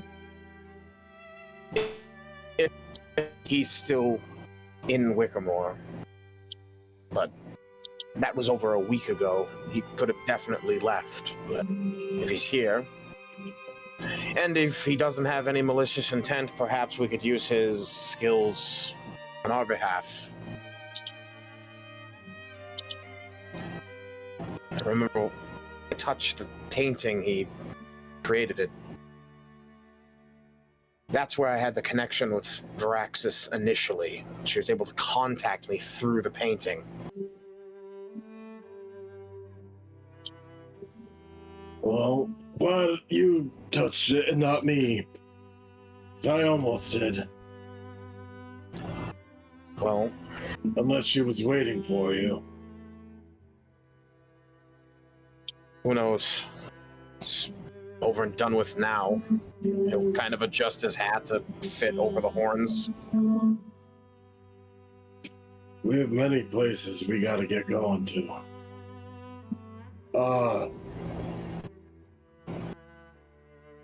I was wondering, I know you made this, or found this necklace or whatnot. I was wondering if you might be able to make something that, can protect you from poison. For when we do go to the woods. Protect me from poison? No, not you. Aren't you already resistant, right? Yes, I usually don't feel nearly as much pain when it comes to poison or things of that sort. The rest of us aren't so lucky. I mean, yes, I could make something, but we aren't exactly flush with cash at the moment. We gotta sell things. Unfortunately, we didn't get anything that we could trade. That's where you're wrong, and I'll pull out the 2 Rose and Testament books that are worth 150 gold each. Well, no. I know about those. I mean, cursed magic items. Oh, you mean for the pawn? Yeah. Well, I mean, his sword is pieces. 3 of these guys, and we've gotten the one thing. And in hindsight, getting rid of the cage was a bad idea. Well, you might be able to get it back from him if he hasn't given it to someone else. But do you really want a cage for a torso? No, but when I remember identifying the cage, it would have vastly make the next fight with the Bone Devil be the last one. Right. He's likely to charge an insane amount of gold for that cage back. Is there a way to anchor him to here so he doesn't go back? I mean, we could talk to the Bright Singer. We could physically. Garrett's bones. Yeah, and we need to get people to. I'll kind of look for Jack, who has Garrett's remains in his bag folding. Jack should be here with us. Yeah. Yep, I'm there. I'll look down. Are you still wearing your Dr. Morn outfit? Oh yeah.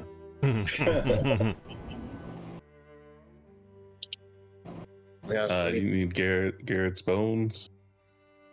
we need to.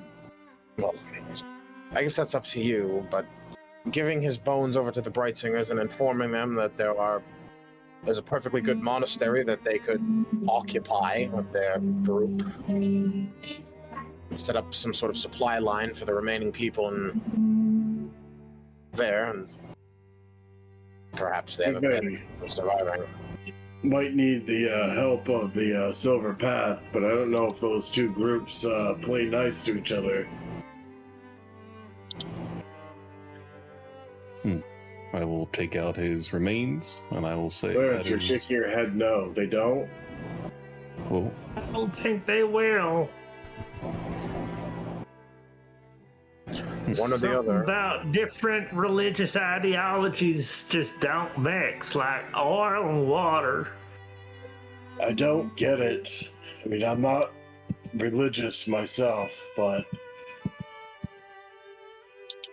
You have some level of faith. You were a traditional monk for a time. yeah. When you say monk, what are you envisioning? And I will.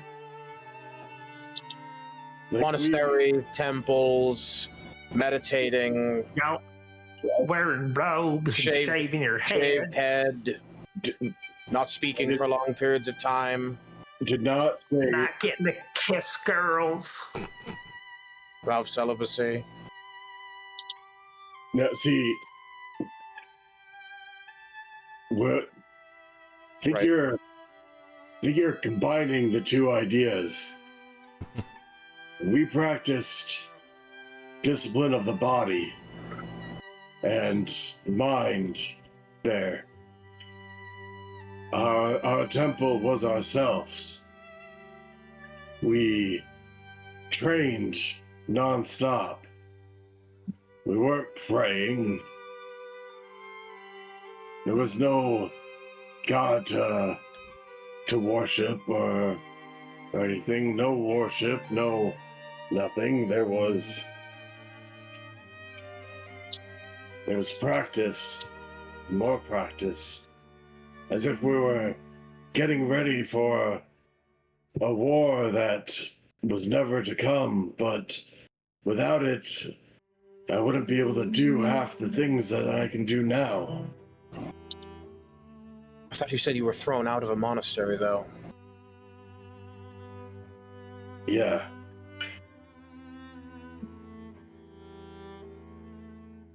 That's because of the curse.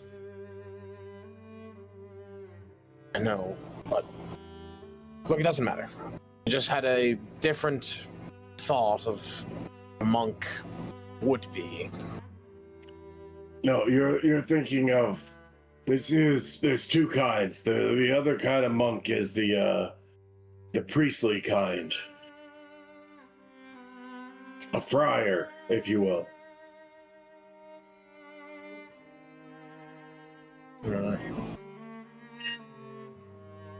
In a kitchen? No. Well, some work in the kitchen, I'm sure, but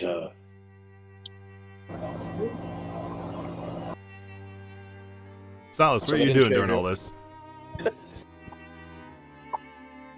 Silas is just kind of listening and looking around in case anything seems a little off. He's still kind of wary of people, but starting to feel a little safer, but still kind of unnerved by the fact that there could just be a killer nearby. So he's kind of scanning rooftops, hand on one of the 3 guns on his body. Yeah. All right. I mean, at this moment, you don't see anybody that brings any alarm, but a very good reason to be wary, especially given the intimate knowledge you have of this invisible killer. And I'm assuming you guys are having this conversation back at your the house you guys have, yeah? Yeah. I thought we were at the Right. corn Yeah. place. Very jealous. So Hey,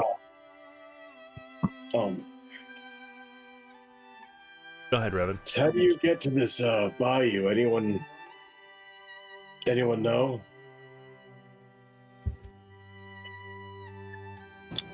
I don't know.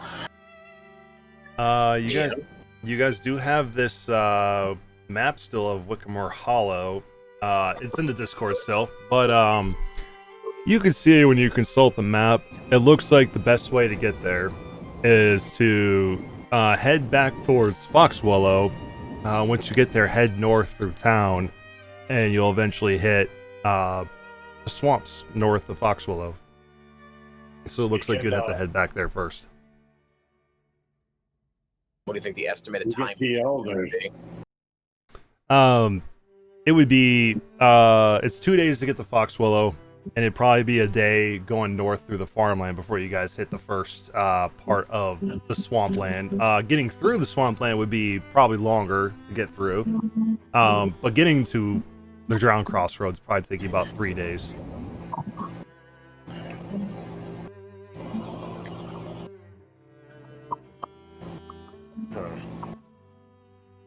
We could see Elder. And possibly stock up on his miracle corn if there's any left.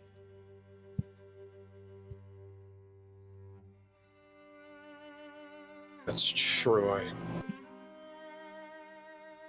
you sure you actually want to see him? Especially after you're having a bit of trouble controlling yourself again. Yeah, so I figure if anyone can help me.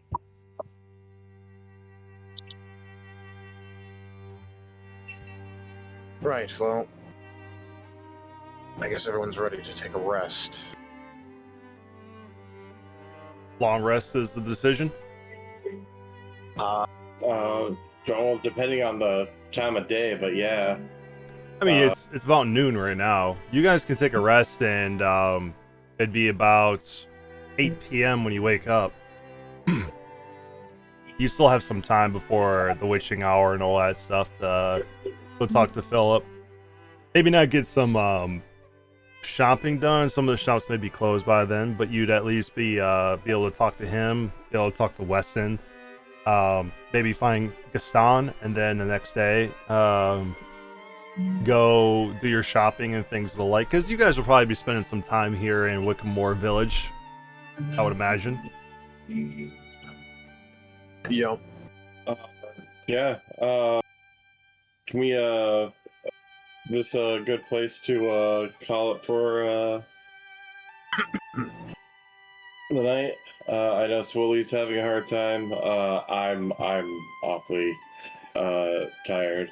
Yeah. I gotta run to work. Yep. I'll get Ginger's here. We'll also have Ginger for both shopping and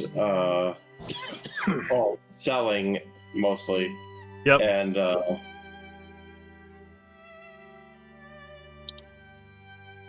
yeah. So, all right. So you guys will take your long rest for the night. Anything specific you guys are doing during any part of your rest before the next day and we end the session? Yes, but I'll save it for next session because I'm gonna assemble and start using my reanimated companion. Okay. How long does that take? So you can technically do it as like an action, but like I figured I would just like save it for this because it doesn't make any sense to just make it out of nothing. That's why I waited till we were back before doing it. Yeah, for sure. In my mind, it's just like, yeah, I'll just make it out of thin air. Like that doesn't make any sense. Yeah, so, absolutely. But it does take time to assemble it the first time around. Okay. Anybody else doing anything during this long rest? Yeah. We need to harvest any of the mushrooms in the basement. Yeah, there's 8 of them down there. There's 8, and then I have 5. So I'd plant those, and then when Clarence has the time, I'd ask him to do his enhance to double them. Yeah, making it 10. So there was 8 remaining from Mhm. one before we left, and then I'm adding 5 more. So So make your 5 in your inventory 8s for the ones you harvested, and then the 5 when he uses enhanced ability, we can make it 10 for the next time you guys harvest those. I can't even open my character sheet. Okay. Silas, you doing anything? Oh, I am just probably cleaning guns, but nothing else serious right now. All right. Jack, you?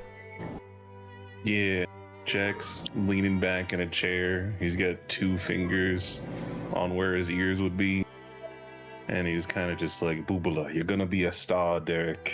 You're going to be a star. You're going to be the best mayor this place has ever seen. Tell you what I'm going to do tomorrow. I'm going to go to the tailor. We're going to get you a hat. Top hat. Classy. You're going to kiss babies, Derek. Channeling his And inner. pretty much, Yeah. yeah, pretty much like a production manager. Nice. And that's it. All right, Clarence. I was going to help with the mushroom growth. Okay. Yeah, you can definitely use your enhanced ability to help with the mushroom growth, yielding the 5 to 10. All right, you guys take your respective times during your long rest, and doing. Whittle, since I have woodworking tools. Yeah. On the older stick. Okay. Sounds good. Upon doing your various tasks and taking your long rests for the evening, when you wake up the next day, or later on that day, I should say, you guys hear the sound of the calliope again, but this time it's louder. It sounds like it's just outside your door. What do you do? Lord, it's back. I make sure everybody is ready, and once everybody is ready for some sort of combat, I open the door, ready to kick some A. All right. Revan, you open the front door to the corn hub here. And what you see outside is not Wickamore Village. Instead, you see roughly about 120 feet further along the door with not really much around you except for this. You find yourselves awakening outside the main entrance, the Honkemonium Park. And you get, as you do, one second. You see a form of a garish marquee that reads Honkemonium Park in bright lettering. It hangs above an archway shaped like the mouth of a shrieking jester. Within its mouth, wrought iron turnstiles grind and rotate. Beyond them lies a bustling theme park of clowns and hellfire. The streets are littered with crushed popcorn boxes, confetti, and banana peels. Bursts of colorful smoke that smell of burnt sugar and old rubber belch from tops of striped canvas tents. Oversized banners flap in the uncomfortably hot air, each depicting the same red-nosed grin. As we're going to end our session on that note. Welcome to Honkemonium Park, everybody. Hell yeah. Let me switch up the music to something that's a little bit more festive for the moment.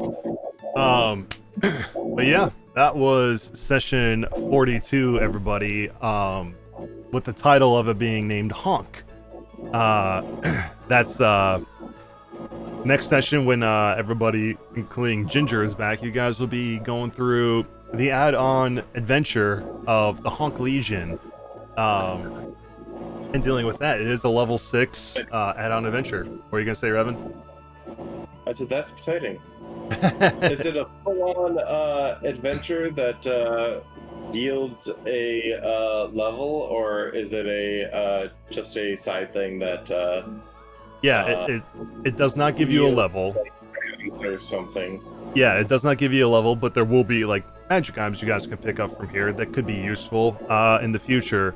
But I was trying to think of something to do, because like between each place you guys have had something to do. You guys had All Purchase Not after Foxwillow. You guys had Ballad of Gory Gus right after arriving here.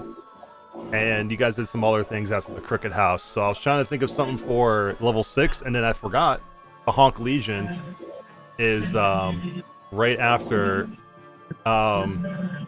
It is a level 6 add-on, so I was like, this should be the perfect thing to add on here that you guys can play through before you guys go to the next part.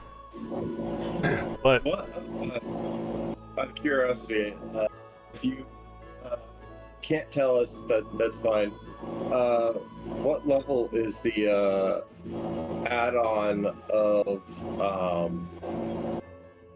oh frick, I can't think of his name, and you're Dr. talking Moore has mentioned it multiple times. The frickin' bugbear guy. Oh, you're talking about Torbeck? Torbeck, yes. Yeah, Torbeck is a higher level, and he's not like an add-on adventure, he's like an add-on enemy. Torbeck, I believe, I think you guys would need to be level 8 or 9. If I had to double check. Like a random encounter type deal. Yep. But yeah, it does say, according to this, when you get attacked by Headwound Harvey, he just keeps throwing you the flaming tickets at you until he is dead. But when he hits any one of you with one of his hurl flames, you guys as a group are cursed to go here to Hunkamonium Park and go through here and deal with that for level 6. Like I said, it won't bring you to level 7, but it will be there will be some items you guys can pick up. And what's up? It's funny that you say that, because we almost got away with not having to go here. That is true. He kept missing us. That's true. 6 attacks in a row. That's true. Yeah, there is 3 magic items that are here that are pretty nice to have. I won't tell you what they are yet, but you guys will pick them up when you come through here. It's a fun little thing. There was no like VTT integration that was part of this, so throughout the week I was adding all the maps, the NPCs, and all that stuff. And awesomely, I didn't know how I was going to do the stat blocks without being manually doing everybody, but I found a module that's called 5e Stat Block Importer, and all I had to do was copy and paste the stat blocks in the PDF, put them in there, and it made me an NPC, which is pretty cool. Very handy. It is very handy, and I just had to do the images for them, and that was it. So yeah, next session, next probably 2 sessions if I had to guess, depending on how long you guys take on this part, you guys will be playing through the Laugh or Die adventure of the Honk Legion. But let's do some highlights and lowlights so I can send some of you guys to bed and all that stuff. I think Dr. Morton, you have to go to work here soon, so we'll start with you. Yeah, highlight. It was we're back in Wickermore now, which this is definitely an interesting turn. I didn't actually expect. I thought it was just going to be we come here and then do some like side stuff and then immediately get back on the road. But this is definitely an interesting turn. I didn't expect this was the way it was going to go. Yeah. And it's cool that we have another, not only another player, but another character to join the party. Mm-hmm.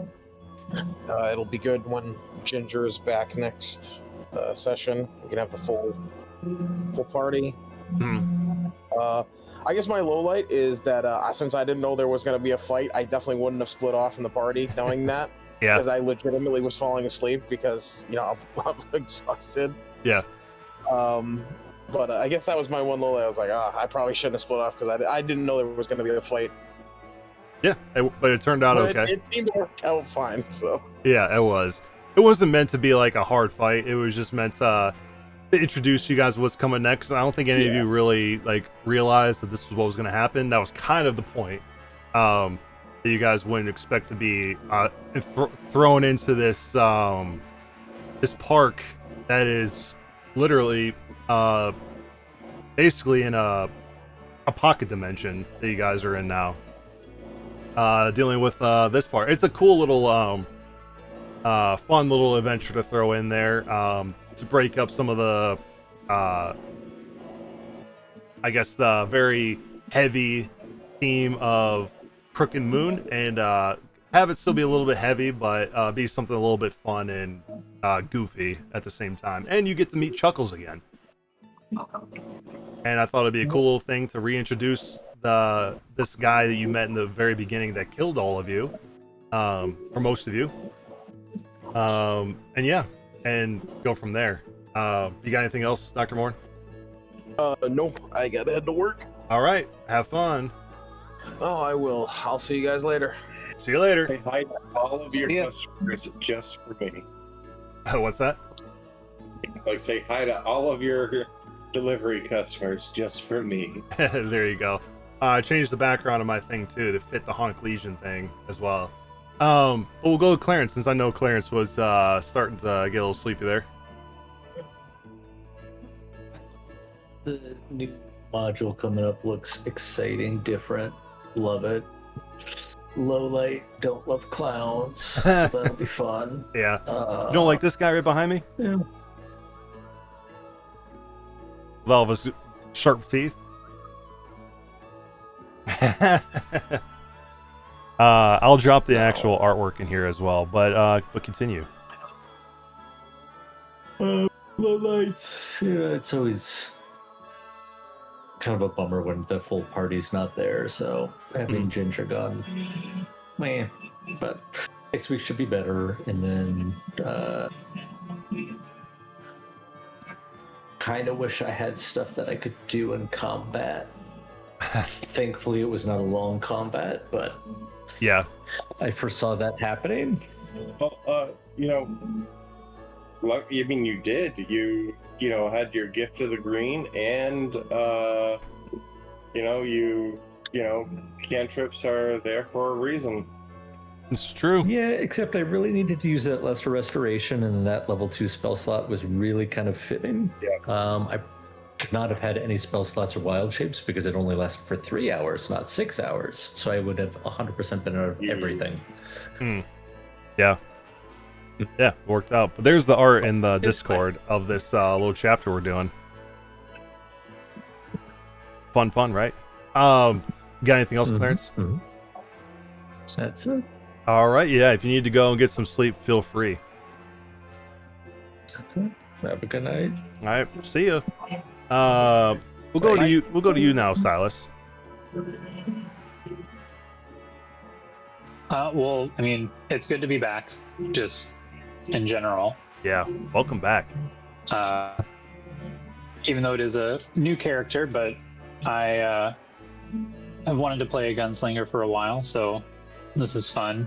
And if people didn't guess already, he is a spell slinger as well. Mm-hmm. I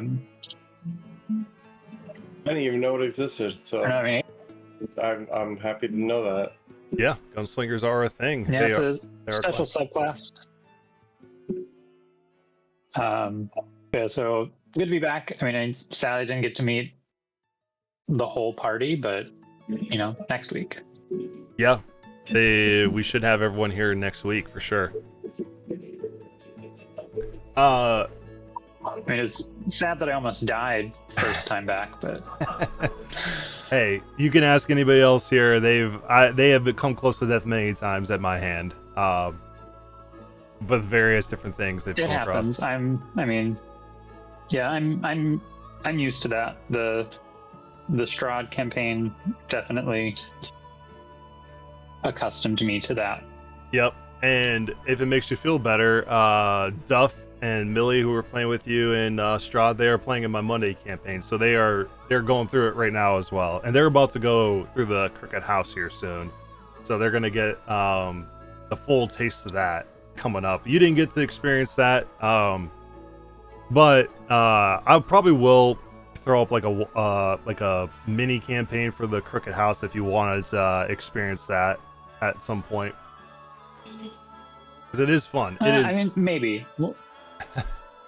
We'll see.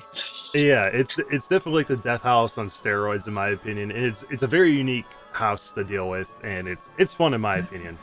You can ask Jack or Evan, who are still here. Yeah. Yeah, if it's anything like the Death House from Strahd, that was something. Yeah. Cool. You got anything else? That is all for me. Like I said, just good to be back. Like, happy to be playing D&D again, and I think my my character should be pretty fun. Yeah, I think so too. It'll be cool to see a gunslinger here in play. And hopefully we can get Foundry to be more cooperative with gunslingers. I'm not sure if they're going to be like artificers where they certain things have some issues, but we'll make it work. But cool. Were you going to say something, Revan? I heard you kind of speaking up. I was going to say nothing like being able to play jump rope with your intestines, and also that was the birthplace of my first nemesis in the game, in which I'm actually hoping to see a return of via through Jax. You're talking about the Lurker in the Dark? Yeah. Yeah. The one that yeeted you to 120 feet in the air and suplexed you down to the ground? Yeah. Yeah. Yeah. Yeah, you missed that one, Sage. He was... Yeah, the Lurkers in the Dark are fun. They can teleport you up to 120 feet to a space that's in dim light that they can see. And they were fighting in the Founders Round, and I was like, it's just going to go straight up in the air. And everyone was like, oh, what? And he just suplexed Revan there. I think used my reaction so I couldn't stop do him. my muck ball or fly or anything. Mm-hmm. Yep, that was fun. But speaking of which, Revan, why don't you go over your highlights and lowlights? Okay, so lowlight, obviously Ginger is not here. Mm-hmm. Lowlight, we haven't seen that Lurker in the Dark. Hoping he shows up at some point in time. Mm-hmm. Highlight, we're getting to do the HONK Legion. I pointed that out to you as soon as I found out about it. Mm-hmm. Glad that we're getting to see it. We didn't get to see it in the other game unless it's coming in on the opposite end. But excited to see what it has to offer. We haven't seen or heard from Chuckles since the train, so hoping to be able to at least punch him in the face and maybe find out what happened to his name was Franklin. My character doesn't remember that, but Franklin was my character's grandson at the fair that or carnival that we went to that burned down. Yeah. And I've been so angry ever since. You have. For sure. And yeah, he's and technically Chuckles in this is a different. He's still Chuckles, but they refer to him by a different name. He's not Chuckles. He's Chukles, but spelled with two O's. In fact, if I That's why he kept calling him that. Yep, that's how his name is spelled. In this little add-on. But yeah, you got anything else, Raven? No. It's always fun. We had, a nice little combat to spice things up. Mm-hmm. Got to find out what I'm guessing is part of Silas's backstory / thread Mm-hmm. with the invisible stalker guy. Yeah. Which is pretty cool. I never really have any complaints. There's no soundboards, and yes. And just when we are missing people, I always feel bad for them because it is such a fun game. Mm-hmm. Yeah, it is a bummer when we don't have one person who's unable to make it, but luckily, I think her things that keep her out from playing are going to be taken care of now. So yeah, she should be back next week. At least she said she would. So Silas, you'll get to meet Ginger next week, and I'm sure she'll come back and be like, "Why are we in clown hell now?" Yeah. But cool. Jack, what about you? I liked the invisible or the ethereal guy, and I like that we're going into clown hell. There you go. Silas, did you want me to say what your thread is above table? You can, yeah. Okay, I didn't know if you want me to keep that to yourself or whatever, but he is the thread of duality.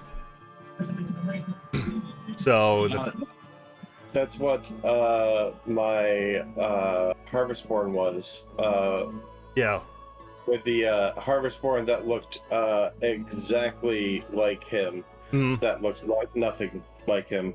Because I made the lore that Harvestborn can't tell any differences in other Harvestborn, really. Yeah. It was reverse racism. How a lot of people will be like, Asian people look the same or something horrible like that. It was themselves. They couldn't tell. He even had a son that was a bugbear that just had a pumpkin on his head. Yeah. Yeah, so you know about the thread, but for Jack, if you don't know what the thread is, it basically says a character bound by the thread of duality has a soul they've severed in two in the hopes of expunging their mortal sins, vices, and flaws. A near exact duplicate born of sin itself commits increasingly wicked acts under the guise of the character, working toward a nefarious goal that only the character can stop as they communicate with their doppelganger through mirrors and other reflections. Oh, okay. That makes everything make a lot more sense. Right? So it's and if you say if people find out my character's backstory, it will make even more sense. Yeah.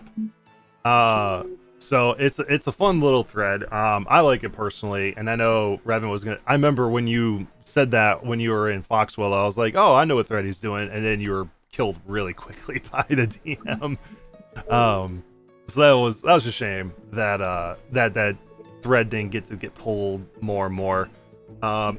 If you weren't aware, Silas, I know I told you which threads people have, but Revan has the thread of slaughter.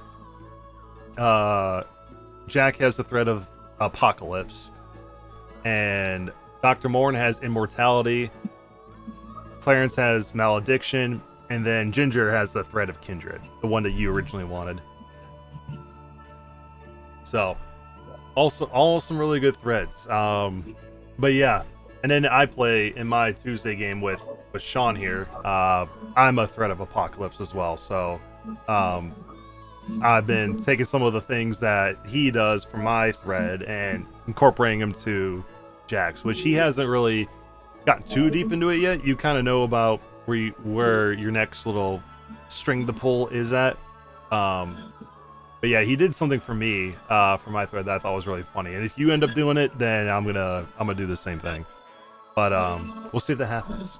But for my highlights and lowlights, I'll make them quick. Obviously, having Sage back, it's always good to have a familiar face back at the table, and it's cool that you know some of these guys already, and getting to play with them again. So it's always good to have you. I wasn't sure if you're going to bring Vald back out, which was going to be an interesting tale of like, what? But you're dead. It's like, well, I'm here still, and kind of pull on that a little bit.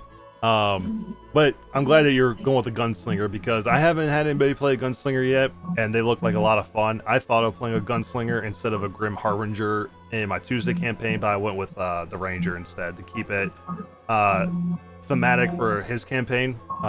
So I'm excited to see how gunslingers work. It'll be pretty cool. They look like a really cool class. The mechanics are super fun. Mm-hmm. Yeah, it'll be really fun to see how those mechanics play out in the game. We already got a little taste of it, which was really cool so far. Other highlight was I'm excited to be running the Honk Legion. I know Sean mentioned that little edition came out a while ago, and I got it. I put it in my files, and I completely forgot about it. And I was looking for inspiration of what to do between Dawn's Gate and the Drowned Crossroads, and then I looked through my stuff and I saw this. I'm like, oh, what level is this? And it said level 6, and I'm like, oh, perfect. It's exactly what I needed. So yeah, we're doing this, and I'm excited to run this and see what you guys think of it, and go from there. Getting a little bit of some reintroduction to Chuckles, and get a little bit of some clown hell going on. Other highlights was the amount of crits you guys did. You gave him 3 lingering injuries, which was ridiculous. It was cool that you basically blew up this clown that was hurling flaming tickets at you guys, which is a really cool short fight to have. And then being able to bring Mori Shade back out, because I know I was wanting to bring her back into the fray last time, but you guys didn't go talk to her, so I made sure she was extra scolding of Dr. Morn this time around. But she didn't really bite too much on it. But she's a fun NPC to play. And then, of course, the little drops of going to the Drowned Crossroads next, after you guys are done here in Hunkamonium Park. Lowlights, of course, missing Ginger. Seems like we haven't seen Ginger here in like a month. So it's always a bummer when she's unable to play. But excited for her to come back next week. And then having, of course, all of you guys being back here and getting back into the Crick and Moon and continuing this tale, and going from there. I don't think any other lowlights for this session. I did move my setup into a different room in the house that's going to be, I'm converting into an office.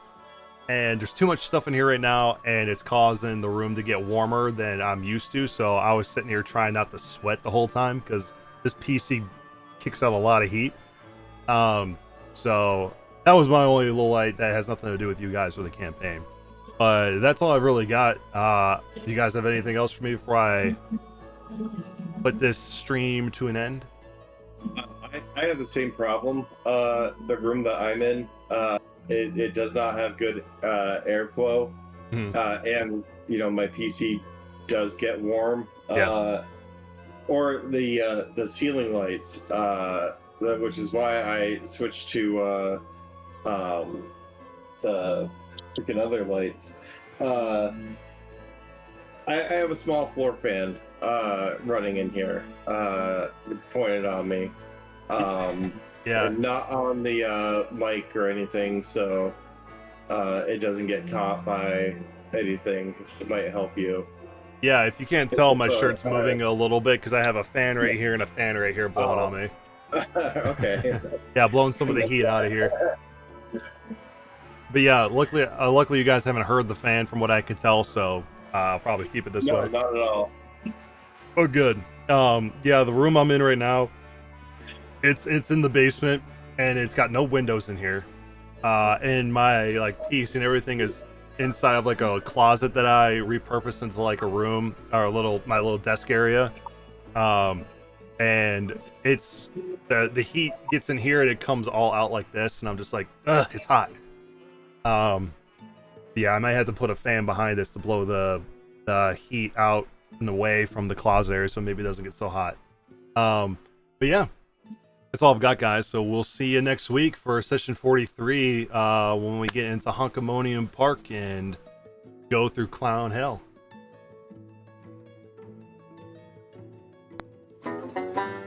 Sounds.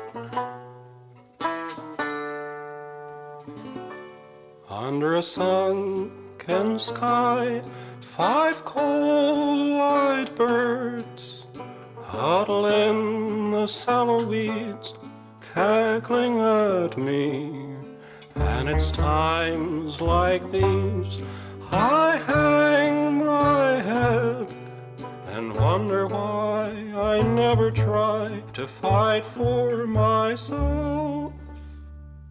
What a grim and gloomy scene to steal the wind, the dying weed, friendless, dreaming. You wonder if you're incomplete, a husk without a grain of seed, and that's what they see. If they want to laugh, well now, let them try to do it after we take to the skies, loom above them like a gray cloud, talons quicker than a greyhound. Hear their hearts run.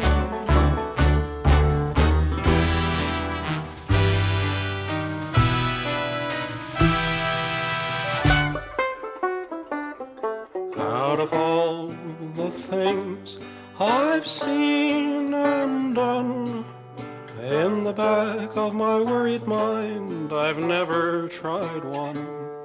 Maybe this time I could make them see they've probably never met a threat as empty as me.